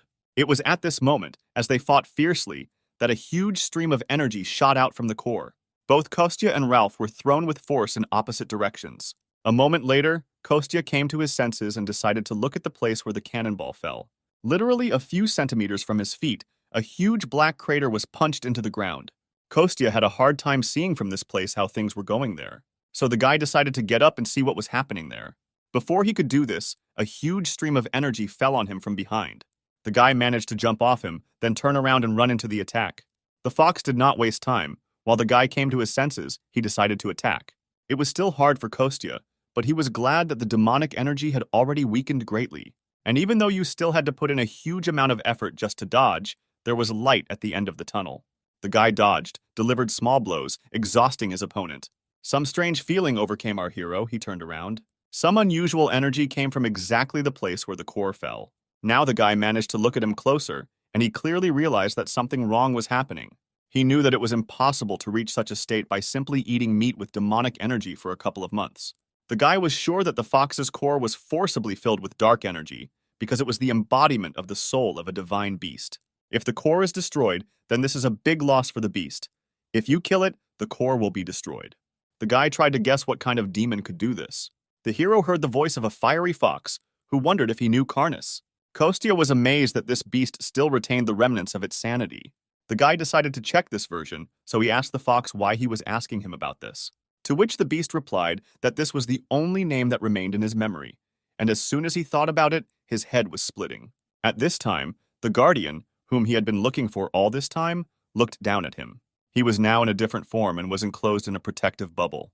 Gradually, he came closer and closer to the face of the fiery fox, who raised his head up and looked at him. He called Ralph, tried to talk to him to help him recognize him. The fox froze for a while as if listening to his words. Kostya decided to take advantage of the moment and finish what he started. Since the guardian won some time, he had to use it wisely. So the guy immediately turned around and headed straight for the hole in the ground. He extended his hand towards the core and tried to grab it. Just when the guy thought he was about to catch him, something went wrong. The guardian continued to call his former friend, trying to reach him. But instead, the huge fiery fox only opened its mouth wide. It instantly slammed shut. The keeper, along with the ball, was locked between his jaws. Immediately after this, all the demonic energy that had been accumulating in him all this time began to come out of the fox. Now, instead of a small white dog, a huge white wolf appeared before him. Animals that were once friends were now standing opposite each other. Now, having decided in his true form, the keeper tried to talk with his former ward. However, the fox did not recognize him, whether in a small form or in a truly large one. Instead, the fiery animal simply grabbed the guardian's throat with force. Ralph knocked him to the ground, crushing him with his entire body on top, immobilizing him. The guardian was angry and frustrated that his charge could not remember him. However, he still needed to continue to defend against his attacks. So our wolf used water magic, which made the fox jump away. The guardian literally built a shield of water with all his paws, which forced him to let go, after which he jumped up and began frantically calling out to our hero Kostya. He said that the core is half of the soul of the divine beast, so if they win, they will be able to return at least half to it. At this time, our hero fought desperately to free himself from the core. The guy literally extended his hand inside the core, but could not do anything else with it. Meanwhile, the firefox was becoming more and more crazy every minute. His grin became even more menacing. His entire mouth was covered in blood. The guardian looked at her former friend and realized that he was in great pain. He literally watched the demonic energy condensing behind him. The fire beast still did not give up, summoning more and more black demonic flames. In response to this, the guardian summoned light drops of water that could resist fire. And our heroes at this time tried to deal with the core of the core. The deeper it sunk, the stronger the recoil, and if the demonic power was burned from within, it could destroy the core. While it is in this state, the beast is in torment, and at the same time the guy himself still had to simultaneously dodge all the attacks of both animals. The guy was angry because he had such painstaking work, and these two animals acted as if he was not here. The hero tried to concentrate in order to set fire to the foreign body and not lose control. He was very afraid that the core would split, but the keeper said that there was nothing to worry about. After all, in fact, the core of this embodiment of the soul is a firefox. As long as it is not destroyed entirely, the core can regenerate and return to its previous form. After such a message, our hero decided to get away from the two animals. He climbed onto one of the tall stone columns that were located in the forest. After the keeper gave permission to break the core, the guy's task became much easier. Now he did not worry about the safety of the integrity of his soul. He could apply more force. And at this time, the fox began to feel that something wrong was happening to his core. Kostya had already found the right place. All he had to do was literally apply a little more force. But at that moment, the fiery fox turned his attention to him. He decided to remove the source of pain that was causing him to suffer. Therefore, he sent a huge stream of energy directly to the place where our hero was now. And literally at the very last moment, the guardian pushed off from the ground and covered our guy with his body. Of course, Kostya saw what happened, so he was worried about his friend. The keeper only said not to worry about him, but to get on with his work. However, he asked the guy to hurry up, because even his strength was not that much. After that, Kostya concentrated even more, putting in the rest of his strength. It was this last movement that allowed him to finally break the core's defenses and shatter it. Immediately after this, the guy was able to exhale calmly, sweat still rolling down his face. Our hero held in his hand a small fragment of the firefox core. Immediately after this, all the demonic energy of the beast disappeared at once. He fell down. Literally, at the last moment, the keeper managed to substitute his shoulder and soften the blow. Only now could the keeper stop worrying about his old friend. After some time, Kostya came down from the cliff and ran towards his keeper. The guy immediately asked if everything was okay with the fiery fox. The keeper replied that he was simply lost in knowledge, but not for long, so that he would also wake up soon. But in fact, he was more worried about the body of the guardian himself. But what was more important was that the wolf was grateful to the man for the return of his comrade. He even touched his forehead with his nose and promised to get better soon. After this, Kostya demonstrated to his friend that the core had split into several parts. The keeper was satisfied with this situation. In fact, he thought that there would be even more damage. These fragments were enough. The fox would be able to recover if he did not absorb demonic beasts in the future. Just at this time, Ralph stretched sweetly and began to wake up. I had just recovered from a long sleep and still didn't fully understand what had happened. The beast was terribly surprised that he saw his old guardian comrade right in front of him. He was in real shock that his master had come with a man. After this, the wolf asked his ward how he was feeling. He was a little confused by what had happened and did not know how best to explain. Then he began to talk about how he thought that everything that was happening was just a dream. He admitted that he had been consumed by this darkness a long time ago. He thought that he was deep in his dreams and it was already too late. He believed this so much that he would even believe that his master had forgotten him. After which the keeper looked at his ward and said that he could never forget him in the world. The firefox replied that he wanted to believe in it. It betrayed the meaning of his life, in which no one would lend him a helping hand. The hero stood nearby and watched the explanations of the two old friends. After this, the keeper invited his ward to go with him. This proposal made the fiery fox very happy because he no longer needed to be alone. But even so, he decided to refuse this generous offer and remain completely where he was. The guardian assumed that he was worried about the restoration, but the fox only slowly raised his head and looked at the night sky. And then he replied that he first needed to restore everything that he had managed to destroy. He said that he could not let the land where the divine beast lived dry up and die. Then he looked at Kostya and asked if he had come for his core. The guy tried to deny it at first, but then admitted everything. The fox noticed that his words contradicted each other. Everything was too obvious. He added that on any other day, with his character, he would have knocked him down and killed him long ago, tearing him in half. But today he helped him, so he forgives him and gives him life. He also noted that even now the guy is capable of tearing apart a weakened divine beast if he just wishes it. People have an evil nature, so with such power he would not spare him, even if it cost the fox his life. However, the owner intervened and said that it was he who brought this man here. This is a brave man who will protect the earth and take the place of the guardian. After this, only the fox realized that this was the great man about whom the owner spoke in predictions several thousand years ago. After that, he no longer looked at the person that way, although he expressed disappointment.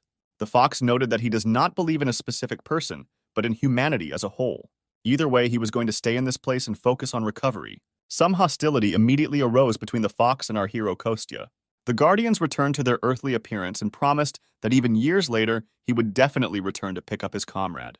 After that, our heroes headed home, leaving the Fire Beast to rebuild everything it had destroyed. In parting, the Keeper added that even if the whole world disappears at once, he will disappear, preserving the memory of his comrade. He promised that he would never be able to forget him, no matter what happened to them. Ralph was delighted with such words from his master. It gave him true joy.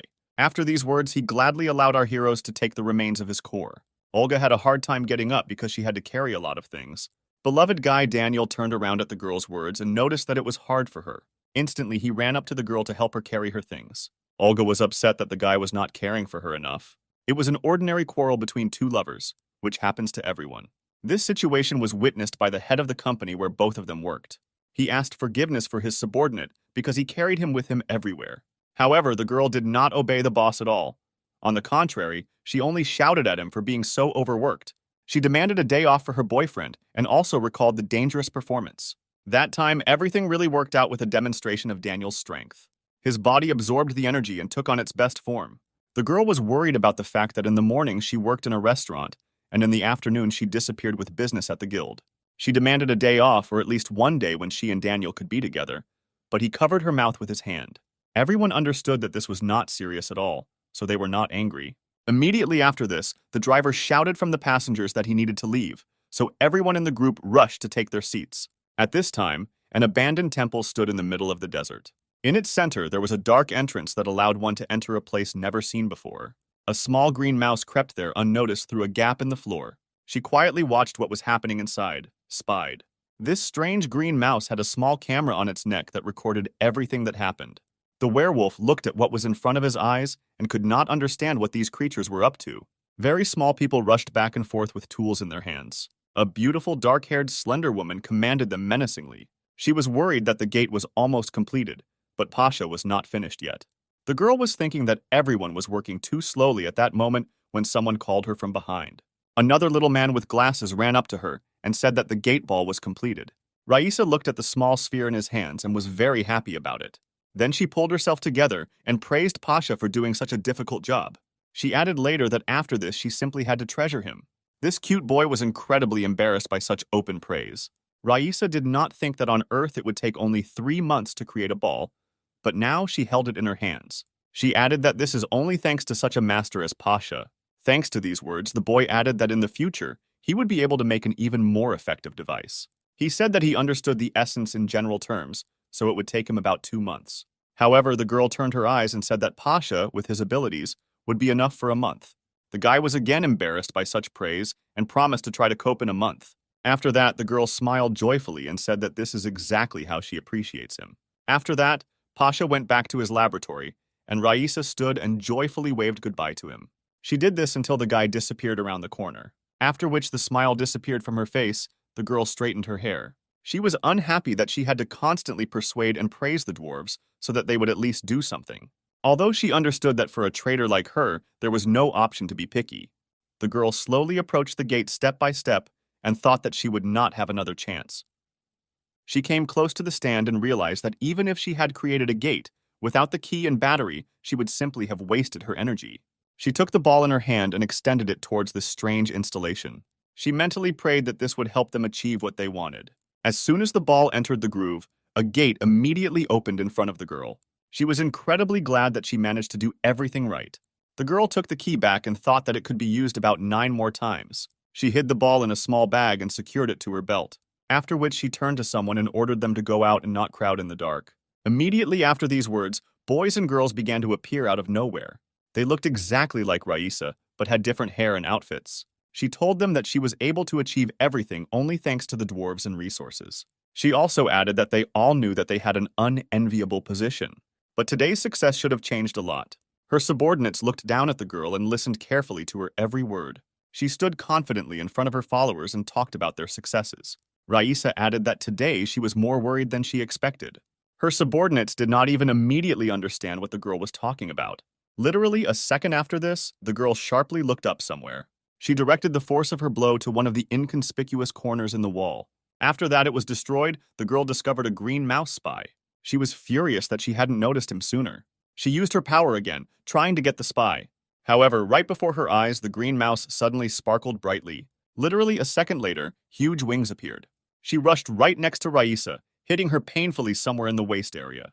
The girl immediately noticed that this strange green bird had stolen her bag with the ball. The result of their long, painstaking work was stolen by some spy. Raisa understood that this could not be allowed at all. She was once again convinced that it was indeed a bag from her belt, after which she ordered to immediately mobilize all forces and find the green eagle. Her subordinates were not supposed to act alone, but to attack in groups. Immediately after this, all the boys and girls gathered here took up arms. They were in excellent physical shape, so they rushed in pursuit of the green bird. This werewolf was in the same group as Dasha, our hero's friend. Although he was unable to gather evidence, the situation was quite serious due to the fact that this group managed to build the gate. They were hunting him, and at that moment the eagle was only thinking about what catastrophe would happen if all the gates were activated. At the moment when he was already pressed into a corner, the eagle began to shine brightly again. And the next moment a huge green paw squeezed the guy's throat.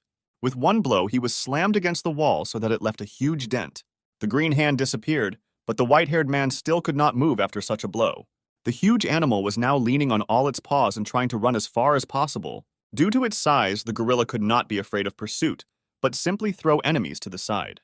Now all his pursuers were afraid to attack him openly. They tried to avoid a direct confrontation with the same monster. Raisa saw the state her warriors were in after meeting this animal. She realized that the gorilla was trying to break through from the outside of the sector. Therefore, the girl summoned a huge black bow with her power. Then she added a black arrow to it, which was created from the same energy. She ordered all her subordinates to gather on the opposite side and block the spy's path. After that, the girl carefully took aim directly at the fleeing creature. She picked the right moment and held her breath for a while.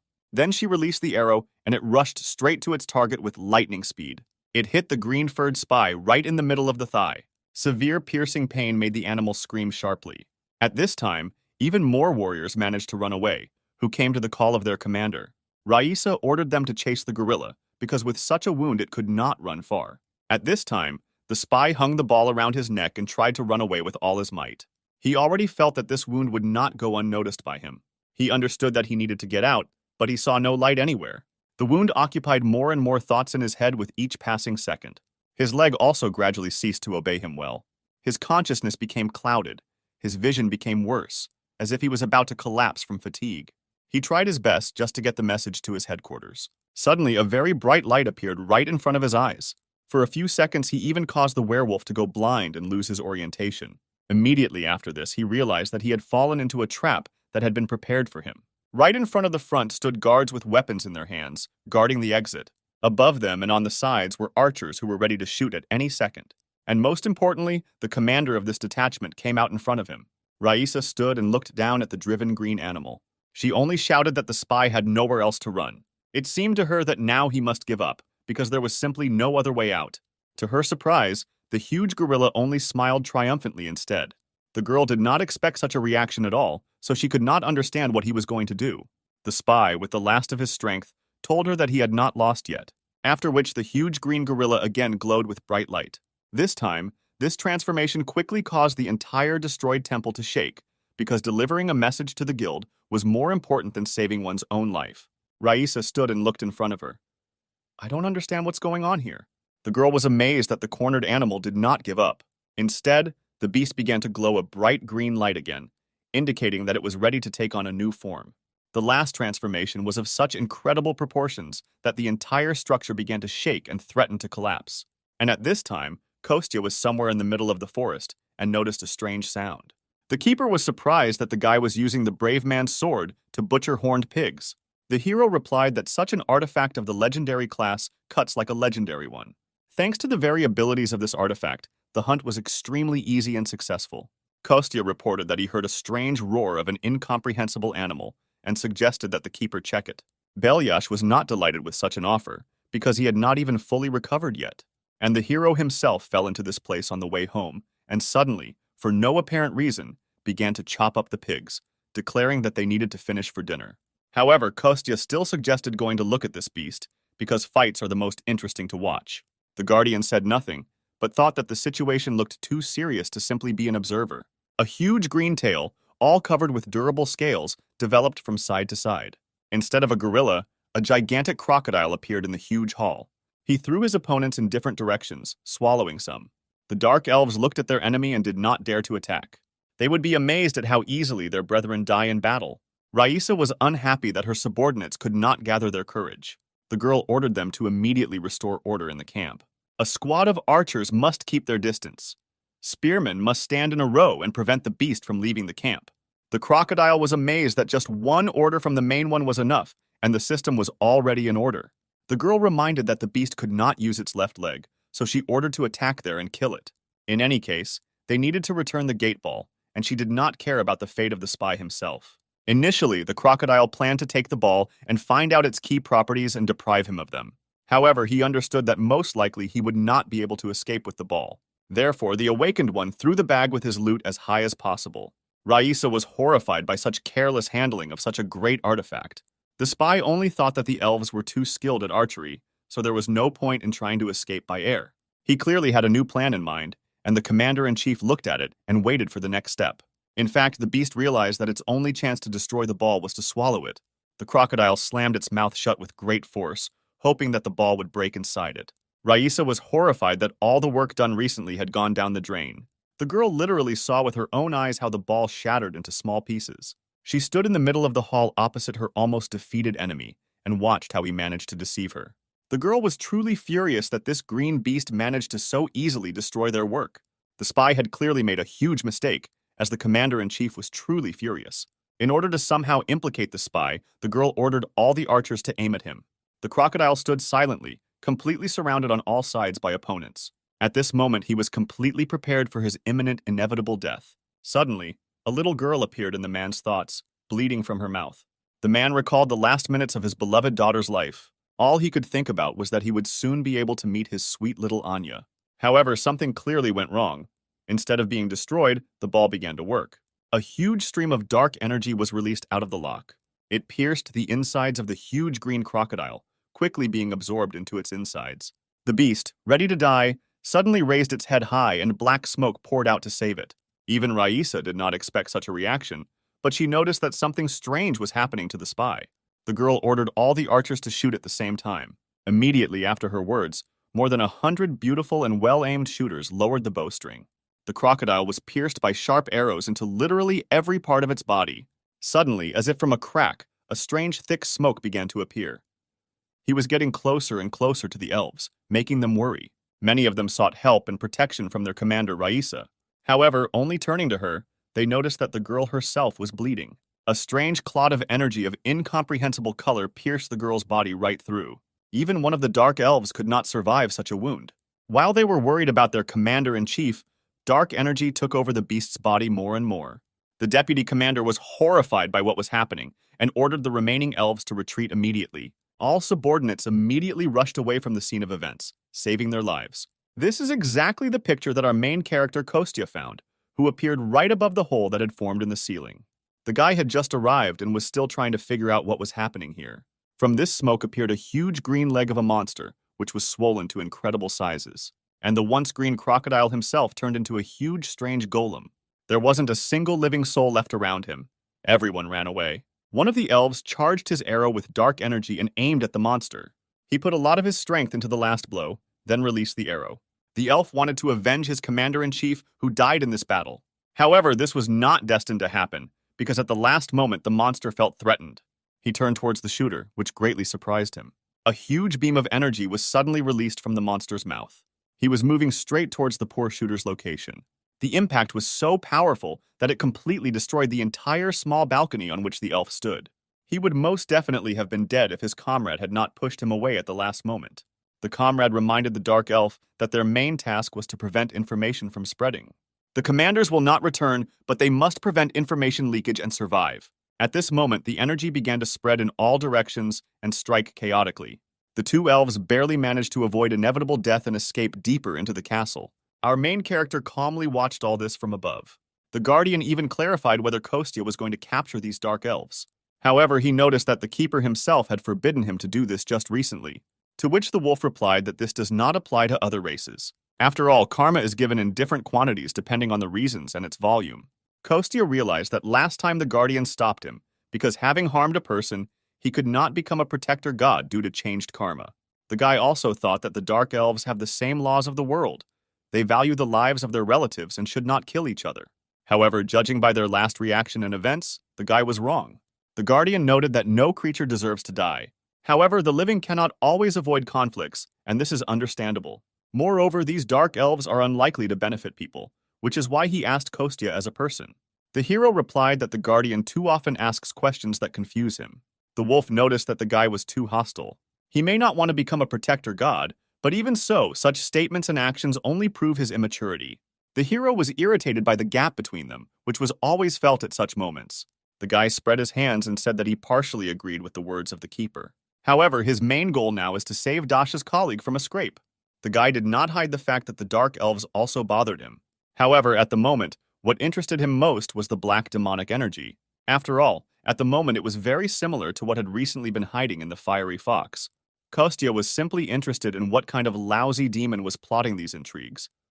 It was unlikely that this was the work of the Dark Elves. In any case, the hero needed to save the man, so he jumped down. The guy carefully landed right in front of the huge green monster. He just noticed him and slowly turned towards the new enemy. Kostya was not at all afraid of his enemy, turning to Dasha's colleague, locked inside him. The guy called upon his powers in the palm of his hand, promising to free the man soon. Thanks to his abilities, small and large stones began to rise from the ground. More and more of them rose into the air. They glowed with a yellow flame. Gradually, the stones began to twist in a spiral, as if they were in a whirlpool. From such a strain of magical power, even our hero's eyes turned blue. Immediately after this, Kostya directed this entire gigantic flow of energy along with the stones forward. His improvised weapon came closer and closer to the monster, surrounding it. But he did not think of giving up quickly, and again released a clot of energy from his mouth.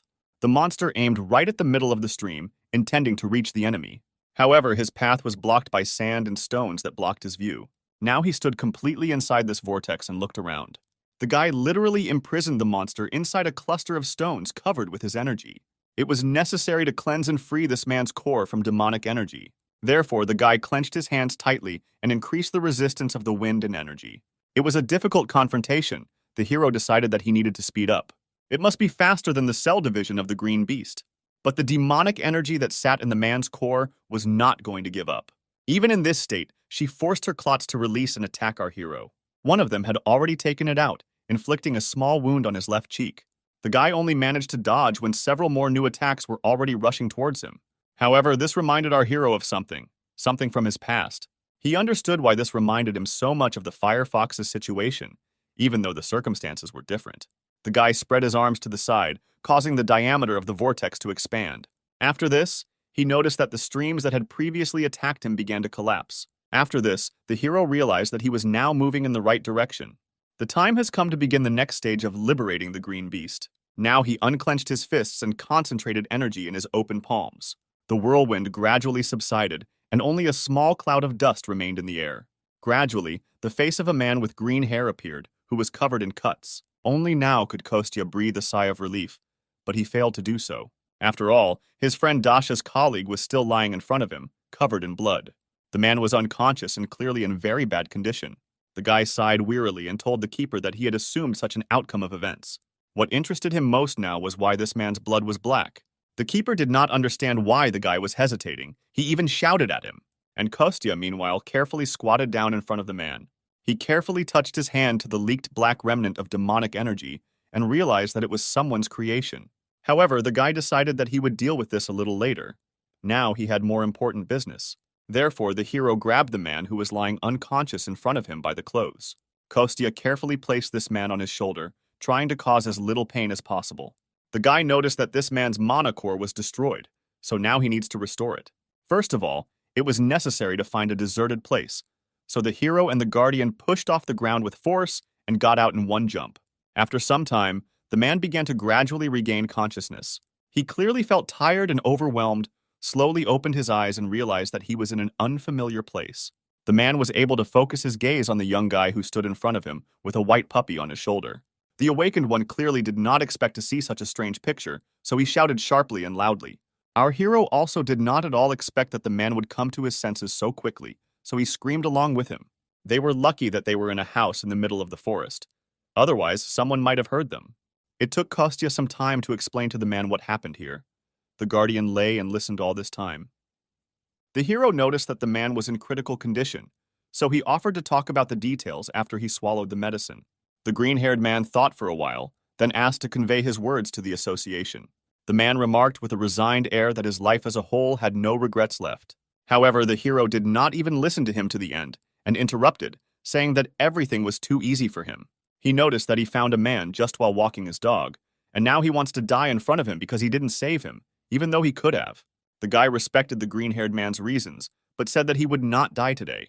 The man noticed that the guy behaved very impudently for his age. However, the hero noted that he was already 35 years old, after which the man resigned himself and did not appear. He even agreed to take medication and be patient while our hero treated him. The man felt that something had split his mana core in half. Even the best healer from the Hunters Association could not cope with such a severe wound. Kostya knew all this, which is why he used one of the only 3 pills that he grabbed before his return. He ordered the man to put it in his mouth and hold the cloth between his teeth so as not to bite his tongue. The medicine, like a magic chain, must circulate throughout the body for it to be effective. Now the man's mana core is fragmented. The magic chains do not function.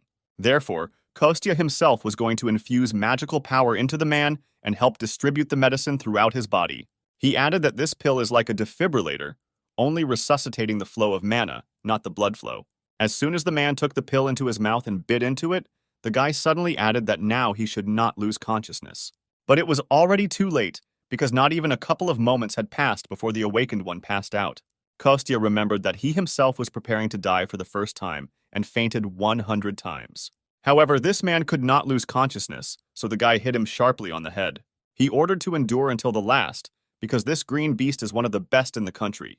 He might die as soon as he loses consciousness, but the man already felt his body. He began to hear some strange sounds and was even preparing to die peacefully. However, Kostya ordered him to think about his family, which forced the man to go inside himself.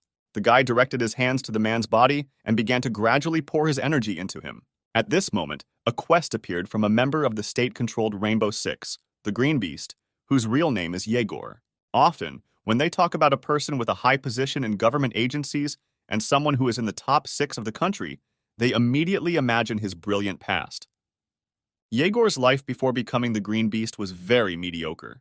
He had a wonderful, loving wife and a beautiful little daughter. The man sincerely considered himself the happiest person on earth. Finally, he had everything he had dreamed of for a very long time. He was an orphan, and his name was firmly rooted in the first lines of the boys' registers. Not only did he not have a single relative, but his birthday was also considered the day he arrived at the shelter. The guy lived his days quietly and peacefully in an orphanage. But everything changed dramatically when one took even one step beyond it. A child without parents, whether a troublemaker or a quiet one, it doesn't matter. They were all called problematic. Because of this prejudice, he was unable to make a single close friend. Therefore, the guy grew up alone without a single close attachment. He felt it only in relation to animals. They lived on the mountain behind the school, where he climbed at every opportunity. Perhaps they were the reason why the guy later became a zoo worker. And to him, the man who preferred animals to people, wonderful words were later addressed. The girl admitted that she likes how Yegor always takes care of animals like people. She was very embarrassed, but still took the first step and invited the guy to meet. He was also very embarrassed by what was happening, because it was his first time, but he agreed. And it was this girl, and later their daughter, who gave Yegor the opportunity to return to the human world again. A man, deeply immersed in his thoughts and memories, was brought out of this state by his little daughter. Yegor asks his Anya not to cling to him like a monkey when she sits on his neck. The man took the girl off, moved her into his arms in front, and told her to look to the side.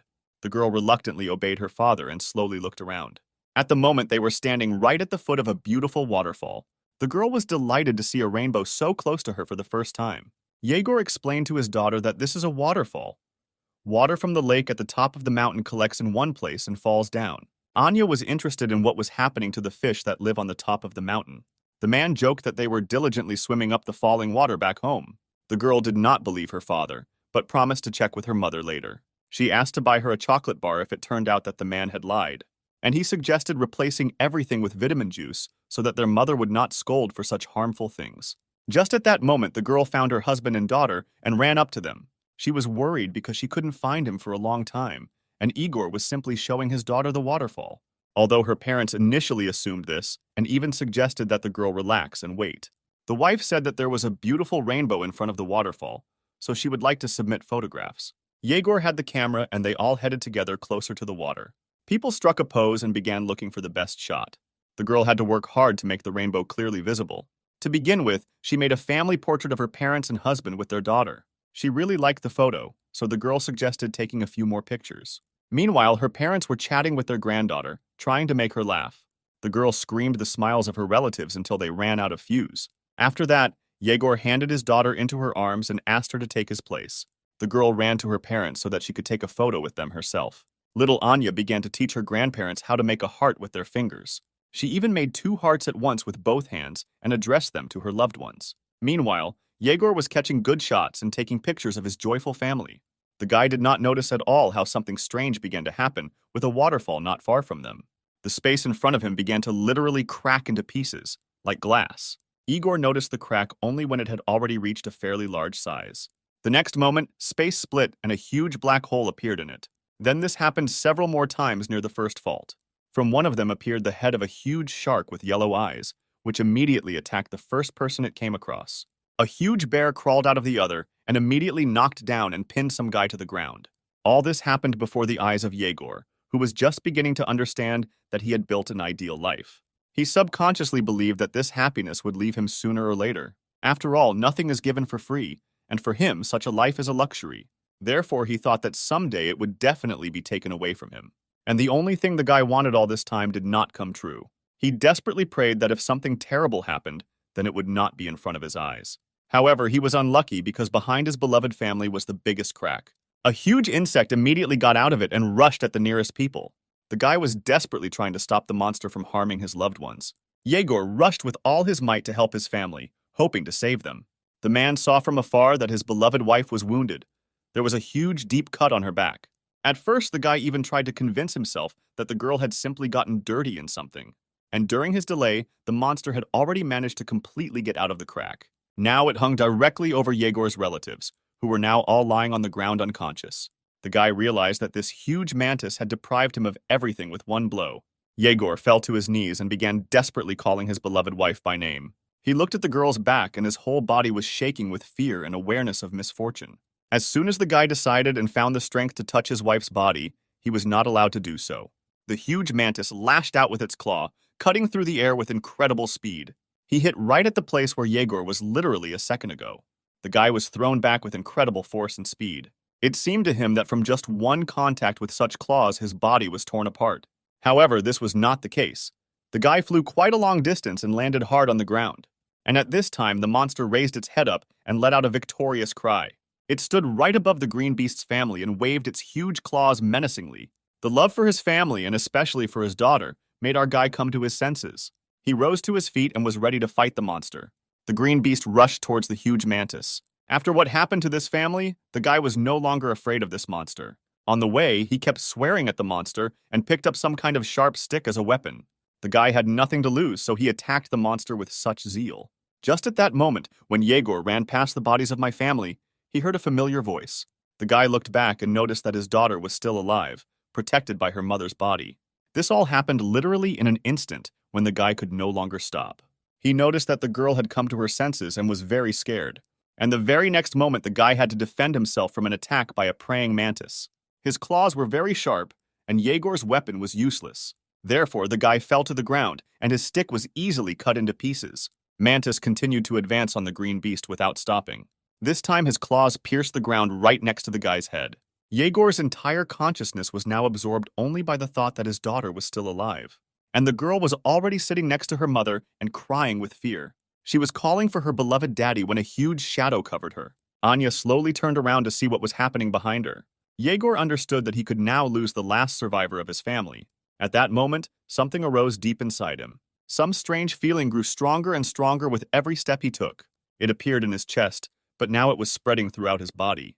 A strange energy and green glow enveloped the entire guy from head to toe. And the claw of the huge praying mantis was already a few millimeters from the girl's body. One more step, and it is not the human foot that steps on the ground, but the paw of the beast. The monster's huge, sharp claw was torn off with one strong jerk. A huge green tiger carried her away in its powerful teeth. Anya, with tears in her eyes out of fear, clung to her mother's body. The tiger stopped nearby, holding the severed claw of a praying mantis in my mouth. At that time, he roared in pain and became furious from his wounds. Something green and striped quickly flashed before the monster's eyes. This huge tiger spat out his claw and rushed back to the monster. This time, his target was the head of a monster with two huge yellow eyes. The tiger opened his mouth wide and sank his sharp fangs right into the neck of the mantis. Not even a moment passed before the headless monster fell to the ground, and the tiger rushed away, carrying in its jaws part of the enemy it had defeated. He stopped nearby, walking inside and looking at the monster. Another moment and Yegor in human form is rushing towards his daughter. He ran to Anya, hoping that everything was okay with her. However, the man immediately realized that he was late. His hands began to tremble. In front of him on the ground lay his dead beloved wife and wounded daughter. The young man looked at the body of his wife, which became paler every minute. Then he turned his gaze to the little girl who lay unconscious next to her. The man was already sweating from tension. His whole body was becoming more expensive from fear. He looked at what was left of his family, tears flowing from his eyes. Yegor saw that his daughter was still alive, but she was too weak to even sit up on her own. The man had to carefully put his hand under the baby's head and help her rise. He tried to calm the baby down, all the time promising her that he would think of something. Anya complained that her stomach hurt very badly, and the man could not stop the bleeding. He held his little daughter in his arms and understood that she would die any minute. Under the girl, there was already a whole pool of blood that flowed out of the wound on her stomach. The girl said that she felt cold, so Yegor tried to hug his daughter as tightly as possible and warm her up. Anya was glad that Dad came to her aid and did not leave her alone. She even laughed. The girl smiled and said that she loved her daddy more than anything in the world. She wanted to touch her father's face with her hand, but the strength left her. Anya no longer made a single sound. Yegor realized that his daughter had just died in his arms. It took him a few seconds for the thought to sink into his head. Then the man burst into tears, leaned over to the girl and said that Dad also loved her more than anything in the world. After some time, the men carefully shifted the girl to the ground. Now in front of him lay the dead bodies of his beloved daughter, wife, father-in-law, and mother-in-law. It was at this moment that Yegor dreamed that God, if he exists, would turn out to be an unsuspecting fool. He was ready to follow his will with pleasure if he, as a reward, would allow him to save the lives of the people he loved. Yegor was grateful that he was able to meet people born in love, and promised to devote himself entirely to this goal, after which he turned into a huge green elephant and rushed to protect the people remaining in the park. Kostya realized that this thought was driving the man when he burst into the dark elf base.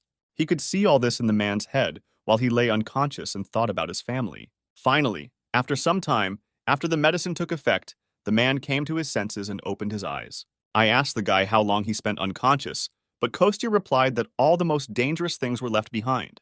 Kostya looked at the man and was disappointed that he chose this path. Yegor just turned his back to the guy and added that he had nothing to say to such a boy. Kostya realized that the man felt bad. He was going to die. This was clearly reflected on his face. He was silent for a while. Why did he say that he recognized this feeling? I remembered myself at a time when I had only recently found myself in the world of spirits. It wasn't the same feeling, but he thought they might be similar and smugly concluded it. The guy recalled the feeling when he stood in the pouring rain, which helped hide his tears. He added that death leaves nothing behind. When someone dies, there must be someone left to remember the dead person. But now the only one who will remember all this is Kostya. All these little things that Yegor's wife and daughter loved, that made them happy, that made them happy. Now he alone remembers absolutely all these little things that make up a person's personality. These words made a huge impression on the green beast, who was still lying with his back to the heroes. For some time they remained in silence. Yegor lay facing the wall, and Kostya sat behind him. After which the guy sighed heavily and decided that he was minding his own business. He asked Yegor to forget about his last words. He simply said it for moral reasons. However, these words still had an effect on the man. He sat down and asked the guy to help him restore his mana core. Kostya was surprised that the man still chose to continue living. Yegor still could not immediately answer this question. He sat thinking for a long time. And then he said that he still has a lot of things to do, and there are people who rely only on him. Kostya was surprised by such an accurate answer, but agreed with him. A light came on in a house in the middle of the forest, which marked the beginning of a new life for the green beast. Some time later, Kostya was furious that they decided to throw a party in his restaurant to mark the release of the green beast 3 weeks later. Therefore, the guy had to urgently prepare a lot of food. His mother and assistant had to run around with boxes. He cursed at Dasha because his family wanted to live in peace, and she was throwing another party. Although she reassured him that there should only be 3 people, herself, the beast, and Kostya. The hero tried to calm down, because he had a long history of friendship with this girl. If he starts to be indignant now, she will come running and mock him. Instead, he will suggest finding a more reliable place, because information from the conversations of such guests should not leak out. However, Dasha noticed that there is no more secluded and reliable place in Seoul than this restaurant. Therefore, the girl promised to come tomorrow and agree on the date and time of the reception. The Devil's Vine, its size justifies its name, is strong enough to swallow even a black bear, which represents the first rank of danger at once. She's just looking for a beast that the demons will keep as a pet. However, even demons can be in danger if they let their guard down before the monster of disaster. Kostya sits at the table, holding his head in his hands and thinking that he should have just ordered pizza. The keeper was amazed that the guy was awake simply because of some pizza. But for Kostya, this was very serious. He even asked Belyash what was most important in pizza. The guardian was not going to succumb to provocation and answer him. He ordered him to go to bed. However, he did not listen to him at all. He jumped up and shouted that the most important thing was cheese. That is why he needed the Devil's Vine. And the keeper did not understand how he came to this conclusion. Demonic vine, one of the disaster-class demonic beasts. Although in the human world this plant is called a cannibal plant. There are not many of them left in this world. They mainly grow on Gangwon Island. Kostya did not know that these plants still remained in their world, because he was sure of the opposite. The guardian added that the animals are specially lured to this area so that the plants will deal with them. The hero was amazed that someone was feeding these monsters on purpose, because they should have become gigantic. The keeper confirmed his assumption and was puzzled as to why the guy was so worried. Kostya explained that although this monster looks like a plant, it is still a monster, and with such excellent nutrition, he should very quickly grow to incredible sizes. After this, its roots harden, after which they replace its legs. This species is reaching the size of the Earth at this rate and is using all the planets as a pot. Neither the keeper nor our hero were absolutely happy about this prospect. There was even a slight panic. Kostya ordered the keeper to quickly call Taylor for help. He suggested giving the wolf some real training and at the same time hunting for cheese. Therefore, the guys went straight to Taylor and then towards the island they needed. The whole company stood on the shore and watched as the water flooded many buildings. This whole area basically looked abandoned. These guys also came at night. Kostya was warming up, the keeper was yawning, and Taylor was asking why he was called here in the first place. Kostya said that the wolf doesn't have to ask anything, just beat and destroy everything. Taylor looked around and was surprised that he was allowed to crumble everything. He was just glad, because he just didn't have a place to test his increased strength. The hero added that if a place left unattended suddenly disappeared, no one would worry much about it. Their beloved country has long closed its eyes to the existence of this place, and the main character himself promised to give the wolf excellent pizza in gratitude for the help provided. Taylor was confused because he had absolutely no idea what pizza had to do with it, and the hero explained to his friend that it was all about that same devilish vine. She had round bags located right under the big bud. Inside, they were so delicious that even blue cheese couldn't stand next to them. There was no flour in the spirit world, but all this time the guy desperately dreamed of cooking something. Since it's here, he can make a pizza that will leave a mark on the history of Korean cuisine. And although the keeper was unhappy that everything came down to pizza again, he could at least check how strong Taylor had become. Belyash added that if it were not for this opportunity, he would not even have come here. He looked at his student and told him not to worry about anything, just do what is convenient for him. The wolf clarified whether a change in his strength could really affect the master. The keeper once again confirmed, adding that even if nothing comes of it, all he needs to do is force Kostya to complete several tasks. Our hero didn't like work, so he decided to conduct training for Taylor. After this, Kostya and the guardian began to quarrel again because the latter climbed into the hero's head and read what was there. Kostya sincerely believed that this was an abuse of power on the part of the keeper. However, the latter objected that this was just his ability, which had nothing to do with powers. However, before he had time to finish his last thought, he suddenly fell silent and froze. Someone's huge shadow bent right over our hero, covering him from the light of the moon. This would be a great opportunity for Taylor to test his new powers. Therefore, the wolf rushed to attack the unknown creature with lightning speed, delivering one strong blow, after which he landed with a crash on the other side of the monster. Now his claws were sharp enough, and his paws strong enough to knock down an enemy with one blow. However, this was far from the end. Now everything in the area was roaring and the earth was shaking. Literally a moment later, a whole horde of the same monsters appeared in front of our heroes. Kostya and the Guardian were both shocked by the huge number of monsters that appeared in front of them. This was great training for the wolf, allowing him to test his new strength. Still, even for him there were too many monsters here. Taylor was out of breath from the workload. The wolf stood in the middle of the horde of monsters he had defeated and asked if Kostya and the Guardian were okay. Our hero was impressed by the work done by his old friend. Taylor had become much stronger than he thought, which the Guardian agreed with. The wolf noticed that the guys were exaggerating. Now even his legs were giving way due to severe trembling. Then he noticed that Kostya himself dealt with half of all the monsters. At this time, the hero looked around and noticed that they had walked about 10 kilometers. Their destination was on a mountain with a popular hiking trail leading to the top. From a distance, it was noticeable that over so many years the plant had simply grown to gigantic proportions. The wolf noticed that, most likely, it was from this flower that all the others that filled this entire area came from. Kostya noticed that the wolf seemed to know about the earth even more than he did, even though he was born here. In any case, the most important thing now was to get to the right place. Then the hero himself would figure it out. The wolf apologized for not being able to help the hero all the time. However, he added that there was no need to force himself. It was already clear to him that Taylor had reached his limit. As soon as he said this, the whole company felt a huge energy that scared them. The wolf was amazed that there were monsters here that were so strong. Kostya immediately recognized this energy because he had recently encountered something similar. He wanted to warn his friend that there were many wolf-monkey monsters hiding here. But he didn't have time to do this because one of them had already dug into Taylor's neck and dragged him away. The hero could only watch as his tired friend was carried away into the distance. He was about to give chase when suddenly something distracted him.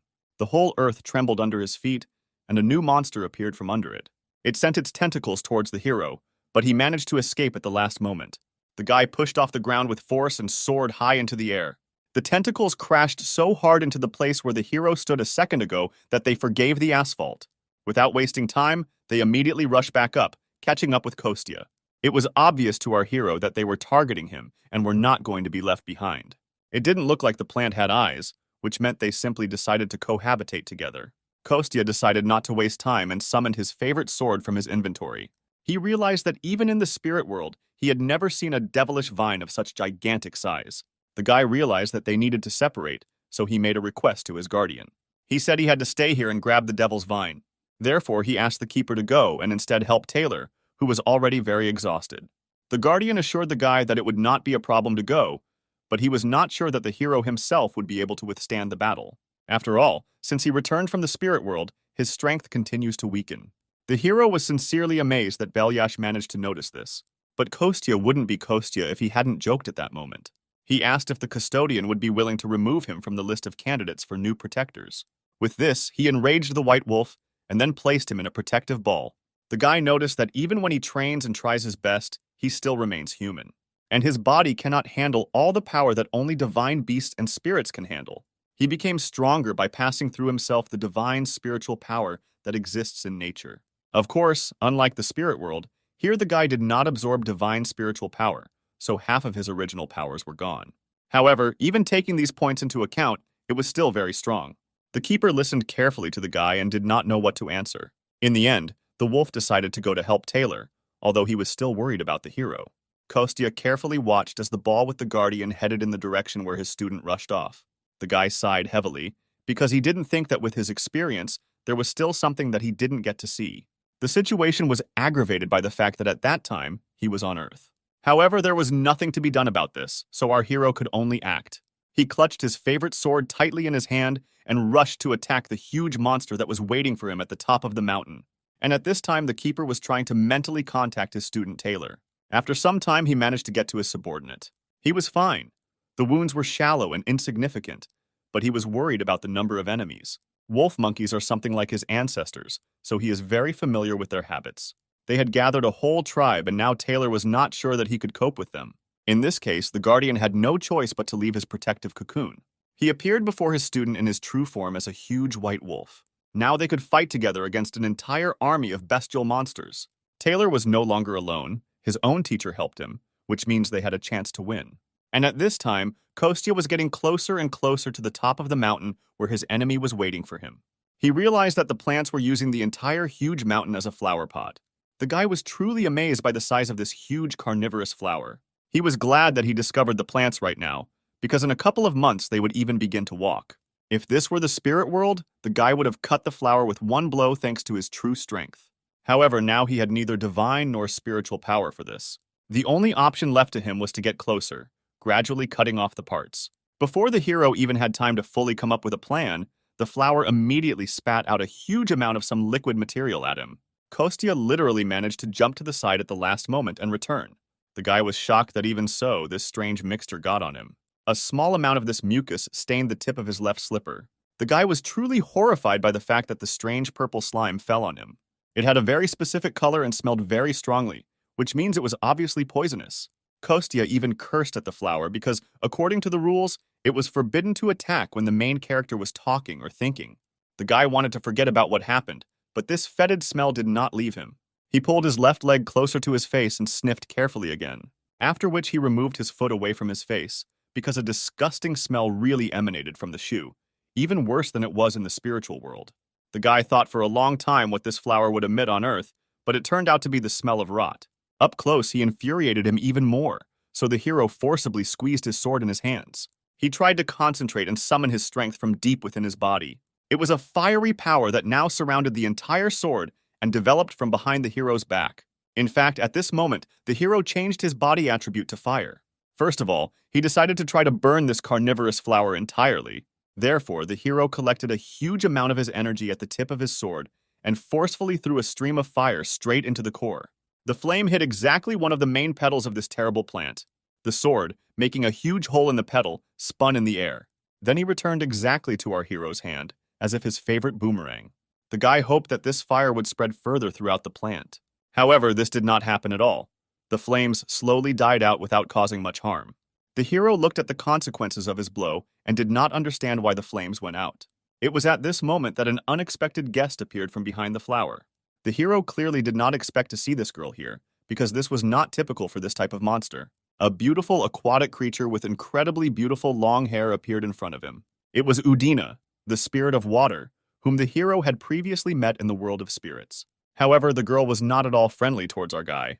A small water bubble began to form from the tips of her nails, which then turned into a strong, powerful stream of water that attacked our hero right in the chest. It was a rather strong blow, which caused minor internal damage to our hero. The guy was amazed that he was again faced with the absorption of demonic energy by the spirit.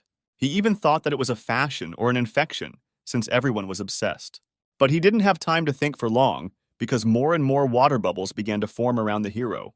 The hero realized that it would be difficult for him to cope with the symbiosis of Ondine and the devilish vine alone. So he mentally called his guardian friend for help. At this time, he continued to fight off the attacks of the water spirit, waiting for help.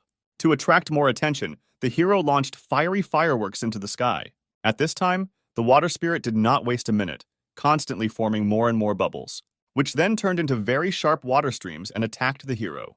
However, the girl was late, because the huge fireworks had already attracted the attention of the keeper. He and Taylor had just dealt with all the monsters in the area.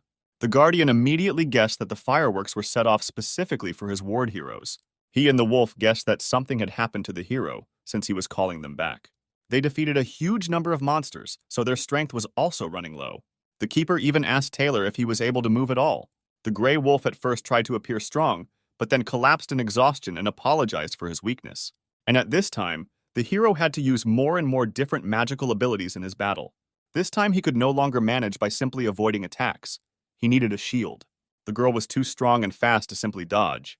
It was a confrontation between two truly strong rivals who were in no way inferior to each other. Kostya, even with his remaining strength, was no weaker than the water spirit that was in the human world. Moreover, it was a confrontation between two essentially different elements. The fire that Kostya controlled opposed the water that Ondine controlled. Even the Guardian was shocked by how powerful this battle was.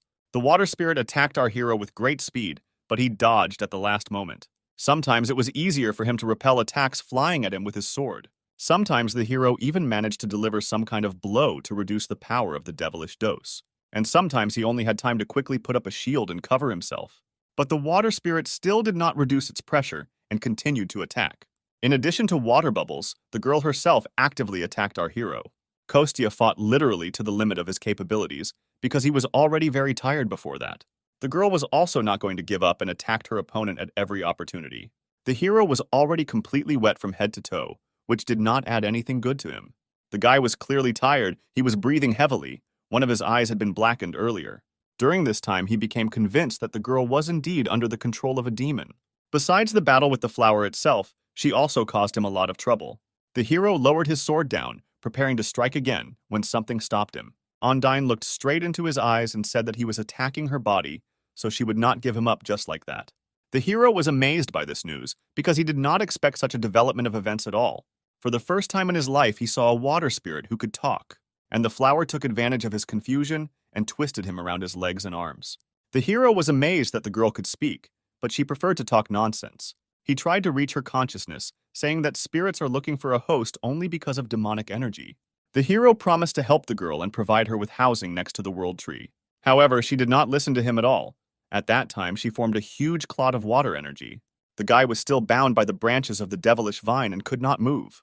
And at this time, a huge number of water streams were already flying at him, which could kill him. But at the last moment, an ally of the protagonist appeared and saved him. It was the guardian who took the brunt of the blow and covered the hero with it. The white wolf carefully grabbed our guy with his fangs and carried him away. The hero was glad at such a timely appearance of his guardian. He managed to notice that the man was fighting against an Undine, who was absorbed by demonic energy. The guardians carefully lowered our hero, giving him the opportunity to move freely again. The wolf agreed that a demon was directly involved in all the recent incidents. The hero asked the guardian to stop Ondine's movement for a short time, so that the hero can get rid of the demonic vine once and for all. Having received the consent of his friend, Kostya began to accumulate a fairly large amount of energy, and then he again carefully let it through the hilt into the blade of his sword. And here again, our hero was surrounded by streams of scorching flames. And at this time, the girl was surprised by the fact that another enemy appeared in front of her. The guardian rushed to the water spirit with lightning speed and grabbed him with his powerful jaws. Without wasting a second of precious time, our hero concentrated all his energy into one blow.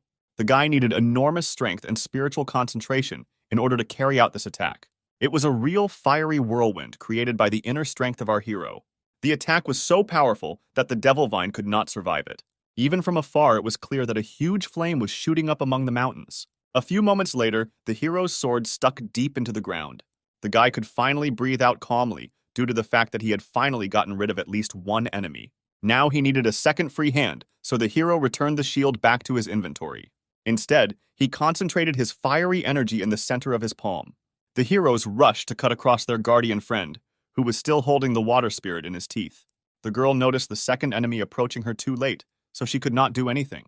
And at this time, Kostya directed his energy directly to the center of the girl's body. This is how he hoped to bring her to her senses and rid her of the devilish energy. Immediately after this blow, Ondine found herself encased in a huge block of ice. The girl could no longer move and fell into a rather deep sleep. It took some time before she was able to wake up again. When the girl opened her eyes again, nothing was holding her back. The water spirit carefully and slowly sat down. She was waist deep in water. Next to her, on the nearest large stone, our hero lay exhausted. The girl looked at the guy and did not understand what happened here. She didn't even remember how she ended up here, and why there was a man sitting in front of her. The hero was amazed that the girl could actually speak. It only meant that Udina was definitely a spirit who was born on Earth. The girl was not at all happy with her awakening. She had a headache. Kostya noticed that he had to forcefully extract demonic energy from her body. In any case, he asked the girl what was the last thing she remembered. Ondine told our hero about how she met the demon. Then she remembered how she touched a huge flower. However, after this, no matter how hard she tried, the girl could not remember anything. At this moment, the guardians entered into a conversation and introduced themselves to the water spirit. He noticed that the girl lived a free and calm life here. If she doesn't mind, then he could prepare another place to live for the girl. Ondine listened carefully to this proposal and became thoughtful. Then the girl, still not saying anything, glowed and began to shrink. She remained very small, after which she flew up to the hero and stopped near his shoulder. Kostya was amazed at this, because in fact it is easy to get a positive response from the spirits, after which they all went to his house. Dasha talked to our hero on the phone and promised to come tomorrow at noon. He was very unhappy with this. The guy tried to pretend that he didn't remember anything, but the girl said that he promised to cook pizza. After some time, our hero gave up and realized that he could not avoid the meeting. The next day, the weather was clear and beautiful. The sun was shining in the sky. Our hero finally washed his favorite slippers after the battle with the devil's flower. Now it came to an amusement park, in the center of which there was a beautiful pond. He was grateful that this happy garden had been made for them. This was the initiative of Sergei, who wanted to thank Kostya and his family for their help. Our hero carefully looked around so that no one would see or follow him. Then he looked straight into the water in front of him and called to Ondine. Suddenly, a ripple appeared across the water surface, and a small bubble emerged from it. Gradually, he became larger and larger until he turned into a translucent girl. Her body became more and more dense until it finally recovered. Ondine was right in front of our hero and was glad to see him. The guy visited his old friend and asked if she was living well here. The girl looked back and looked at the tree of life, which protected and protected her. She admitted that she liked being near the world tree, even though it was a little boring. The only thing she does all day long is water various plants. The girl admitted that she was really annoyed by this and cursed, which surprised Kostya. The water spirit admitted that she heard these words from the red-haired woman. The hero asked the girl to be patient a little, because she would be able to enter only after she had fully recovered. And he himself asked her to do him a favor and give him some water with a good taste. He was going to use it later to make pizza. The hero, with a smile on his face, turned to the water spirit and asked if she wanted to come and try it herself. The girl was very bored, so she agreed, after which they all headed to the restaurant together. Ondine was sitting at the table with food on a plate in front of her. The girl had never tasted human food before, so she didn't know what it was. Kostya approached the spirit and asked if she thought this pizza was very appetizing. The girl looked at the substance in front of her, then asked the guy what this word meant. The hero tried to explain to the girl that this dish smells delicious, but she had no sense of smell. He racked his brain for a long time, trying to figure out how to explain the meaning of these words to the spirit. The girl was a little sad that so many people could feel these feelings. Kostya agreed with this because it was food that people eat. The girl added that the demon who devours in the darkness lived in her, and he has many demonic forms. Demons can easily turn into a person and accept all his feelings. And since she was one of them, she should also be able to do it. The girl suddenly lit up and her body began to change its shape. A moment later, a completely ordinary human girl with blue hair appeared in front of our hero. Ondine opened her eyes, and the first thing she felt was a wonderful smell, which she reported to the hero. The guy was glad that now the spirit would be able to try his pizza and note to himself that the girl was very beautiful. Ondine carefully took one piece of pizza in her hand and guided it into her mouth. Kostya literally stared at these actions of the girl, amazed by her beauty. After a couple of minutes, the girl finished a slice of pizza, then smiled sweetly and said that the food was very tasty. This compliment and the unearthly beauty of the spirit struck the hero to the very heart. The girl asked for another piece, and Kostya in response was ready to give her even his soul. Then Ondine wanted to try something else. The hero offered her cola from the refrigerator. So they spent the rest of the day. The girl tried more and more new dishes for herself, and Kostya watched her reaction. Towards evening, when the moon was already clearly visible in the sky, new guests arrived at the restaurant. The door opened and a young red-haired girl appeared on the threshold. It was Dasha, who came to visit her friends and found a rather unusual picture. A beautiful girl with blue hair was sitting at a table in a restaurant. Kostya was feeding her. Dasha didn't expect to meet more visitors here, so she asked what Kostya was doing. After this, the Crimson Witch realized that the stranger was the same spirit from the park, but looked like a person. The girl, to whom Dasha gave the nickname Ring, admitted that the hero prepared a lot of delicious food for her. The Crimson Witch looked first at her friend and then at Ondine. She looked from one to the other several times. From such a strange reaction, our hero began to worry. He even began to sweat. Dasha said that Kostya fell in love with the spirit, but he only admitted that it was because of her reaction to food. If Dasha says that his cooking is delicious, then he will cook for her day and night. Meanwhile, the spirit asked the girl what her words about falling in love meant.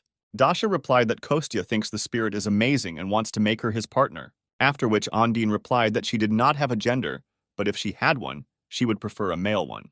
She greatly amused Dasha and shocked Kostya, who both did not expect such an answer. The Crimson Witch's laugh was so loud that it could have woken up someone from the neighboring house. The night has passed, a new day of life has come in our favorite restaurant. There was a knock on the door, then it opened, and the Crimson Witch, already well known to us, entered. Directly behind her was a green beast who had recovered from his injuries. Kostya went out to his friends and said that everything would be ready in just 5 minutes. They just needed to wait a little. At this moment, the green beast looked at the guy the Crimson Witch was addressing and stopped in shock. Kostya also looked at this man and realized that before that he had been hiding his identity. The green beast and our hero stood and silently looked at each other, while the girl did not suspect anything and calmly walked into the depths of the restaurant. Yegor grabbed his head, as if some memories were causing him pain. He turned to his friend Dasha, who did not suspect anything. He asked her in a whisper what her friend did for a living. The girl loudly replied that he was an ordinary slacker who suffers from nonsense all day long. In response to this, Kostya added that Dasha is his crazy friend. Then he looked straight into the man's eyes, extended his hand, introduced himself and said that he would be pleased to meet his female colleague. He added that he disappeared 10 years ago and returned only recently. These words struck the green beast, because this happened even before the start of the Great Cataclysm. Yegor pretended that this was the first time he had met such a person, so he simply shook the hand extended to him. Kostya admitted that he was very surprised when he returned back to this world. When he woke up, 10 years had already passed, Seoul was completely destroyed. The guy heard that many people were injured or died during the Great Cataclysm. Thanks to this, I didn't have to make much effort to restore my personal information, even though he showed up 10 years later. He noted that if someone who was counted among the dead returned after a few years, this would invalidate their status. In any case, it wasn't every day that someone like him, an ordinary person, met such a celebrity as the Green Beast. Yegor was grateful that the guy acted as if he didn't know him at all. However, what bothered him was how this guy was able to hide his energy. After all, last time he had just an incredibly huge amount of mana, and at this new meeting of theirs, he looked just like an ordinary person. Yegor decided to leave these thoughts aside for now, instead asking Dasha when Jenny should join them. The girl replied that she had received an urgent call, so she would quickly sort it out and come. She would be about 30 minutes late. However, before she had time to speak this phrase, another pretty girl ran into their restaurant. It turned out to be Jenny who was supposed to be late. The girl immediately threw herself on Yegor's neck because she was very bored. She really didn't want the rest of their group to join them. The Supreme Sword and the Sun God hovered around and politely refused.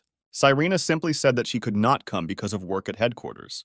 Yegor carefully removed the girl from his neck and said that he would still like to listen to their opinion. Jenny was still hanging in his arms. She didn't want to tear herself away from him. She had already heard that Yegor witnessed an artificial dungeon. The guy was silent for a while, then answered in the affirmative. The truth was that even the smartest people on Earth were gathered there, but they could not find out how the dungeon gates opened, what conditions opened them, or the logic behind it. But this makes sense, because someone can still skip this whole process and immediately create a dungeon. The girl finally sat down on a chair and said that this story was hard to believe. Yegor agreed with this remark, because only he saw all this and could not obtain evidence. However, Dasha immediately noticed that they still believed their friend. Jenny also added that they were all here today only because of his words. When it comes to people's safety, Yegor could always be trusted. The other members think the same, because if it weren't for digging into the situation, they would have happily joined them at the restaurant. Yegor noticed that when he returned, the Black Sky shelter was already empty. Now that the appearance of an artistic dungeon has surfaced, they must be busy looking for the next hideout. The man didn't think they would clean up so well before leaving. He replayed the memories of that day in his head over and over again. After waking up, the man first wrote and submitted his report. The authorities carefully read this report and called him to their office. They told him they couldn't investigate the case without clear evidence. Jenny remarked that it sounded too suspicious, and everyone else agreed with her. Dasha even had the feeling that their superiors were openly hiding this. Since everyone in the world is hunting for this knowledge, it can be said that it is worth an astronomical amount.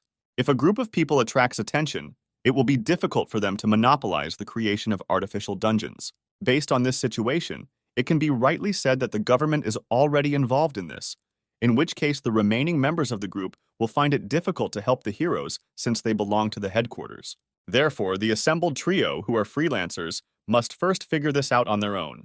An artificial dungeon must first be activated before it can become a resource. Yegor plunged into memories and noted that the artificial dungeon he saw was at the level of a disaster of such magnitude that they would have to sacrifice one city, even if there were 3 of them. Many people can die so many because they entered.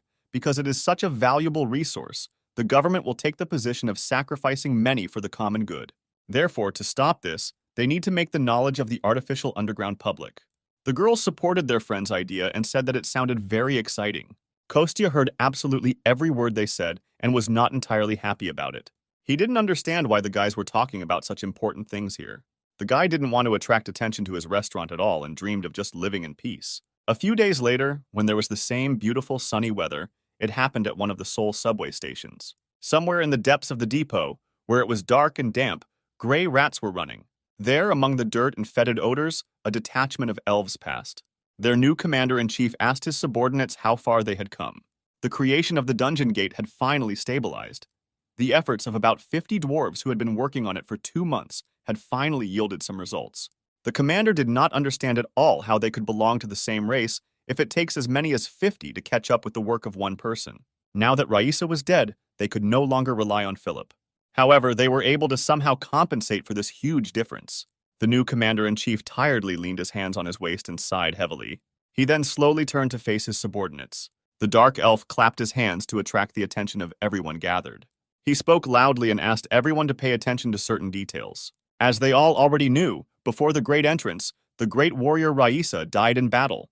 Therefore, the Dark Elf announced that he would become a demon contractor in her place. All those present were very worried about what happened to the girl. That's why they had to rebuild the dungeon they created. The Dark Elf promised that this time they would definitely succeed. Everything they have gone through up to this point to get to Earth and survive. He ordered his subordinates to never forget all the humiliation of suffering they went through. He promised them that they would definitely survive, no matter how dirty or difficult it was for them. In this new place, they will start all over again, everyone gathered united. All this happened in underground tunnels, and right above them was now the mother of our hero. The woman even looked back, because she thought she heard some noise. Belyash began to bark heart-rendingly, attracting the woman's attention. He tried to get her to return home, but she wanted to walk a little more. She wanted to give Kostya and Dasha, as well as their new friends, some free time, because they were talking about important things. The keeper tried to mentally shout to the woman so that she would immediately go home. He did not feel at all comfortable in this area, and he turned out to be right, because not far from them, one could feel the radiation of some strange energy. A few moments later, a rather strange noise was heard coming from the direction of the road. Our main character's mother even looked back to see what that sound was. And at this time, right in the middle of the road, on which cars were still driving, a huge hole appeared. Gradually, one by one, elves in black cloaks began to crawl out of it. The Guardian immediately guessed that these were the same elves from the last battle. Meanwhile, they opened their bags or took out strange objects from them. The Guardian watched as the Dark Elves began to build some kind of device. Suddenly, one of the cars stopped and a man got out. The man turned to the violators and noticed that they were blocking the road. The elf woman just looked at him with a wild look, trying to scare him away. She wanted to force the man to leave, but another elf took her by the shoulder and told her not to worry about anything. The awakened man was furious at being simply ignored. Other people also began to stop and observe the situation. The awakened one looked around and realized that this situation was even better for him. After all, his throwing weapons will be very effective against the Dark Elves. He was glad that this happened. When people come home from work, many are now watching. The awakened one hoped that he would attract a lot of attention and the headquarters would send him reinforcements. Until this happens, he will be remembered by everyone as the main defender. Therefore, the man, without hesitation for long, turned his body into stone and turned to the Dark Elf. However, they were already tired of enduring his impudent treatment and this time decided to respond.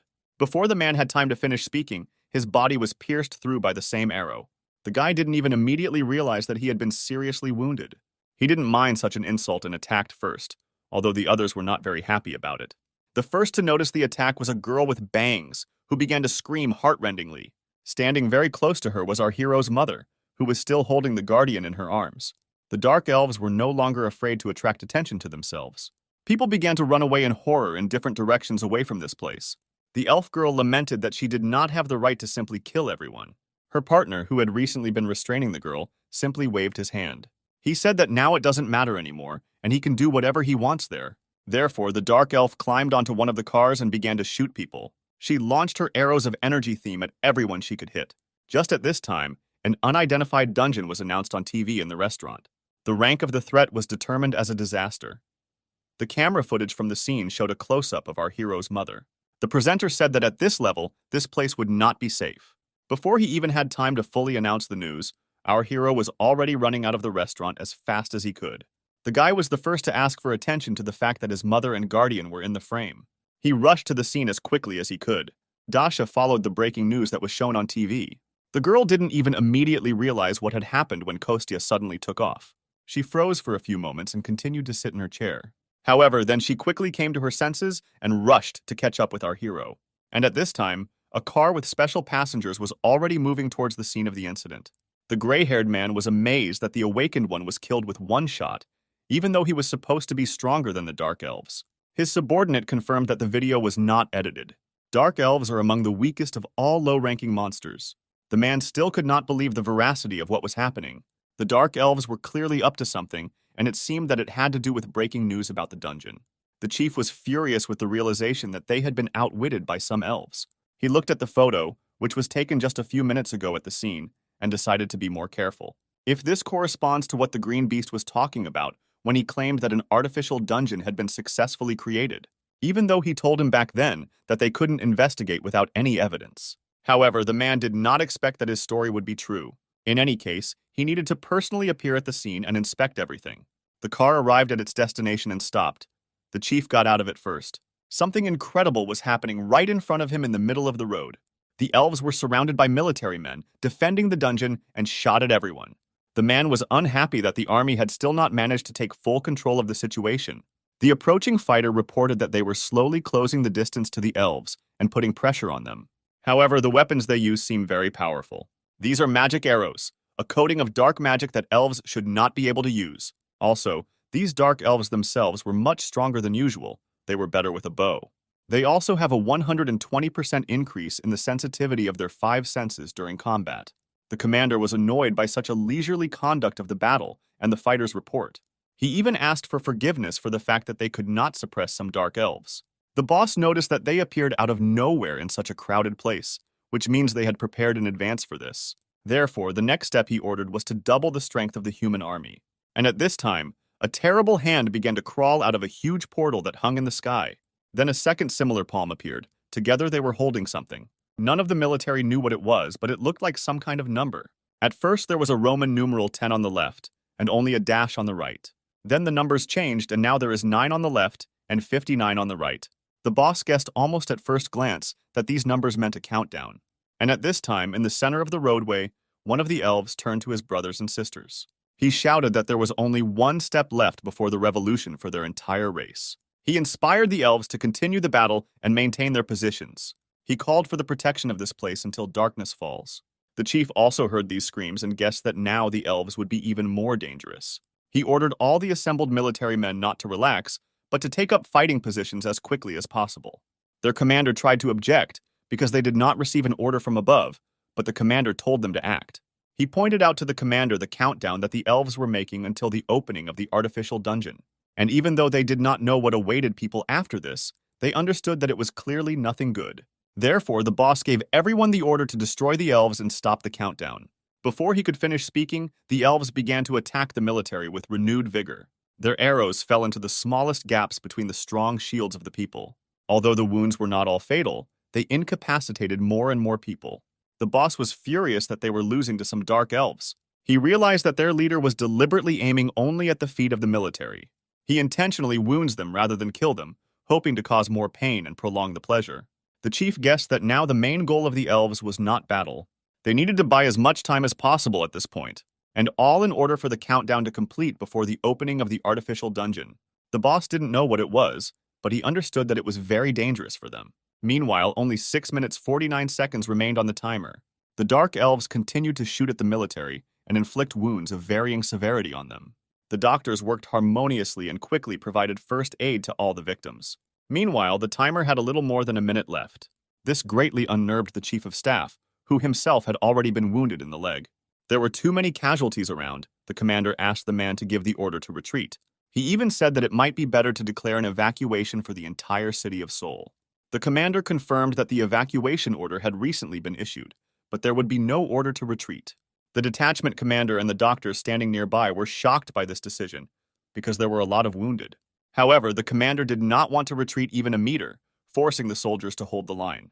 The dark elves looked at the people who still continued to resist, and the chief shouted that the lives of the people of this country rest on the shoulders of the soldiers. He didn't believe that they became soldiers of this country with such weak determination. Now it's time to prove that although they are not awakened, they can still protect their side. Even if the damage is small, they must do this even if things go very badly. May all the injuries, efforts, and sacrifices of their comrades be worthy. With one speech, the chief inspired the soldiers not to give up and continue to defend the city.